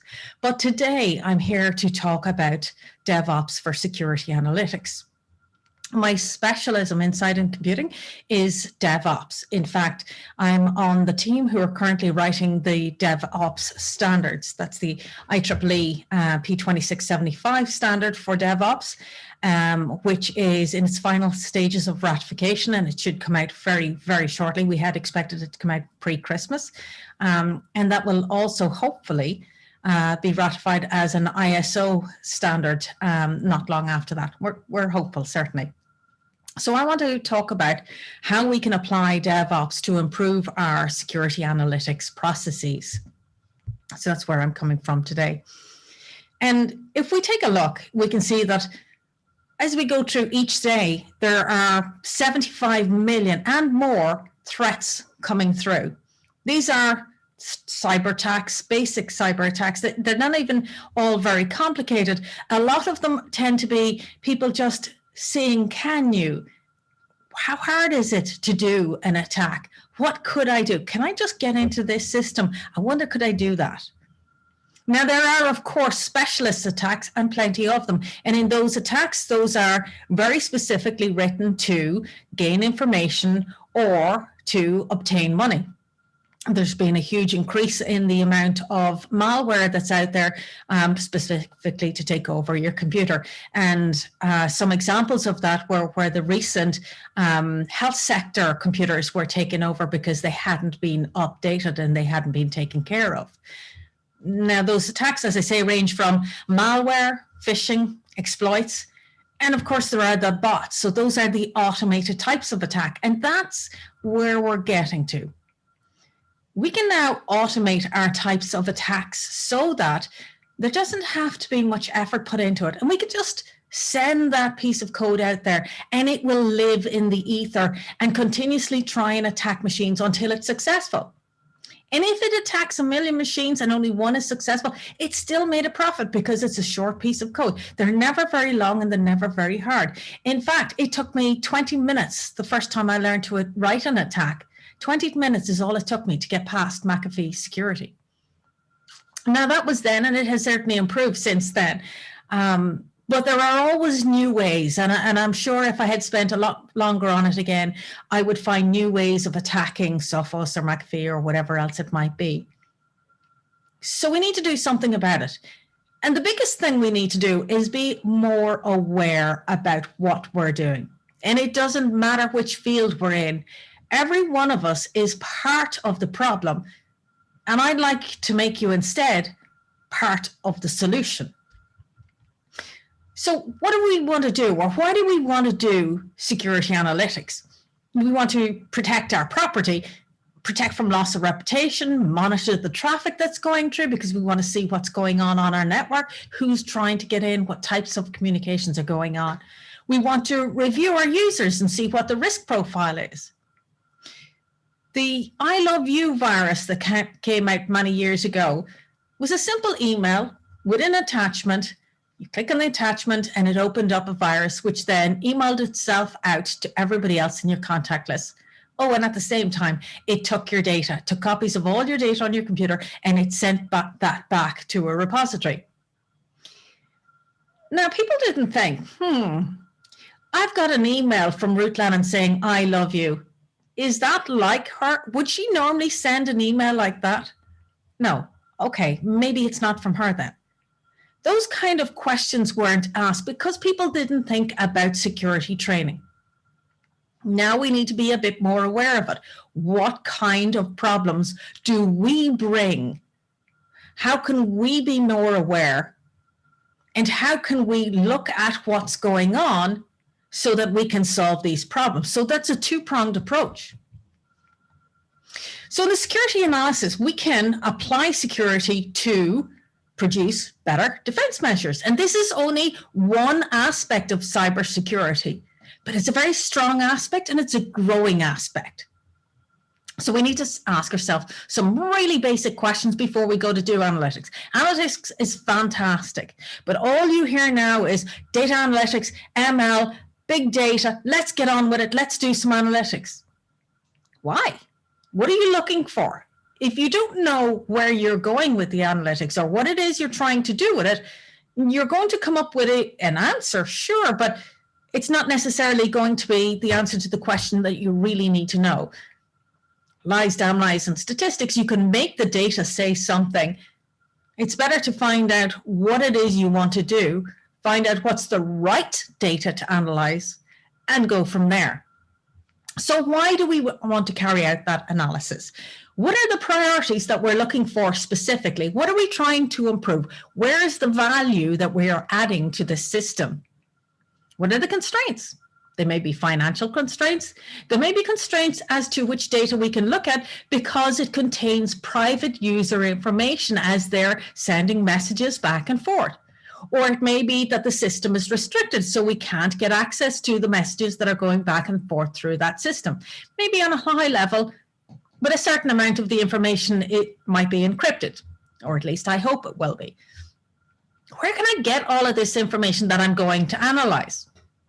So I want to talk to you about some of the data that we might analyze and why it's done incorrectly at the minute. Now, we can do basic analytics, and a lot of that may be automated. And the tools do provide that for us, and that's what I want to show you.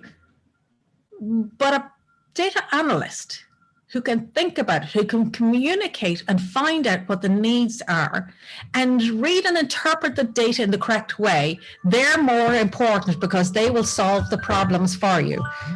And an alarm has gone off, even though I silenced my phone. Okay, so moving on. So we want to look at the data that's out there. And I'm going to give you a few examples of the data that I would deal with on a relatively regular basis. So the first one is we're going to look at firewalls and what kind of information they provide. Now, I didn't choose any of the very strong and fancy firewalls, which I'm going to talk about in a few minutes, but the data I'm showing you comes from a small and simple firewall. It's one that you will find in very many companies out there, and this firewall is a FortiGate firewall. Now, when you look at the graphs that are presented to you, you'll see that, oh, it's very easy for a non-technical person to have a look at this and go, hey, this is giving me great information, it's giving me great analysis because I have got a chart in front of me that I can read. Big, visible chart. Fantastic. But is that the information you needed? Is that the information you wanted? Or is that just something that is simple to present? And that, I think, is a trap that we all fall into. So if we look at the first one, right, of the two graphs that I've got here on this page, and again, as I say, this is taken directly from a live firewall on a live system.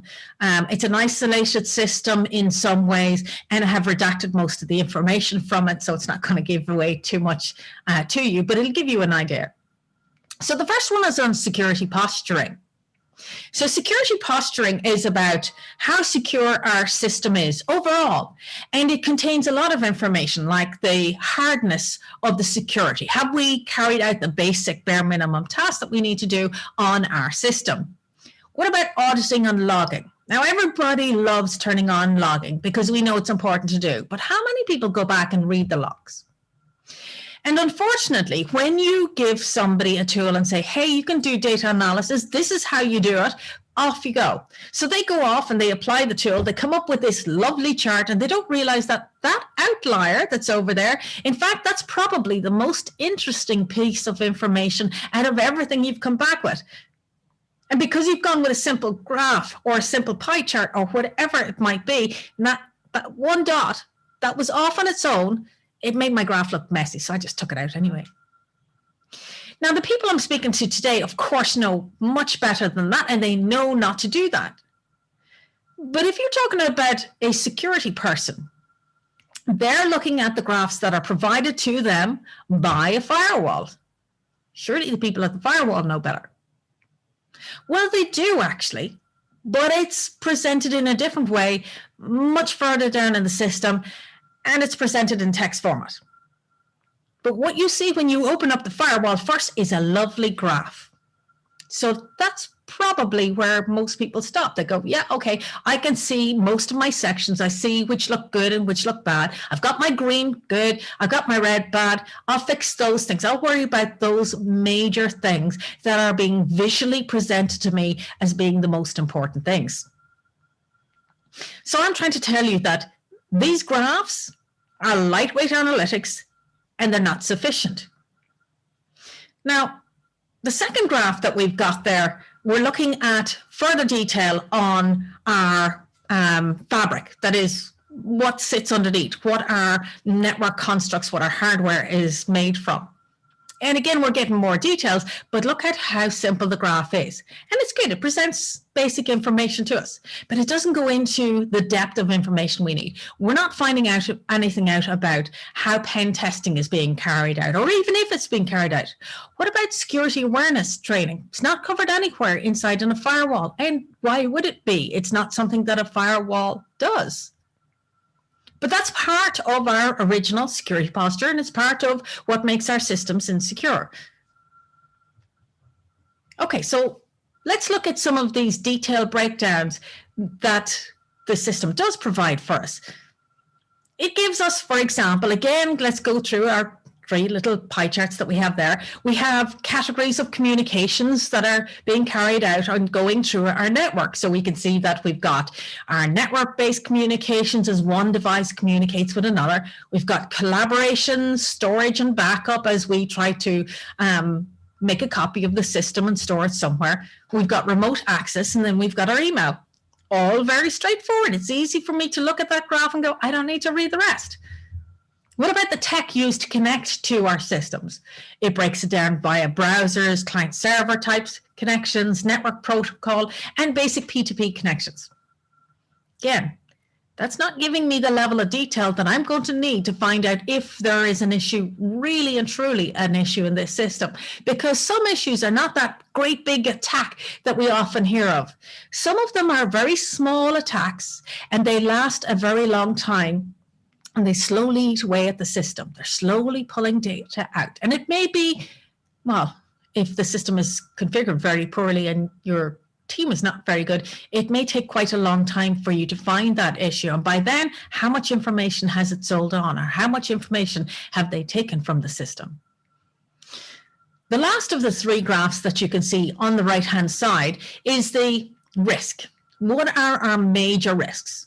And from this, you can see high risk, low risk, medium risk, information that's being presented, and then critical or high, generally high risk items. So we can see what's going on, and it's fairly lightweight, still not getting to the crux of a problem that a data analyst would really get into. Now, I'm not saying that these tools haven't been created by data analysts. They have, and by experts, and they're created in detail and a good code, mostly. But we're still not getting to what we want. Why are people trying to attack you in your business domain? You're applying a generic firewall, but your business is very specific. Do people target you more? In the top 5 places for attack, well, the government's the top one still, but education is still in there as a top place to attack. So universities, institutes of technologies, research institutes, they're all commonly attacked. Why? Because there are students there and they're going to try something out. They're going to experiment. What harm can it do? Well, actually lots. But they're still not looking at how does this differ based on my business domain. Your firewall doesn't do that for you. You can set your very specific rules about what you let in or out of the system, but it doesn't give you that level of analysis that we're hoping to get. Now, I'll show you just a couple more. The next one is to show you that, okay, if I know that somebody is trying to attack my system and maybe they've got some low-level credentials to allow them to get into the system, I can go in and see it. And again, I've got some great graphics that make it easy for the non-analyst to be able to see what's going on. So in this case, I can see that a user with an Apple Mac laptop tried to connect to the system. Actually, they were successful. And on that Apple Mac laptop, I can tell that they had emulated Windows. I can tell their IP address, the MAC address, just in case they're spoofing. I can tell a lot of information about them. So I am getting a bit more detail as I drill down and drill down. But that takes a lot of drilling down. And you have to know what it is you want to find in order to be able to do that. Now, whilst your very specific security team will be able to do that, if you're in a small to medium-sized enterprise, you may have very few security staff, if any at all, in which case they won't know where to look to find the information. Then it becomes a good bit harder. So if we look now at the last one that I wanted to show you just for today is basic security information is there. And if we click in, if you look below those 3 graphs that I had been talking about previously, you'll see that there are over 7,000 different types of attack that have happened since this set of logs were last reviewed, which was only a few days previously. 7,000 different types. That's not 7,000 attacks, it's 7,000 different types of attacks that have happened since then. And if I were to analyze this further, you'd need to go through the logs in a bit more detail. But if I were to analyze this further, you'll be able to see that many of these are actually commonly known vulnerabilities. So these are ones that are already existing. But anywhere, look at my graph, look below the graphs on the right-hand side of the column, you'll be able to see that, in fact, some of those columns or some of the rows underneath that last column is blank. And that's where it tells you whether or not this is a known issue, if this is something that is a vulnerability that has been identified, classified, and marked as a potential exploit. So the ones that have blanks are not marked. So they're not previously known. And how do we possibly identify something that we don't know about? Now, again, you'll have all come across your known knowns, your unknown knowns, your known unknowns, and your unknown unknowns to give you an idea of what you can do or what you cannot do. But this is where our data analytics comes into play. This is where it really steps up to the mark. If we apply DevOps processes to automate our analytics, we get our analysts in to set up things properly, to understand how to train our data, to train based on the data that we have. It can very well look at what we've got and identify common patterns. It will increase the success rate of our firewalls, and it will help us identify the types of people the user behavior that is allowing attacks to happen, but also the user behavior of the attacker as they try to attack the system, so we can find out where the common faults, even if we haven't got the exact pattern of the attack itself, we might be able to identify the path for entry. What are the common tasks they do in order to be able to do that? This is often done with honeypots, but even from within the system, on live production systems, we can continue to do this analysis. And this is something I'm strongly recommending. But again, we have to go back and ask ourselves the original questions of what are we collecting with regard to data? Why are we doing it? What is the priority? And on and on. Okay, so once we have that, once we know what we're doing, we know we can gather data from even the simplest of device, such as the Fortinet FortiGate 60E. There is a newer version out there, but this is kind of a popular one. I think that people won't necessarily have updated from just yet. It gives you plenty of data you can analyze. And you're going to have more than one firewall on your system. And in fact, if you buy one of these firewalls, you're probably going to have a virtual firewall as well. And it's better to have both hardware and virtual. So you're getting data from different sources, and you can aggregate that information in a very nice way in order to give you the kind of information you're going to need to identify these patterns. There are better software or hardware even out there. I mentioned that there are a new level of firewall that we could use, and that's the, for example, the FortiAI. Now we're starting to look at things like deep learning, deep neural networks. We're trying to train our devices specifically to look for types of patterns. These types of hardware, this type of firewall, it's not cheap.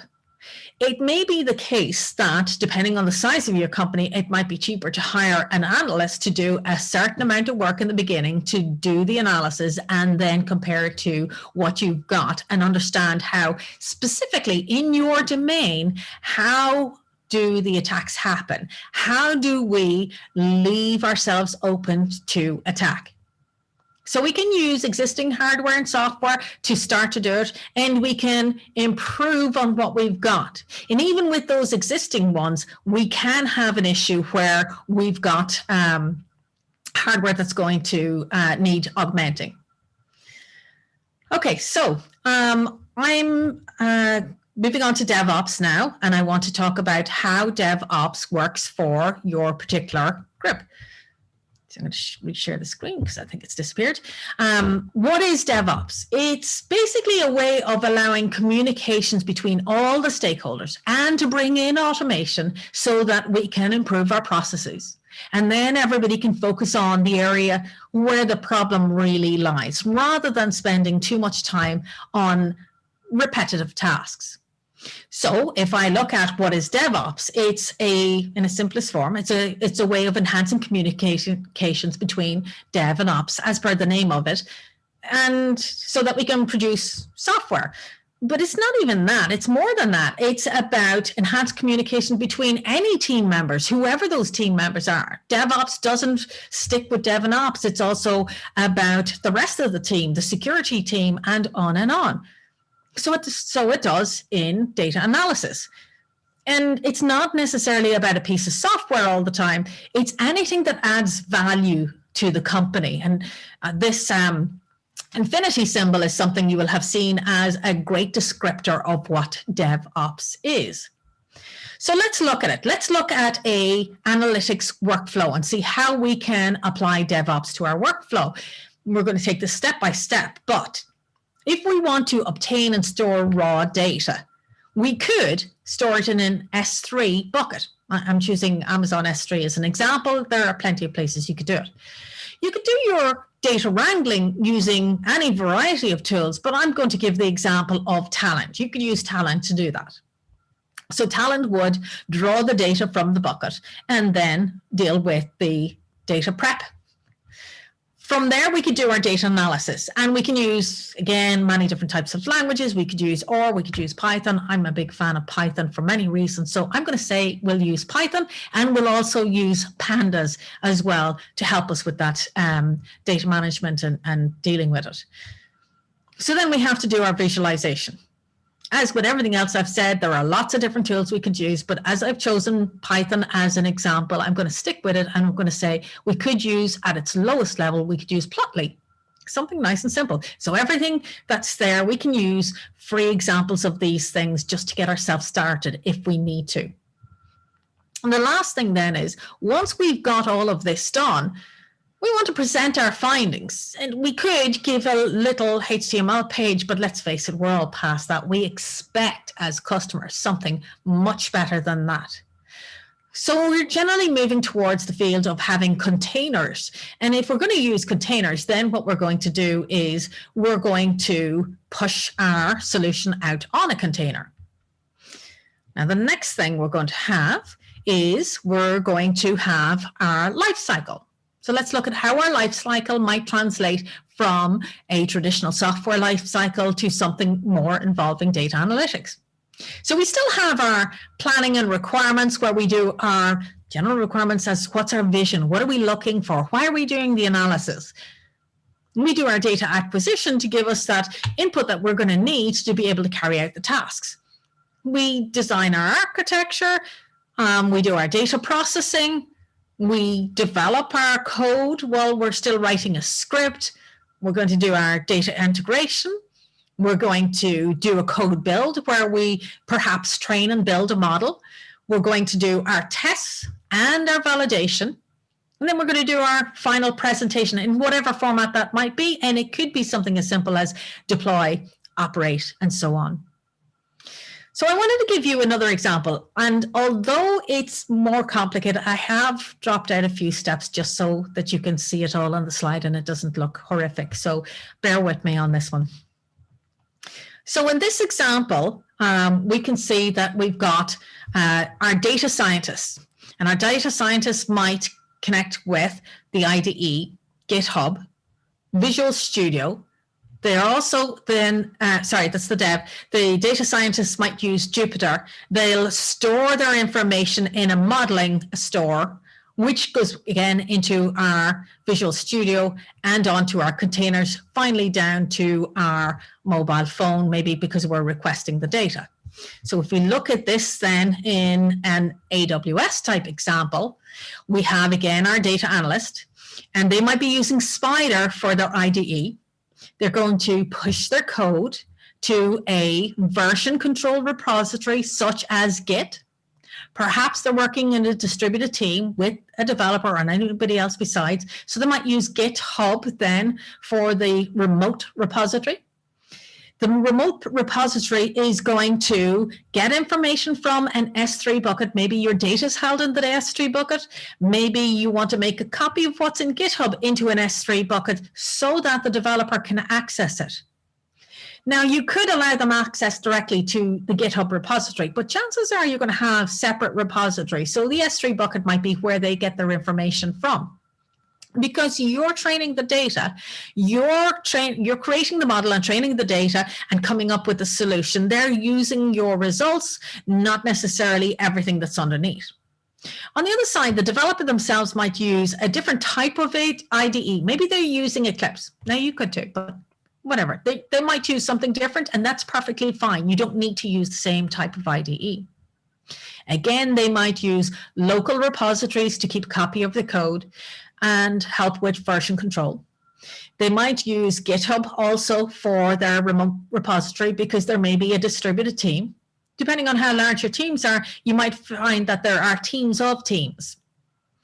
They might push their code then to a code pipeline. Now, this is where we're getting to the interesting stuff. When they push to the code pipeline, we're going to write, as a developer, we're going to write a couple of lines of scripts where it will automate the process of bringing in the information you want, bringing in the code from GitHub automatically, kicking that all off to a set of tests. The tests will be written by the various stakeholders. So it could be the developer, it could be the analyst, but those tests are written. You don't have to hit return each time on creating those tests. You want those tests to be automatically kicked off every time you do a push to your remote repository.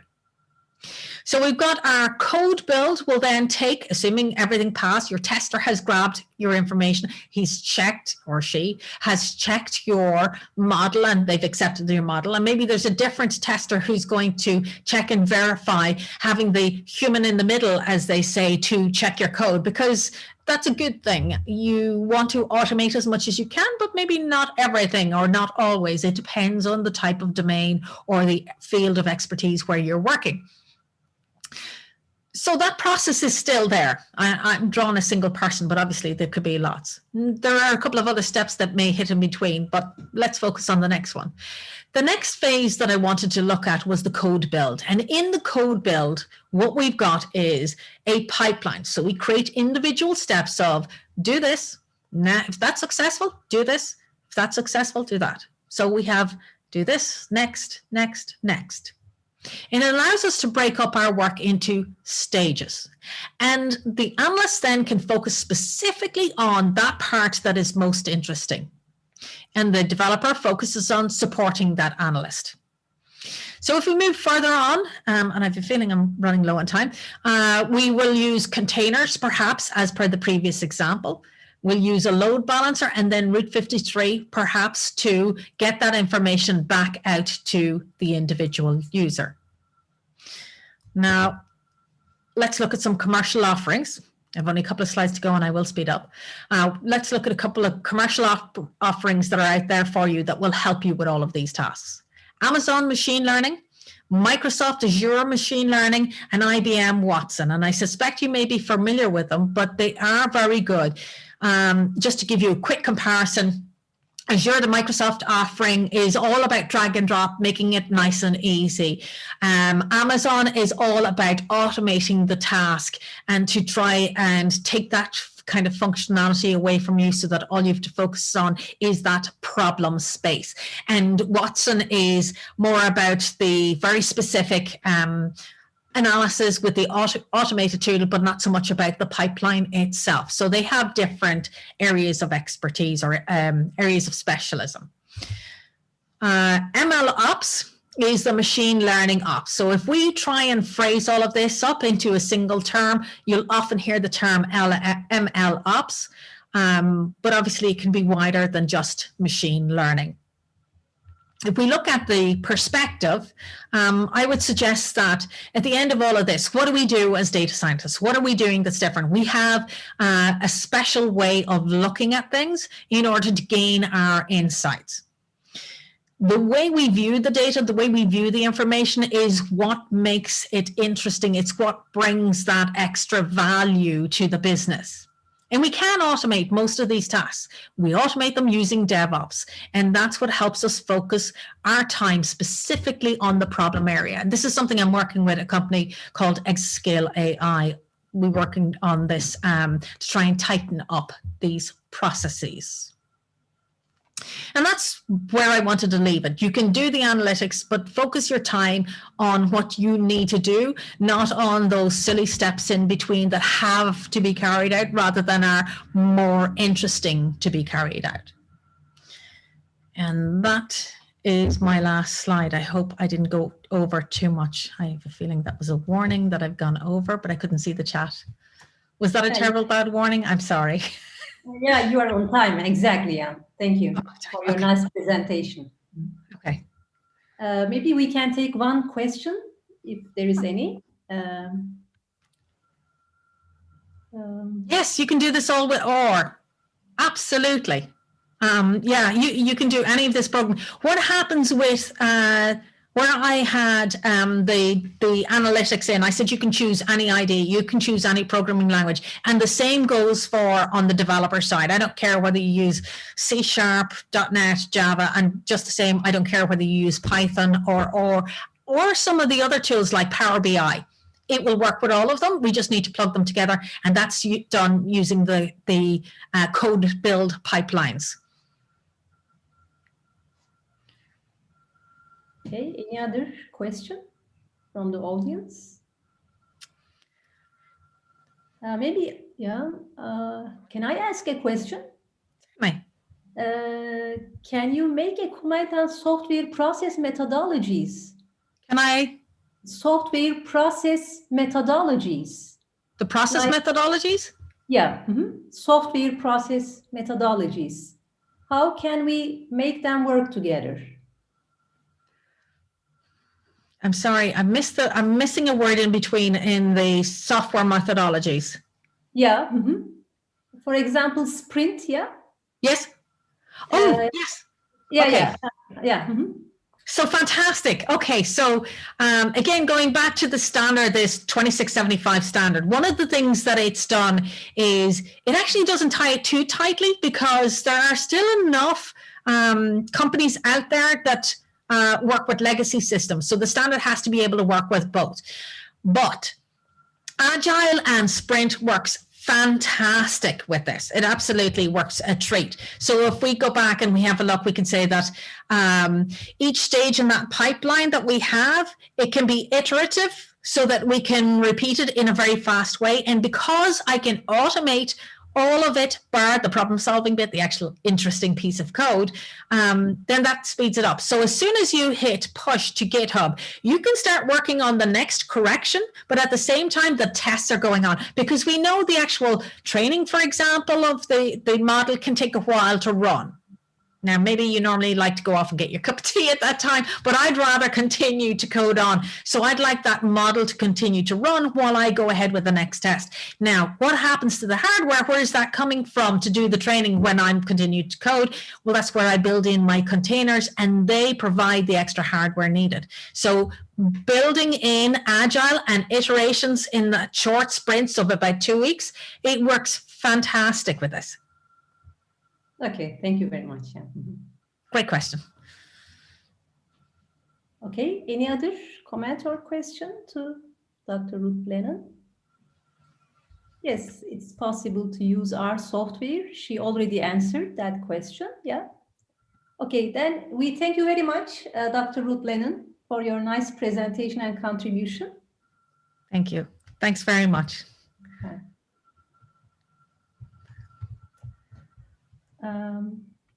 Okay, the next presentation, yeah, I will be presenting our recent work. Okay, maybe I can first try to share my screen. Yes.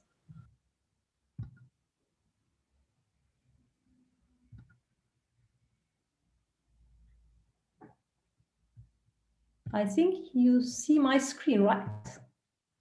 This time? Yes, perfect. Okay, thank you. Okay, then I am Selma Tekir from İzmir Institute of Technology, İzmir, Turkey. I'm working on natural language processing. Actually, currently I'm trying to combine symbolic reasoning with NLP methods. This is one of our recent work on text analytics for credibility assessment, and it's an application on gray literature, actually. Okay, this is briefly the outline of my presentation. First, I will describe what is credibility assessment, then a brief introduction to gray literature, and also the third item, what we actually did. It was a solution provided for author reputation assessment on question answer sites. And I will talk about our experiments and case study and discussion and conclusion. Okay, credibility, information credibility, it's a quite important concept today because, yeah, we are making use of internet and social media, and credibility is a critical issue, whether we should rely on that information or not. Actually, in literature, there are some infrastructure works related to information credibility assessment. One such work is due to Metzger.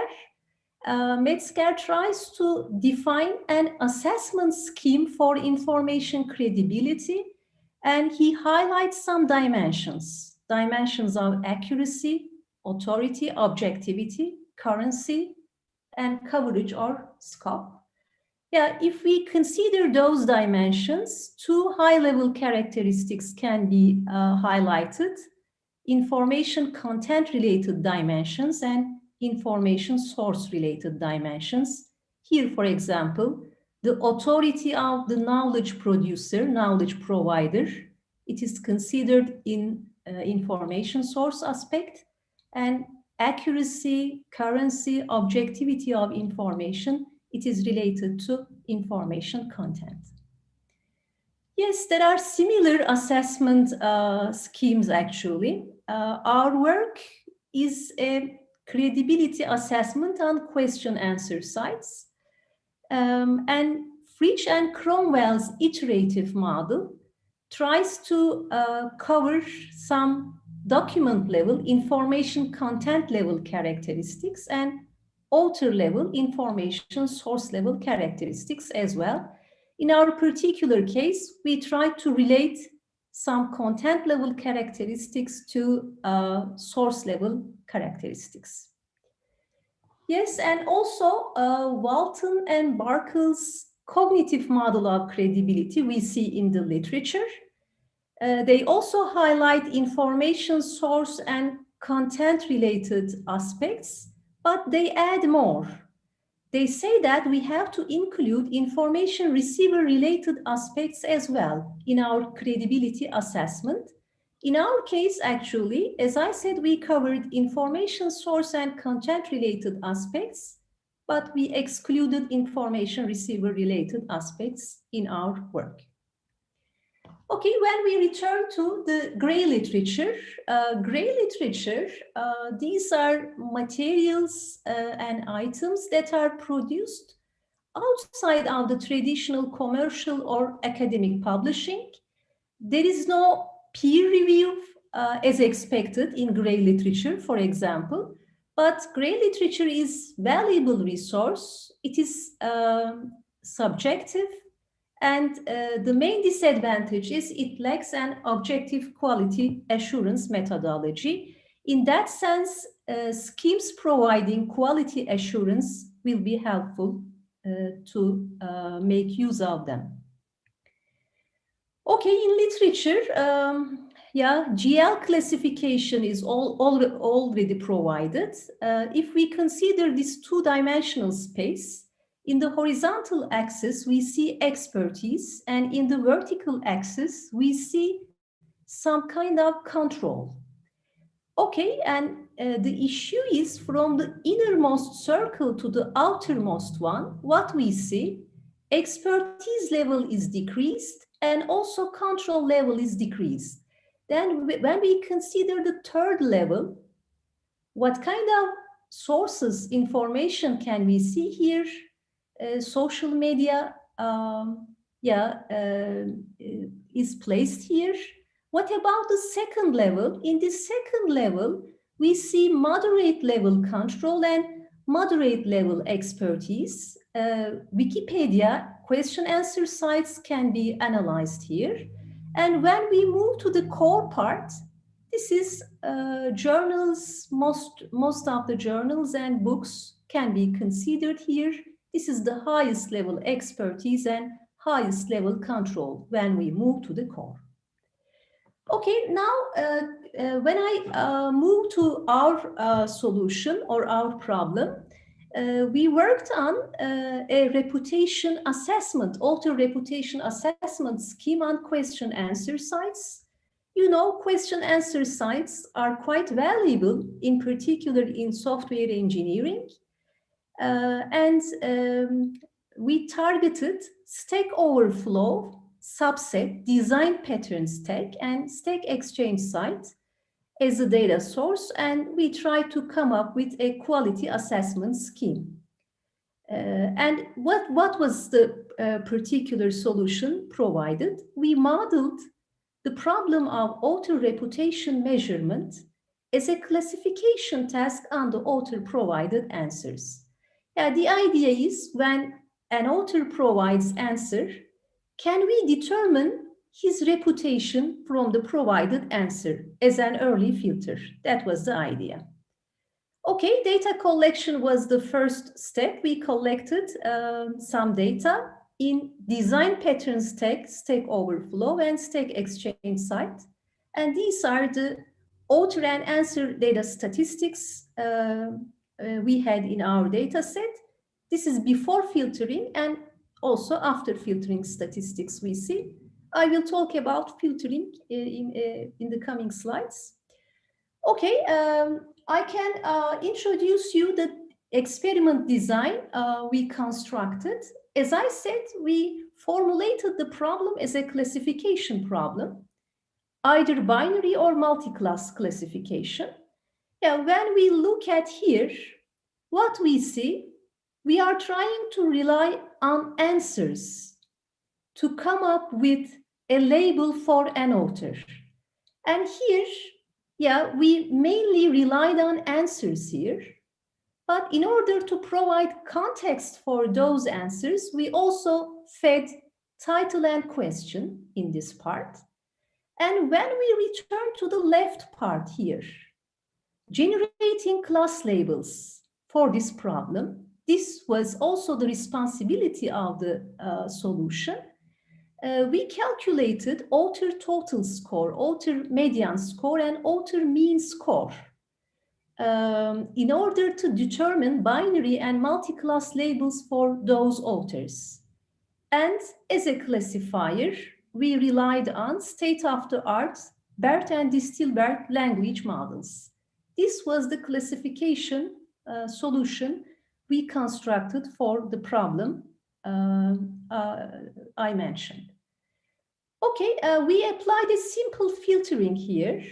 We excluded those users who had answers less than 5, because in that case, they can represent outliers actually. After this filtering, these are the remaining answers and authors. And we had binary classification and multi-class classification, and also label generation was part of the process. For generating multi-class labels, we applied log binning.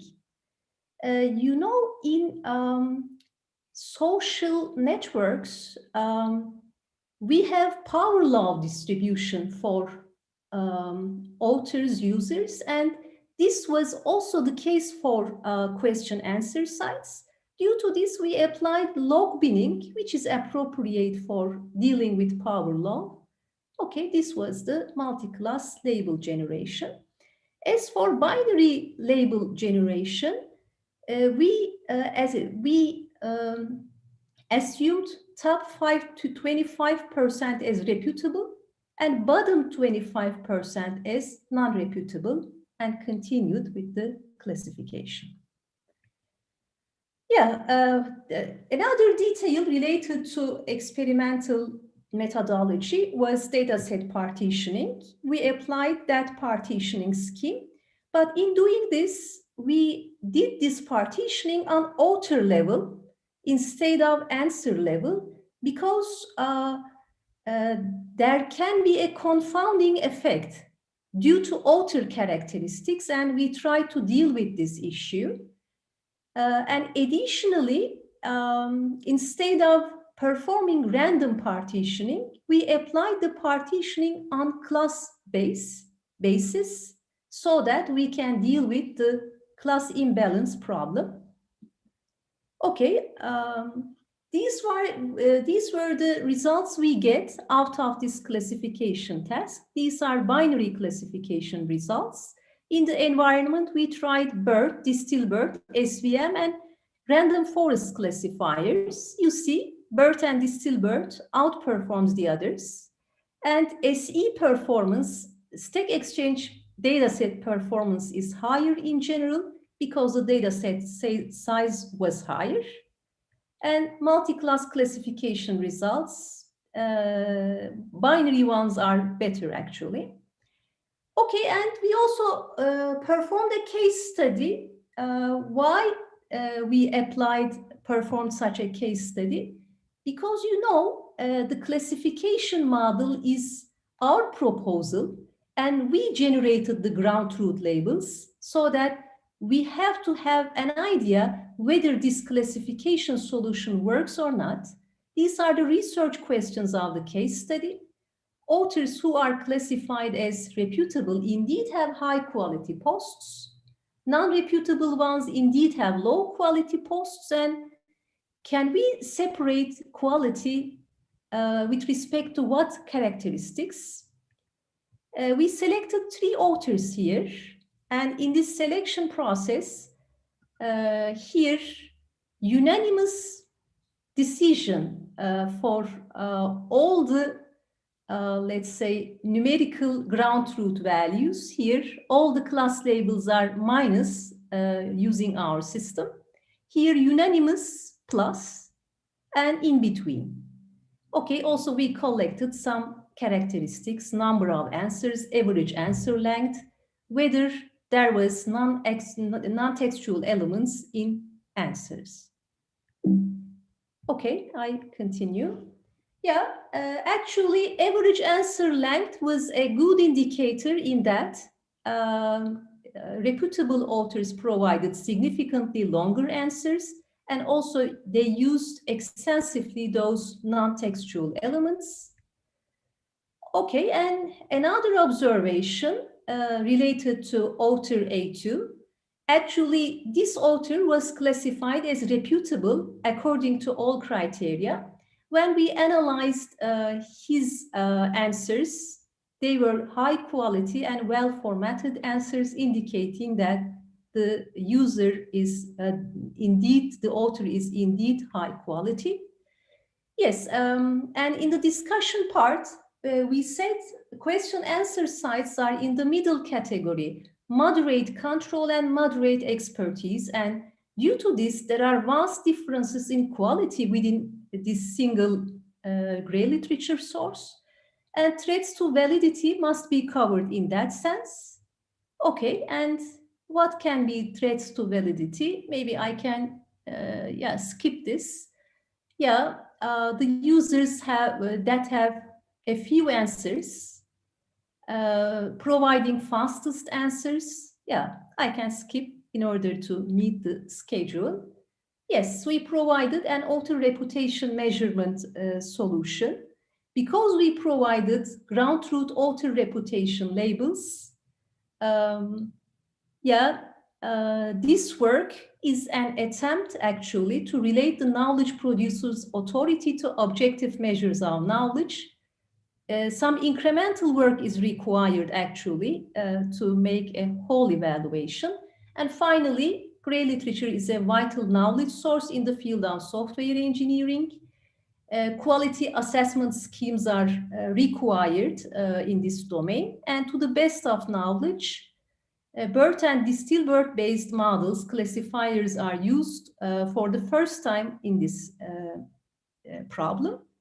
And what's the promise of the system? Whenever an answer is provided, you can have a prediction about the author's reputation. Yes, and thanks to my students, thank you very much for listening. Okay, if you have any questions, I can try to answer.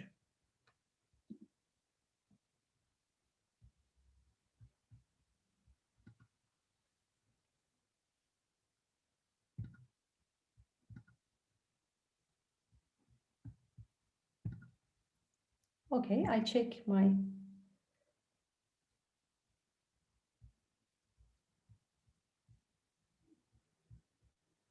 Okay, any questions or comments?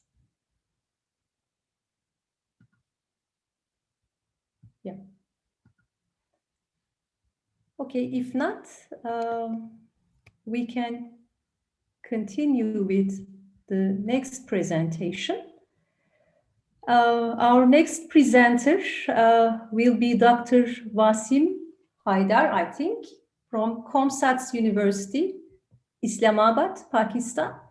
And he will talk about data science for bioinformatics and genome sequencing. Okay, please welcome Dr. Wasim Haidar. Thank you.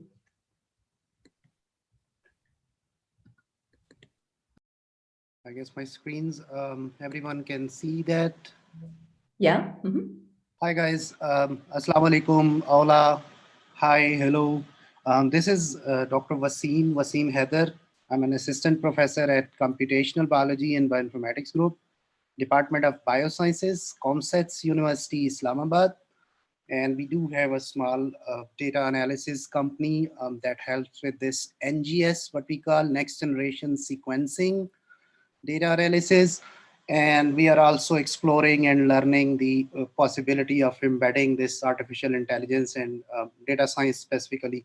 So when I came to know about this conference, I was very excited.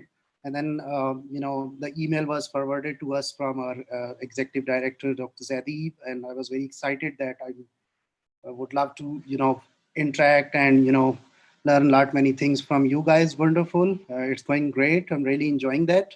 COMSET stands for Commission on Science and Technology for Sustainable Development in the South. And in 1994, representatives from several countries, developing countries, actually, the Southern Hemisphere, we are not that rich and we are, underdeveloping. So that's why many, countries get together in this consortium, and, not many countries are there, about 40, I believe. The headquarters in Islamabad, Pakistan. And COMSETS decided to, start with a university. The idea was to, start a center of excellence in information technology. So that's why they came with the, initially it was COMSETS Institute of Information Technology, which has now transformed into COMSETS University, Islamabad. And now we have, how many, like 7 regular campuses and 1 virtual campuses. So total 8 campuses we have. So I belong to Islamabad campus. So that was established in 1998. And in this talk, I gonna give you a general talk about the sequencing and, a little bit about next generation sequencing and my interest and the areas where we can help each other or collaborate with each other. My brief background: I did my PhD from UIUC, University of Illinois Urbana-Champaign, USA, whereas I was involved in next generation sequencing experiments. My data was from an RNA-seq based experiment. I'll talk about that in a moment. And I also did a master's. Before going for my PhD, I had a dual specialization. So originally I'm a biologist, so I had a MSc degree and MPhil degree from Pakistan's topmost university, Quaid-e-Azam University. And then I did a master's degree in computer science as well, so that I should, proceed well in my bioinformatics curriculum. My research interests are high throughput sequencing data analysis. I do some statistical and computational genomics, some applied statistics. I have seen some wonderful presentation from the people in epidemiology as well. So over there, I was also excited. So we have, sometimes I see a data like this where I help the people and do, those statistical tests. A little bit about software development and, a little bit about web development. So let's talk about the human body. Let's talk about the subject, and let me briefly give you an overview about the cells and the chromosomes. So everyone knows that we are all made up of various tissues, right? And these tissues are made up of what we call the cells. Cells are the unit of structure and function of living bodies, right? So these individual units here, these are the cells. And when we go into the cells, we zoom in, we see that the cell has, 2 important components. So one of them is the nucleus, and one of them is the cytoplasm, this liquid thing outside, and there is a membrane, right? So the cell has nucleus. Nucleus is the central, most important part. And this nucleus contains DNA, deoxyribose nucleic acid, which is the genetic material. So that DNA controls all our life. I can say this DNA is the program or the code of the life. It is made up of these alphabets or characters, ATGCs, 4 of them are there. And then they get together and then they make our DNA, and then DNA is packed into these packets or bundles. We call them chromosomes. How many of them are here? In human, Every cell within the nucleus contains these 23, I would say 24, because we separate this X and Y, but in fact, they classify it as 23 pairs of chromosomes. So we have everything same in the males, like, but except this tiny little thing, sorry boys, that makes you different. So that is X and Y chromosome in the males. Rest of the things are the same, and in the female, it's both these X and there is another X chromosome. So total 23 pairs of chromosomes or packets or bundles of DNA, we call them. They are there in every human individual. And these chromosomes are made up of, I'm wanting to take you a little bit towards chemistry, but ignore guys if it is hard for you, because mostly I think people are computer scientists or electrical engineers here. Data scientists, I would say. So yeah, so this DNA is made up of these alphabets A, G, C, T, and U. So 4 of them are here. So let me define this DNA in your language. So DNA is a string of any size N that is derived from these alphabets A, C, G, and T. If you want to look about their composition, they look like this, these chemical structures. You find it hard, ignore them. So we have these alphabets in our book of life. So in fact, I'm explaining your book of life, right? So these 23 chromosomes, I defined, these are the chapters in it, right? Chapters in it. So these 4 alphabets, they write our fate. So they are there in our book of life, right? So Watson and Crick, these were the scientists. They discovered the structure of this, this molecule DNA. And they believe that this DNA is a double-stranded entity. So the strands are, they run anti-parallel with each other. So it goes like G, T, C. I'm not focusing or concentrating here, just to tell you like this DNA is a double-stranded entity. So we have those alphabets and they go like G, T, C, G, T, A. And then we have another strand shown as a red ribbon, one strand, and the other ribbon, green ribbon, represents the other strand. So it's a double-stranded entity. Ignore that if you are finding it hard. So here we are. Finally, we get this sequence. So this DNA is nothing but an interplay of these alphabets, 4 characters, A, T, G, and C. And the objective of DNA sequencing is, right, to find out, you know, what is the sequence of this DNA in our genome, in our chromosomes, right? So that thing is called as DNA sequencing. So the objective is like we can find out how many of them are there, and they are there in which you know, order or series. Okay, so total in human there are 3 billion of them. 3 billion, yeah, it's a big number. So 3 billion of them are there. ATGCs, alphabets are the coming from the same set.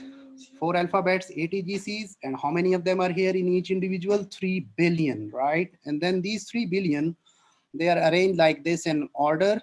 So that's our code, organic code. So basically for you computational scientists, it's a string made up of, you know, 4 letters. I can say quadruple. In the computers, your code is made up of 00100 binary string, zeros and ones, bits, right? Bits. And here we have those, something that is coming from a set of 4 things. I can call it quadruple. I think I can call it. So yeah, quadruple. So this is the DNA string, right? And most of our tasks are processing these strings, right? So we process these strings a lot in our life, yeah. And in order to get this sequencing thing out, they develop lovely machines. They call them as next generation sequencers. So previously when they tried, they had the sequencers, but after this, you know, human genome project, you might have heard of it, where they sequence the complete human genome. And they tell us that there are 3 billion nucleotides in it. So in which order they are, what they make, and how they interact, you know, and how they influence our life, that's what we are doing. Okay, so these sequencers, next generation sequencers, they came out after this human genome project, and they were pretty advanced and lovely machines. I would just highlight one of them of this small USB size. So you can put your blood or, you know, saliva or anything over here, you know, you load your sample and it will sequence your whole genome, and, you know, you can have all those, you know, nucleotides in front of you. And then within that, you can go and zoom in and, see for their functional units. We call them genes. How do these genes influence your life and interplay in your life? How can we, detect the genes which are not correct, and they might cause us some diseases? Everything all about it. This all is about this sequencing thing, and that's all this bioinformatics is all about. This USB thing was developed by Oxford University, and the technology got famous as Oxford Nanobore. I just highlighting this one. I'm not talking about all these machines and their principles. So this one is pretty fancy. So you can take this strand of the DNA. Over there, they made those these proteins that are, these membrane-like things in them, and DNA can pass as a single unit. And over here, there's an adapter thing that is having some electrical signals. And when these ATGCs, they pass and, they touch this thing, or when they pass its nearby area, they change the polarity of these electric current, and then you can detect that which nucleotide has passed. So in this way, you can sequence it real quick. Okay, since this DNA is really big thing, this genome is big thing, like 3.2 billion in humans. So all these nucleotides, you cannot do it, all of them all together. So you need to break it into short fragments. So somebody look at it like these fragments as a fire of a shotgun. So he call it as a shotgun method. So you break this DNA or genome into short fragments, and then you sequence them. When you sequence them, you get, a lot of fragments in front of you. Now here comes your computer science. Here comes your AI, data science, those techniques. So you put them together like a pieces of a jigsaw puzzle, right? And that is the objective of this bioinformatics. So just to put everything which so far we have covered. So we have the tissues, we have the cells, we have the DNA in them, and we have these fancy machines, the sequencers, so that sequence that, and finally the data lies in front of you, and that's our job to deal with it. Okay, so reading this book of life is tough, right? So this was the message that comes, I just took it, the example from one of the papers. So he cited Charles Dickens' A Tale of Two Cities. And this, passage was beautiful in explaining the complexity of our problem. So that was the message that was there. It was the best of the times. It was the worst of the times. It was the age of wisdom. In fact, he was comparing two cities, I guess, France and London during World War. So he's comparing, one side doing well and one side doing bad. And this was the text that we had. And for example, we are trying to, treat this thing or, understand this DNA example with this example. And when you look at it as a DNA, it becomes like this. Okay, so there are no commas or full stops or, carriage returns, the hidden characters that are actually present in the shape of characters itself in this DNA thing. So, this is the problem that lies in front of us. We need to read this message, and actual message is like this, but this is the way it is presented to us. So when we do this sequencing, it becomes like this, ugly, right? So you need to put it back and get this message out of it so you can understand the complexity of the problem. So that's what the sequencing is. And once you get those sequencing thing done, then obviously we need to rely on the heavy computers, big machines to, put the things, these pieces back of this jigsaw puzzle. Obviously 3.4 billion, and you break it into the fragments of size 100. So how many, like you have millions of the fragments that lie in front of you, you need to put them back.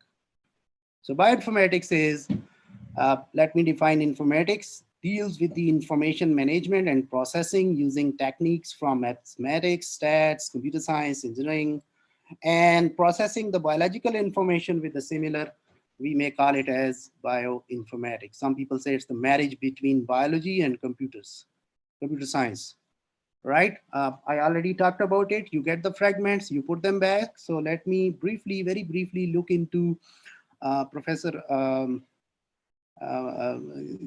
please keep me telling like when I have like 5 minutes left, or keep warming me. Okay, so yeah, so tasks mostly performed in bioinformatics. We have those sequences, we need to put them back. This thing is called as genome assembly, like solving a jigsaw puzzle from various bits in pieces. Okay, gene prediction. So now you have a sequence that lies in front of you. Let me draw something over here. So this whole DNA string is there, but at some places it is active, or it does plays some role, right? So these pieces are important to connect it, but some of the areas which are hotspot and important, we call them as genes, okay? So all 3 billion is not the genes, but genes are some of the areas that are important, and then they make the functional product. So they play their roles, like you have the rails of some railway, and your stations on that railway's track is your genes, right? So in gene prediction, we actually look for, you have assembled a genome or a chromosome, and now in gene prediction, you look for certain patterns within that. So pattern finding, right? So this was the whole sequence. You found some pattern, and then with the help of these patterns are, you know, the words. This word is, for example, of size 6. This word is also size 6, size 3, size 3. So various words are defined of different size. They are coming from all these 4 alphabets, A, T, G, and C's, right? So we sequence them, and now we find these important patterns. So this pattern finding is also an important thing in bioinformatics. So we do this pattern finding a lot, right? Especially while we are finding those genes.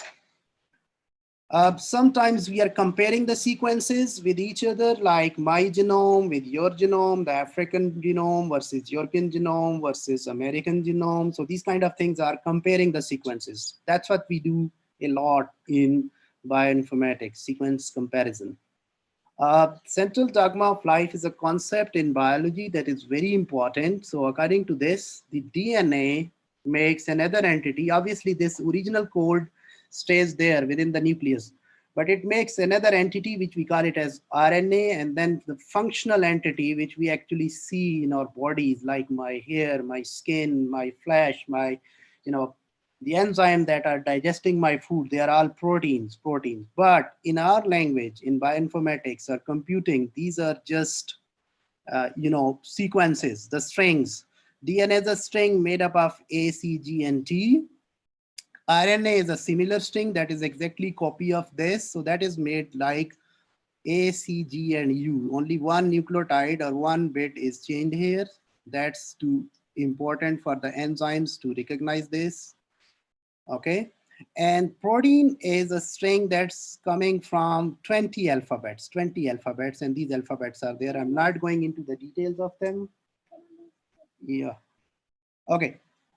In gene expression studies, we study about the genes and how do they express. So genes make RNA, right? This gene A makes the RNA copies. So how many copies are here? These green arrows represents the RNA produced by gene A, blue ones by B, and C produces that much amount of the RNA. This thing is called as the gene expression. So when gene expresses, it produces the RNA, right? And here we count these occurrences, these molecules actually with these techniques, right? And finally, we end up with a matrix having numbers like this. So for example, this gene has, we had an experiment. So we get like a wild type group here, we get a mutant type group here, 2 groups, and we did it in 3 replicates. And this is the number of the RNA copies we produced from them on both sides, right? So on this side, you see that the expression is higher, and on this side, the expression is lower. So this thing is called as differential gene expression. So we check that, and we do that in case of this RNA expression studies. So over here, our data is all numerical numbers. So we play with the numbers. Here, we are interested to, you know, develop some system or something where we can give a gene expression profile of some gene, and then you can tell us with your AI techniques that whether it's having the expression as higher or lower, whether it will cause a disease or not, something like that. So this thing is the gene expression problem. Sometimes we take the sequences and we align them, or we, you know, put them together and we make their trees, phylogenetic trees. So that's also important. Determining 3D structures from sequences, it's very, very difficult, computationally difficult task, right? These proteins actually make up these structures like this. And these structures are same as, on the computers. This job is similar to this, this image processing thing which you guys were doing about those X-rays or, all those other image processing techniques. So this is the big problem for us to find the 3D structures using these image processing techniques. So that's the area where I guess you guys can also play a role. What role bioinformatics plays in COVID-19 scenario? It has given the spotlight. First bioinformatics breakthrough was sequencing of the coronavirus genome coming from China, and we have thousands of the genomes sequenced all across the world.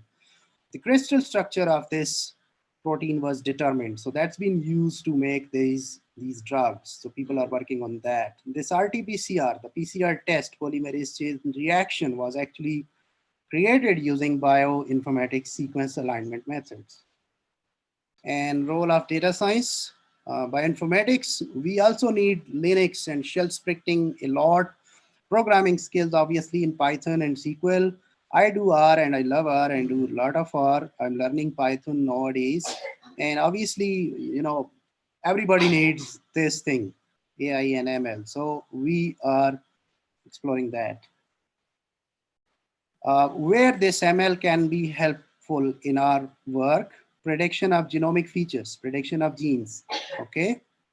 Then prediction of DNA, RNA, and proteins.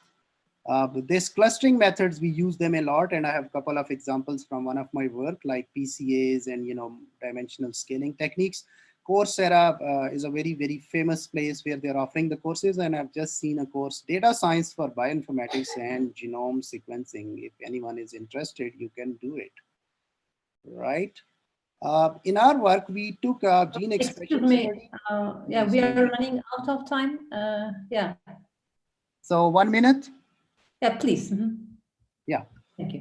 So this our work, we applied these techniques, a big cancer data set we took, and we did this clustering, and we see like the similar cancer types, they clustered together, and this is also there reflected in their gene expression behavior.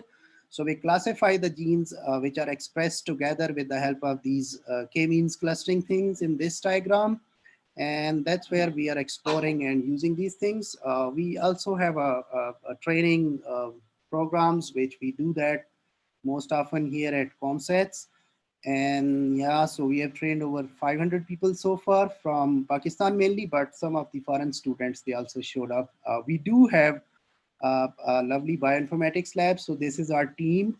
On the left side, this is me, Horam, and other colleagues. We are working on genomics and this transcriptomics, and we have another 3 colleagues that are working on proteins, proteomics. We have some international students, guys. So some of the lovely Nigerian students, Aliyu just did MS with me, Gogo was not from Nigeria, I guess some other country, Ghana maybe. And we had celebrated the Christmas with for Agogo. Enoch was also a Nigerian. This lady was from US. So Islamabad is a lovely city. We have TYAN funded masters and PhD students. A couple of postdocs also showed up there. So if you have any questions, concerns, or queries, you may contact me. I will post my email over there. Thank you so much. Any questions, please let me know.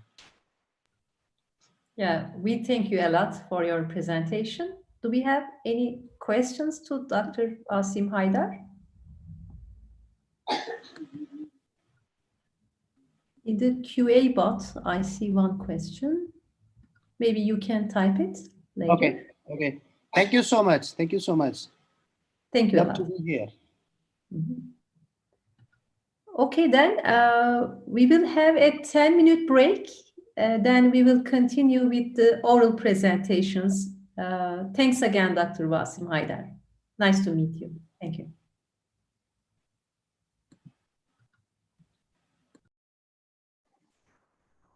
During this 10 minutes break, hello all. The posters will be shared on the screen. So we can look through the posters, and if we have any questions for the presenters, we can, or the authors, we can drop them in the Q&A chat box.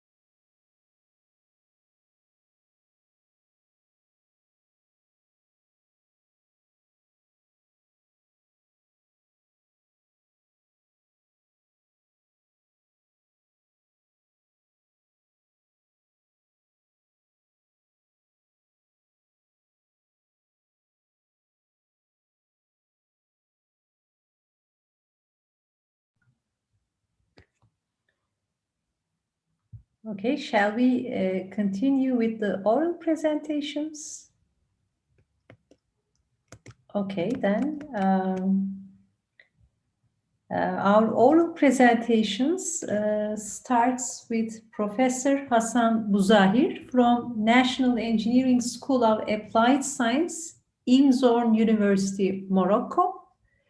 His talk's title is Impact Study of Loss Function on the Adversarial Attacks Methods. Professor Hasan Buzahir, you are here and ready to present?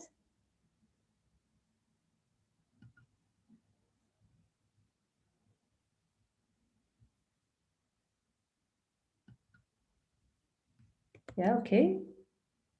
Professor Buzahir from Morocco. Are you here? Ready to present? Then maybe we can move to the next speaker. Then we can try again at the end of the session. Okay, Dr. John Oredo, are you here? Doctor?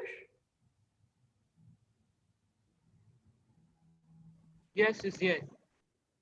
Okay, Dr. John Oredo is from the University of Nairobi, Kenya, and his talk's title... Yes, I'm there.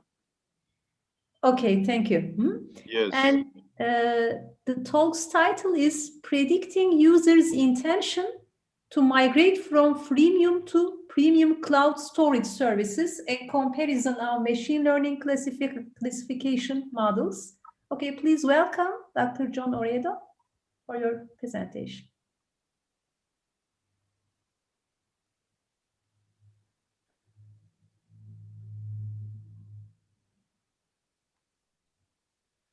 Okay, I'm setting up.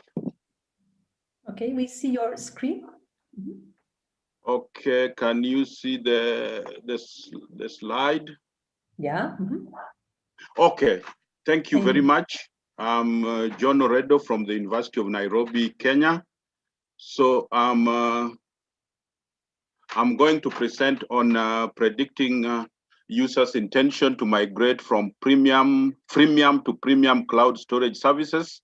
And we are going to do this by comparing two machine learning classification models. That is logistic regression and decision tree. Now, the motivation of this work is that lots of studies have been done on how users intend to continue using technologies, how they effectively use the technologies, but more importantly, where there's still inadequate literature is how users migrate from more or less free versions of technologies to the paid versions of the technologies. So the free versions are what we are calling the freemium version, and then the paid version are what we are calling the premium version. So we want to do this taking a case study of personal cloud computing adoption or personal cloud computing storage. So how do users move from the free cloud storage offerings?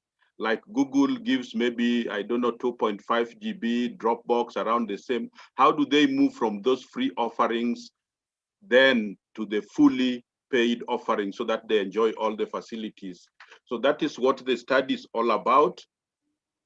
And because of time, the literature review is basically how we arrived at the features that we are going to use as the predictors. We borrowed this heavily from adoption literature, mainly from information systems. And we used this to identify the various features. So the first feature we identified was perceived trust. So we predict that perceived trust would determine whether a user would move from freemium to premium. So if they trust the freemium, which they are currently using, then they'll definitely move to the premium. The other feature we identified was risk. So with cloud computing adoption, especially at personal level, risk is a major concern. So we identified perceived risk as a feature that will predict, again, the intention to migrate from freemium or to migrate to freemium. Then we also identified perceived usefulness and perceived ease of use, especially from term. And all these are backed by theories that we have listed in the literature review there. And then we also identified IT mindfulness. Sorry, I skipped that. IT mindfulness as a way of adopting technologies that meet an individual needs. So we are saying that IT mindfulness also predicts the intention to migrate to premium cloud storage services. So after identifying the features, then we will see how these features will determine whether a person will move from freemium to premium or not. So when a person moves, we'll indicate that by a dummy variable 1. When a person does not intend to move, we'll use a dummy variable 0. So the 1 and 0s are the target variable that we want to explain: adoption or migration from freemium to premium, or non-migration from premium from freemium to premium. And we want to use these features we have identified. So we are going to use machine learning classification techniques. And as I've said, we are basically going to use logistic regression, which is a widely used classification technique. So this technique is suitable for problems that describe and test hypotheses about relationship between a binary outcome variable, in this case, moving from premium to premium, or non-migration from freemium to premium. So those are the categorical variables. So then we are also going to apply or use a decision tree method also to compare which one would predict better than the other. Is it the logistic regression or is it the decision tree? Now, we collected data from 2 universities in Kenya amongst the students. So a total of 122 responses were received. The dataset features were IT mindfulness, perceived risk, perceived trust, and perceived satisfaction, which were measured through a 5-point Likert type scale.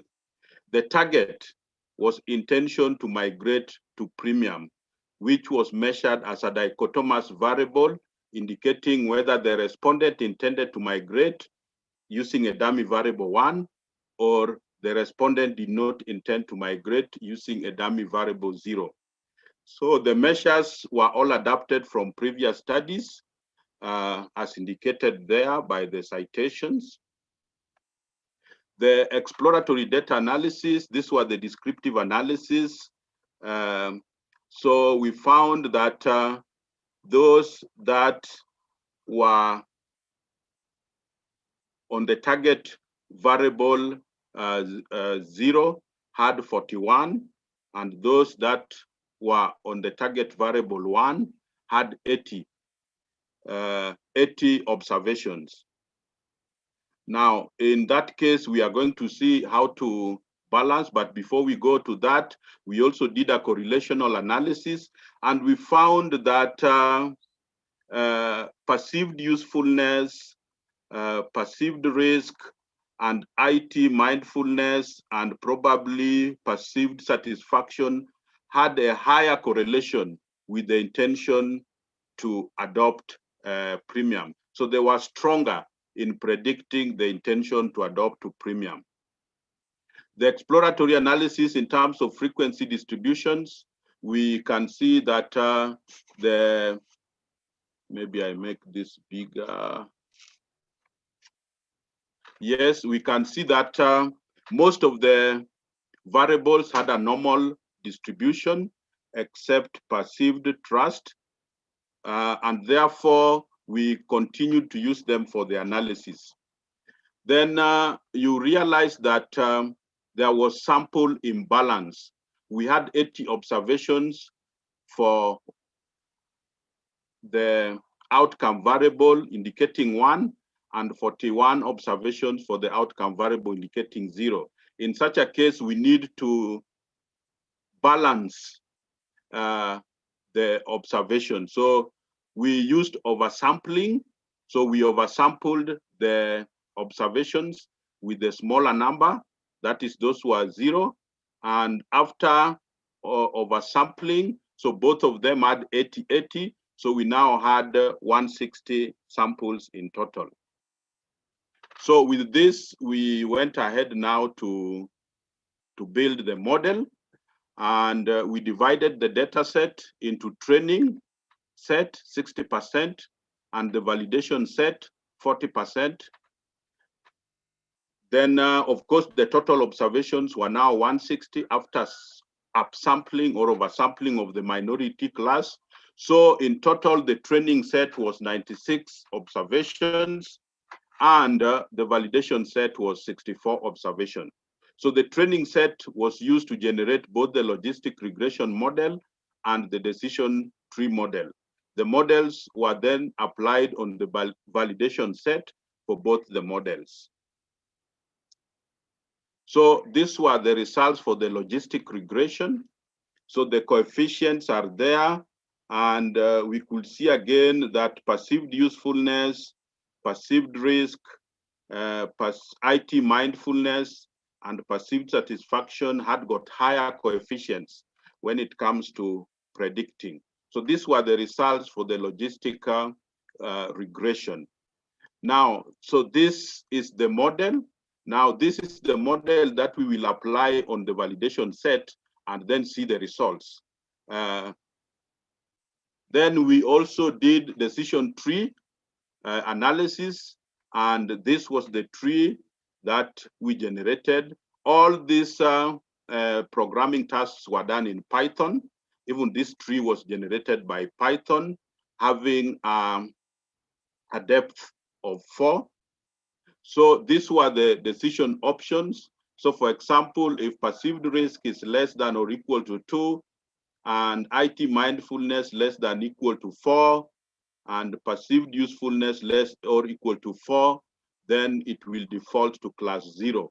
But if perceived usefulness is greater than 4, it will default to class 1. So in that case, perceived usefulness is a very important predictor. And these are the other decision rules that we generated. So how did we compare the performance of logistic regression and the decision tree? We used the confusion matrix and also the character operator characteristic curve. There could be other methods for comparison, but for this quick study, we only, this are work in progress, we only picked 2. And in fact, we did not take any consideration while picking the 2.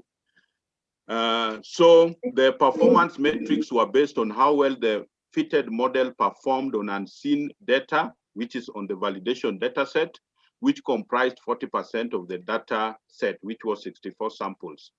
So this step involves predicting the classes in the validation data set and generating a confusion matrix and a ROC curve.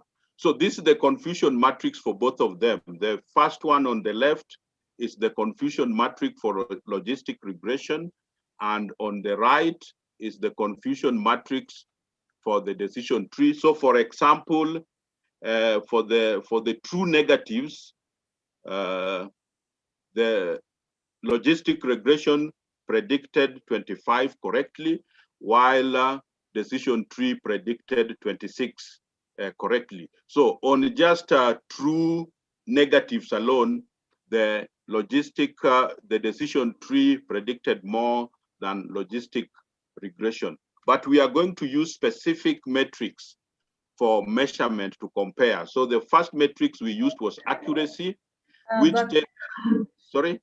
Can we finalize in a minute, please? Yes, I'm actually finalizing in the next 1 minute. Okay, please. Yes, so for accuracy, decision logistic regression scored 0.64, decision tree scored 0.66.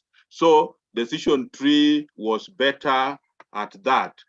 Then there are also other metrics, but again, we also had the area under the rock curve. But maybe I think with that 1 minute, I can also explain the others on the decision tree because it overflew. Yes, in terms of precision, logistic regression scored 0.68, decision tree scored 0.70. And in terms of recall, logistic regression scored 0.55 and decision tree scored 0.52. So the logistic regression was only better than the decision tree on sensitivity. Otherwise, on accuracy and precision, decision tree scored better. Now, when we went to the area under the rock curve, let me make it bigger. Yes, again, logistic regression, the area was 70%, and for the decision tree, the area was 78%. So the decision tree again scored better in terms of prediction. So the main aim of the study was to compare the two classification models in terms of predicting user behavior with cloud computing adoption, migrating from free version to paid version. And therefore, we conclude that the decision tree is a better way, at least for now, for this data, is a better way of predicting or conducting classification. But we will expand the study to involve others, and especially we will use cross-validation and put many models together and see how they perform. Otherwise, that is the end, and thank you very much. Yeah, we thank you very much too. Maybe we can get questions from the chatbot. Can you check it and type answer if possible? Okay, thanks a lot again for your work. Okay, maybe we can ask again Professor Bouzahir from Morocco.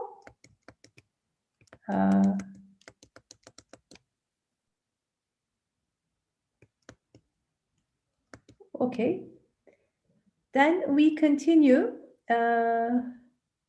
Engineer Castro Hunmenu from Cotonou, I think. The title of the talk is A Formalism of the Mathematical Expression of Neural Networks with Multiple Hidden Layers and Multivariate Outputs. Okay, engineer. Okay, let me check. Castro Hunmenu, can we welcome you for your presentation, please? Yeah.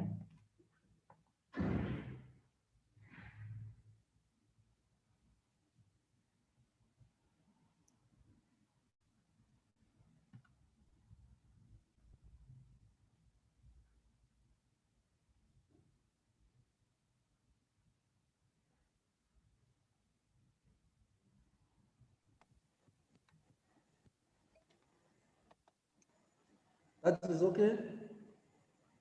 Yeah, we see your screen. You can just start the show. Okay, I will do now. Is it okay? Yeah, yeah, great. Thank you. Okay, all right.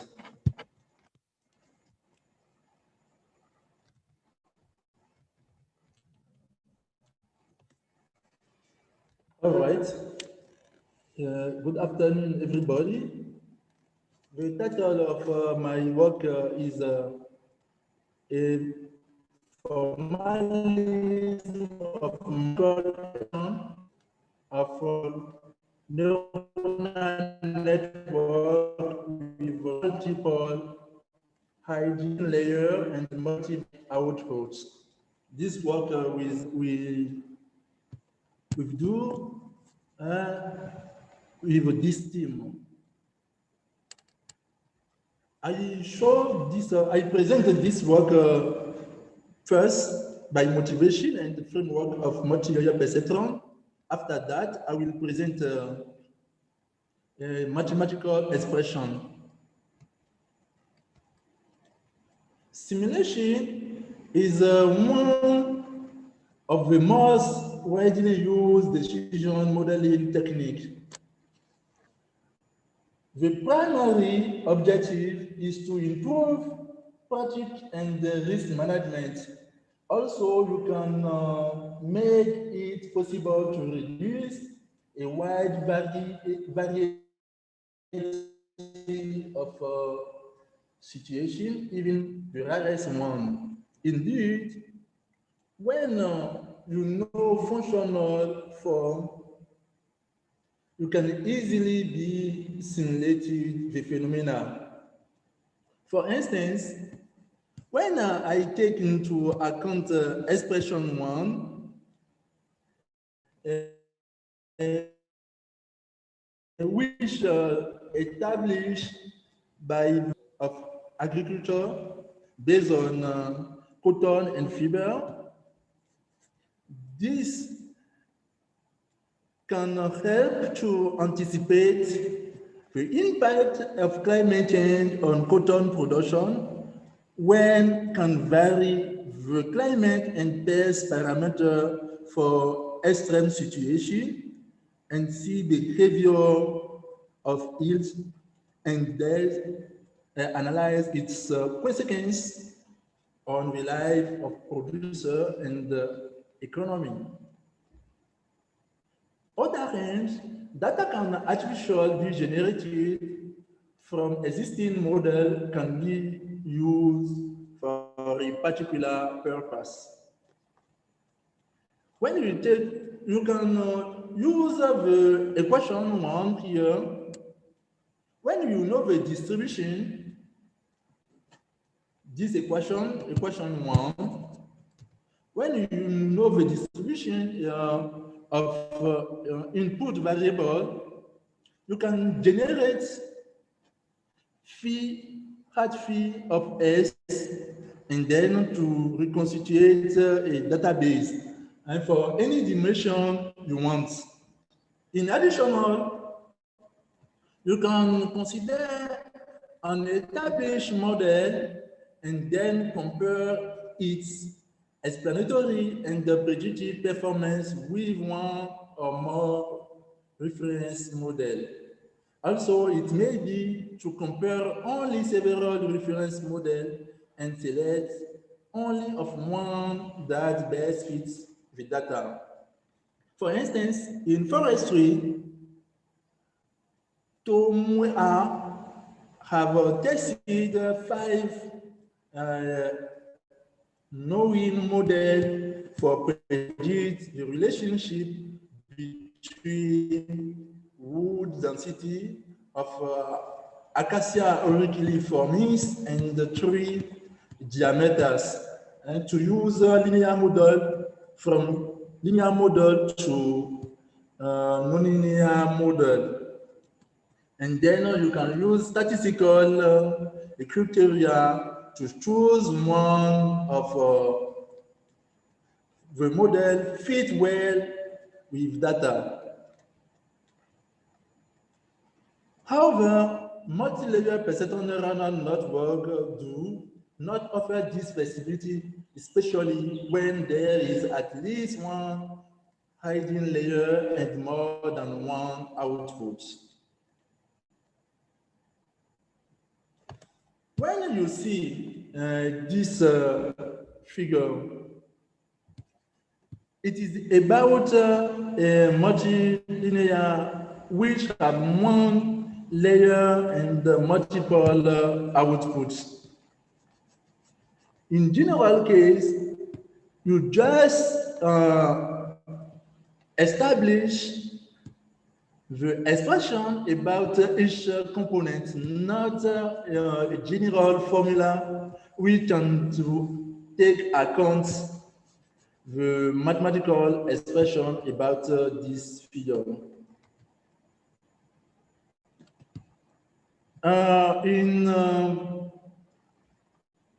If you take the research work results, usually only the optimal parameters and the architecture of the model and its performance criteria value are presented, but not all its weights. The limit of this way for simulation studies, for generation of artificial data from an existing model or for comparison of several reference models. To this end, Poland and Pollack have shown that the performance of two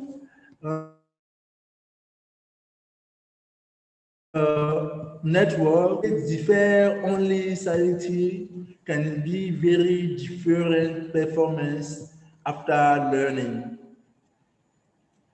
I would like to show your attention in literature. There are mathematical expression about a three-layer multi-perceptron, which have one output, but over one, you cannot have a mathematical expression. That's the reason why the main objective is to establish a formalism of the mathematical expression of neuronal network with multiple hiding layer and multivariate output for beginning use as mathematical model in scientific work and in modeling and simulation studies. Multilinear perceptual neuronal network, that is one example here. It is organized in successive layers. The first layer is input layer and last is called output layer. The mid is a hiding layer. All of this is a set of neuron. Okay, what does mean a neuron? A neuron, a neuronal network mathematical expression can be defined as a mathematical function depending on a set of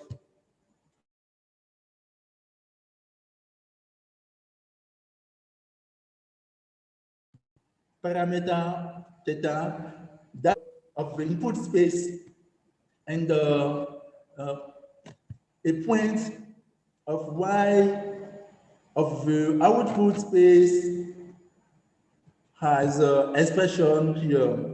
In this case, when y set equal subset equal RQ, it is a regression task. But when is a discrete is a classification task. This work is especially focused on one in a regression case. A neuronal network we can find here one formalism to model with respect to biological variation and connection. Excuse me, Dr. Castro. We are having difficulty in hearing you. This is one issue, and can you try to conclude in a minute, please? Okay, all right. Okay. I will show quickly the different results.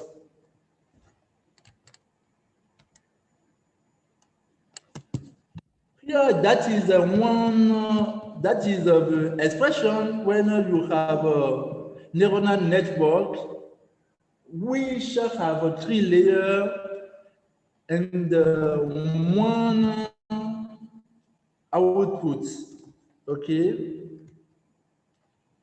But this expression 4, is about a neuronal network which have 3 layer and multiple output in output layer.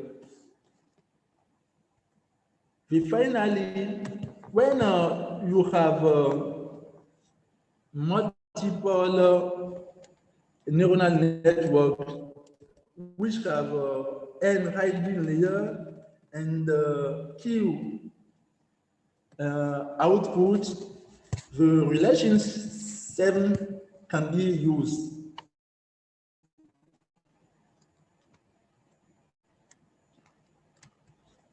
Thanks for your attention. Okay, we thank you a lot for your work. We had partially difficulty in hearing you during your presentation. Yeah, maybe the audience can put some questions to the chat and you can type in answers if possible. Okay. What I receive you. Okay, we thank you for your presentation. Can Okay, you? okay. Yeah, can you check for questions in the chat box, please? Okay, no problem. Okay, thank you very much. Yeah. Okay, then we continue with the next speaker, Dr. Olufunso Alowolodu from the Department of Cybersecurity Science, Federal University of Technology, Akure, Nigeria. And Dr. will talk about cloud computing in developing economies, a case study of Nigeria. Okay, please welcome, Doctor. Thank you very much. Can you see my screen? We are waiting for it. Okay. Okay. Can you see my screen now? Hello? Hello? Yes, we can't see it yet. Not You yet, can't we can't see see it your yet. screen. We can't see it yet. Okay, hold on, please. Okay. Can you see it now? No. Not yet. Can you see now? Hello? No. Not yet. The green button, share screen. Yeah, it's been shared already.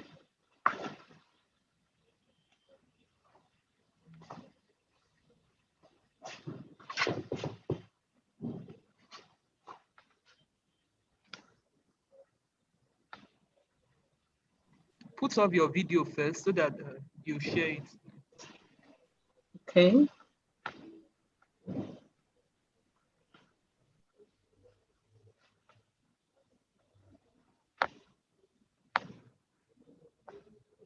Okay.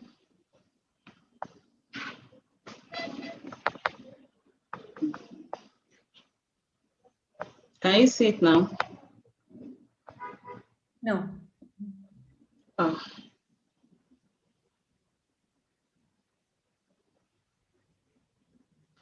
Are you there? Can you see? Now it works, yeah. Okay. Okay, you have 10 minutes then for your presentation. Sure.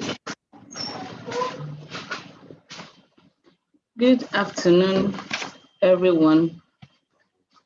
My name is Alowolodolu Funshadayo from Department of Cybersecurity, Federal University of Technology, Akure, Nigeria. I'm here to present Cloud Computing in Developing Economies, a case study of Nigeria. Here we have the highlights of my presentation, starting from the introduction, what is cloud computing, services of the cloud, the need for cloud computing in Africa, analysis and discussion, then the conclusion. Now, to start with, what is cloud computing?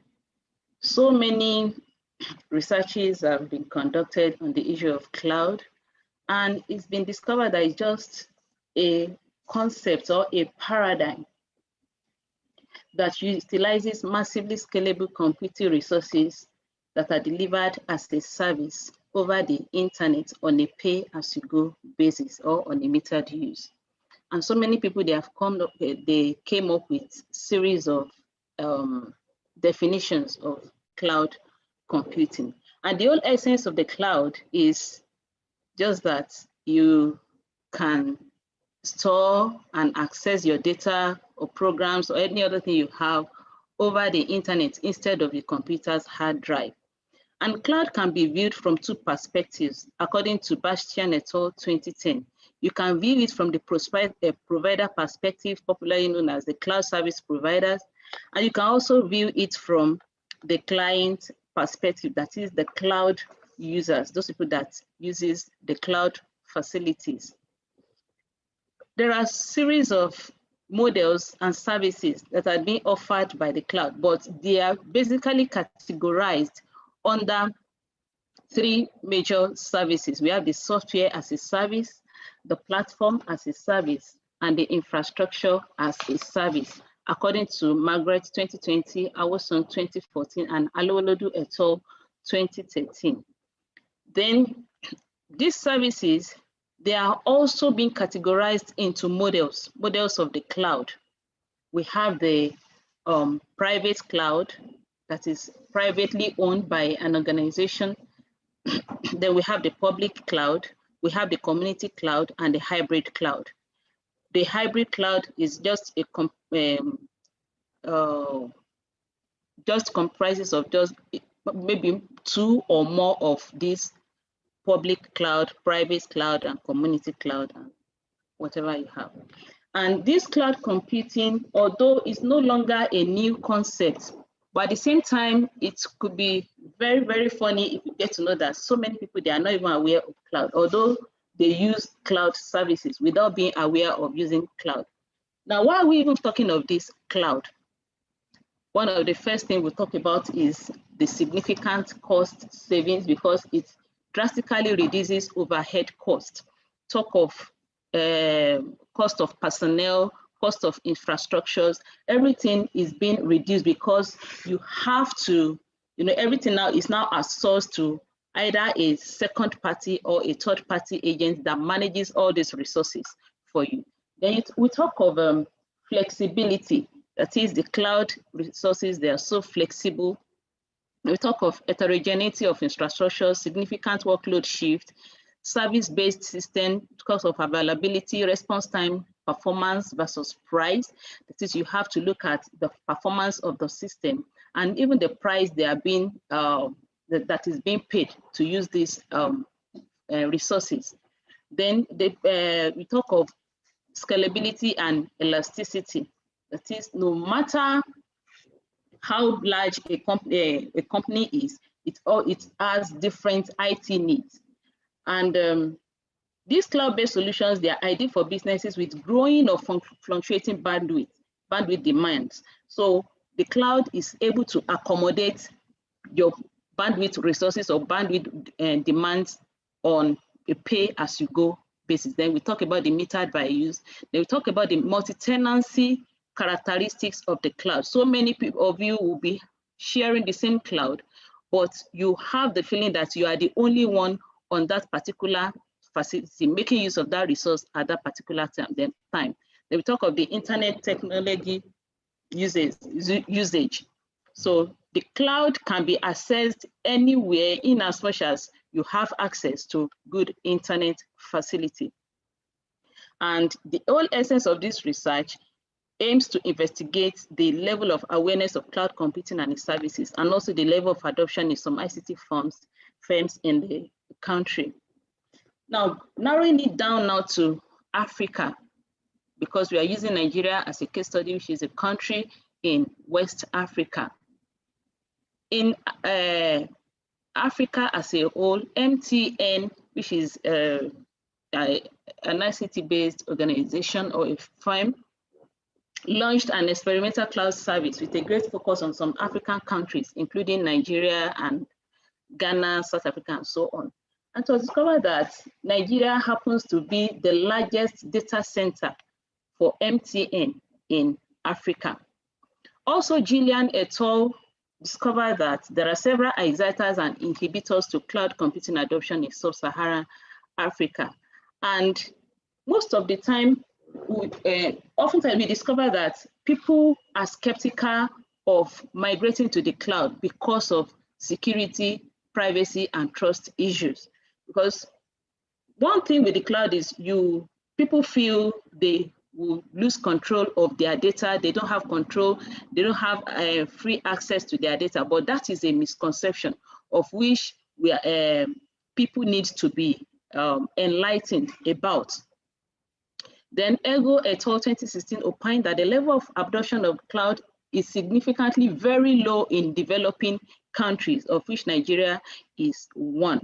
But it now stated that irrespective of how low it may be, it is the right time to put it into regard the chances and drawbacks the growing cloud family may carry to developing markets. And Destiny 2018 identified that most people's concern that results in slow adoption of cloud computing is lack of knowledge and appropriate enlightenment by stakeholders on the risk and overwhelming economic incentives of cloud computing. People are not even aware of the economic benefits of this cloud computing we are talking about, especially the fact that they use it even unaware. So based on all this, our study now aims to determine the level of awareness of people from IT managers and other operatives of organizations about cloud computing technology in Africa. Then we want to investigate the impact of cloud computing adoption on the operations of organizations and institutions in developing economies. We also aim to investigate and infer methods of combating the infrastructural challenges often faced by stakeholders in developing economies, using Nigeria as a case study. Now, what we did was to gather some information in form of data from various perspectives. Like I told us, cloud could be viewed from the client perspective and at the same time from the provider's perspective. And what we did was we designed questionnaires, and at the same time, we interviewed some personnel. So the primary source of our data collection was responses to questionnaires and interviews with employees of volunteer organizations in Nigeria. And the secondary source was data from past works and publication. The survey was carried out in 3 major cities in Nigeria, that is in Abuja, which is the Federal Capital Territory, and Akure, which is one of the hubs of information technology cities in Southwest Nigeria, and Lagos State, which is like the major metropolitan city in Nigeria. And 3 categories of personnel were involved in this interview. We have the cloud service providers, the ICT personnel, and the general learned public. This general learned public includes educational institutions, health institutions, manufacturing industries, small and medium scale enterprises, and research and teaching institutions. So those are the people that we felt they should be knowledgeable about the concept of cloud computing. And about 150 questionnaires were distributed to the first set of categories, that is the cloud service providers. And they were gathered based on appointments, and some questionnaires were sent out using SMS, some through social media. Then we designed Google Forms so that people will be able to respond to the questions, and all these were gathered and analyzed. And we formed some hypotheses, that is, based on the essence of the work. That is, we are trying to look at the factors that are inhibiting the adoption of cloud computing and the level of cloud awareness in Nigeria. So we formed our hypothesis based on this, and we were able to form awareness of cloud computing, the effect or that influences its adoption, or whether the awareness of cloud computing does not affect or influence the adoption. Then adoption of cloud computing depends strongly on factors affecting the infrastructures of cloud computing, then or otherwise. Then the adoption of cloud computing by individuals is dependent on internet connectivity. Excuse me. And after that, yes. Can you try to finish in 1 minute, please? Okay, thank you very much. So this is the survey covered the objectives and the hypothesis. So the questionnaires were formulated based on the knowledge and usage of the internet, knowledge, usage, and the adoption of cloud computing. Then we want to know whether internet connectivity is also a factor that affects cloud computing adoption and impediment of the cloud infrastructure, that is the information center. Now, based on the questionnaires that were gathered, ICT servicing companies, that is most especially the cloud service providers, happen to be the largest respondents of these of the questionnaire. And then we have other factors, other institutions or parastatals that took part, but they were just a minority of the respondents. And we use the SPSS analysis package. They will use the chi-square, cross-tabulation, and the reliability test on our analysis.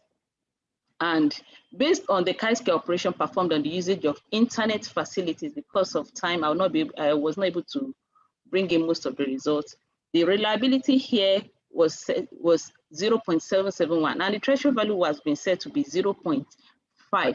And this one now made us to realize that since the reliability is greater than what is obtainable, it shows that the number of people that use internet facilities, either knowingly or unknowingly,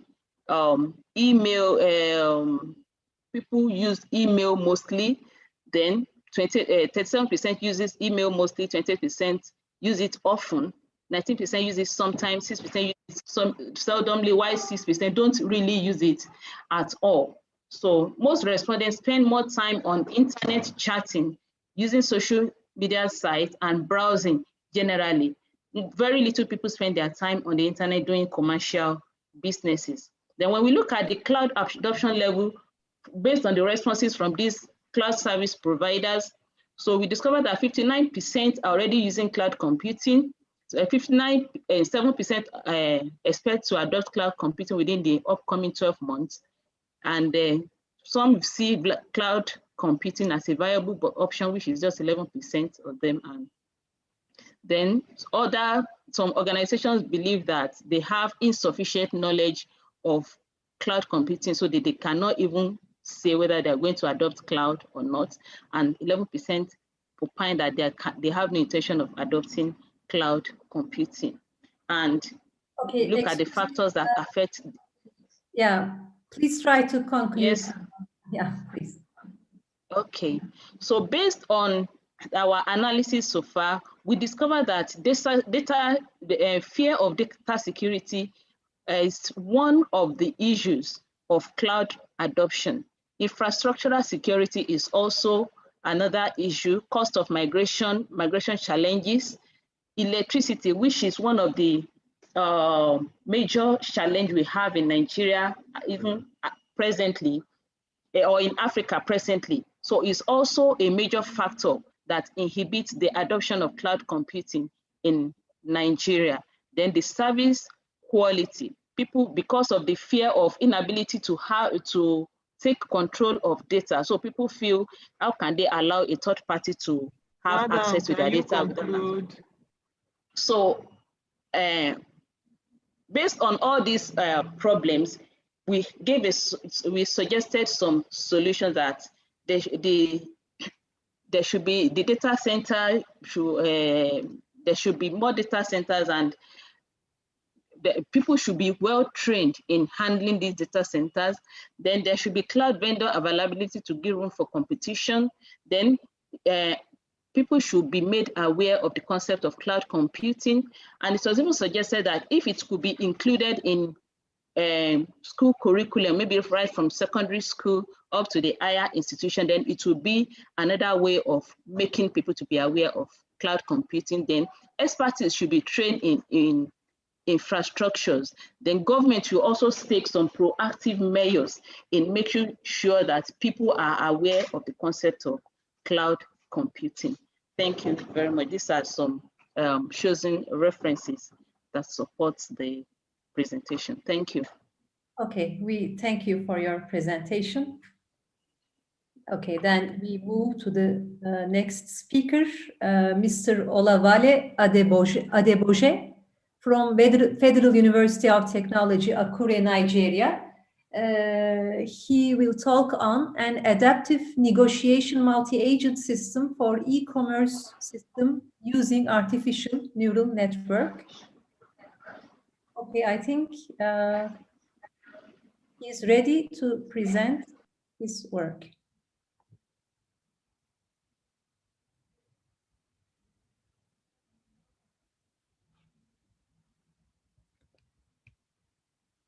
Okay, Mr. Olawale Adeboje. Yeah. Are you there? Yes. We see your screen. Yeah, thank you. I'm here to present an adaptive negotiation multi-agent system for e-commerce system using artificial neural networks.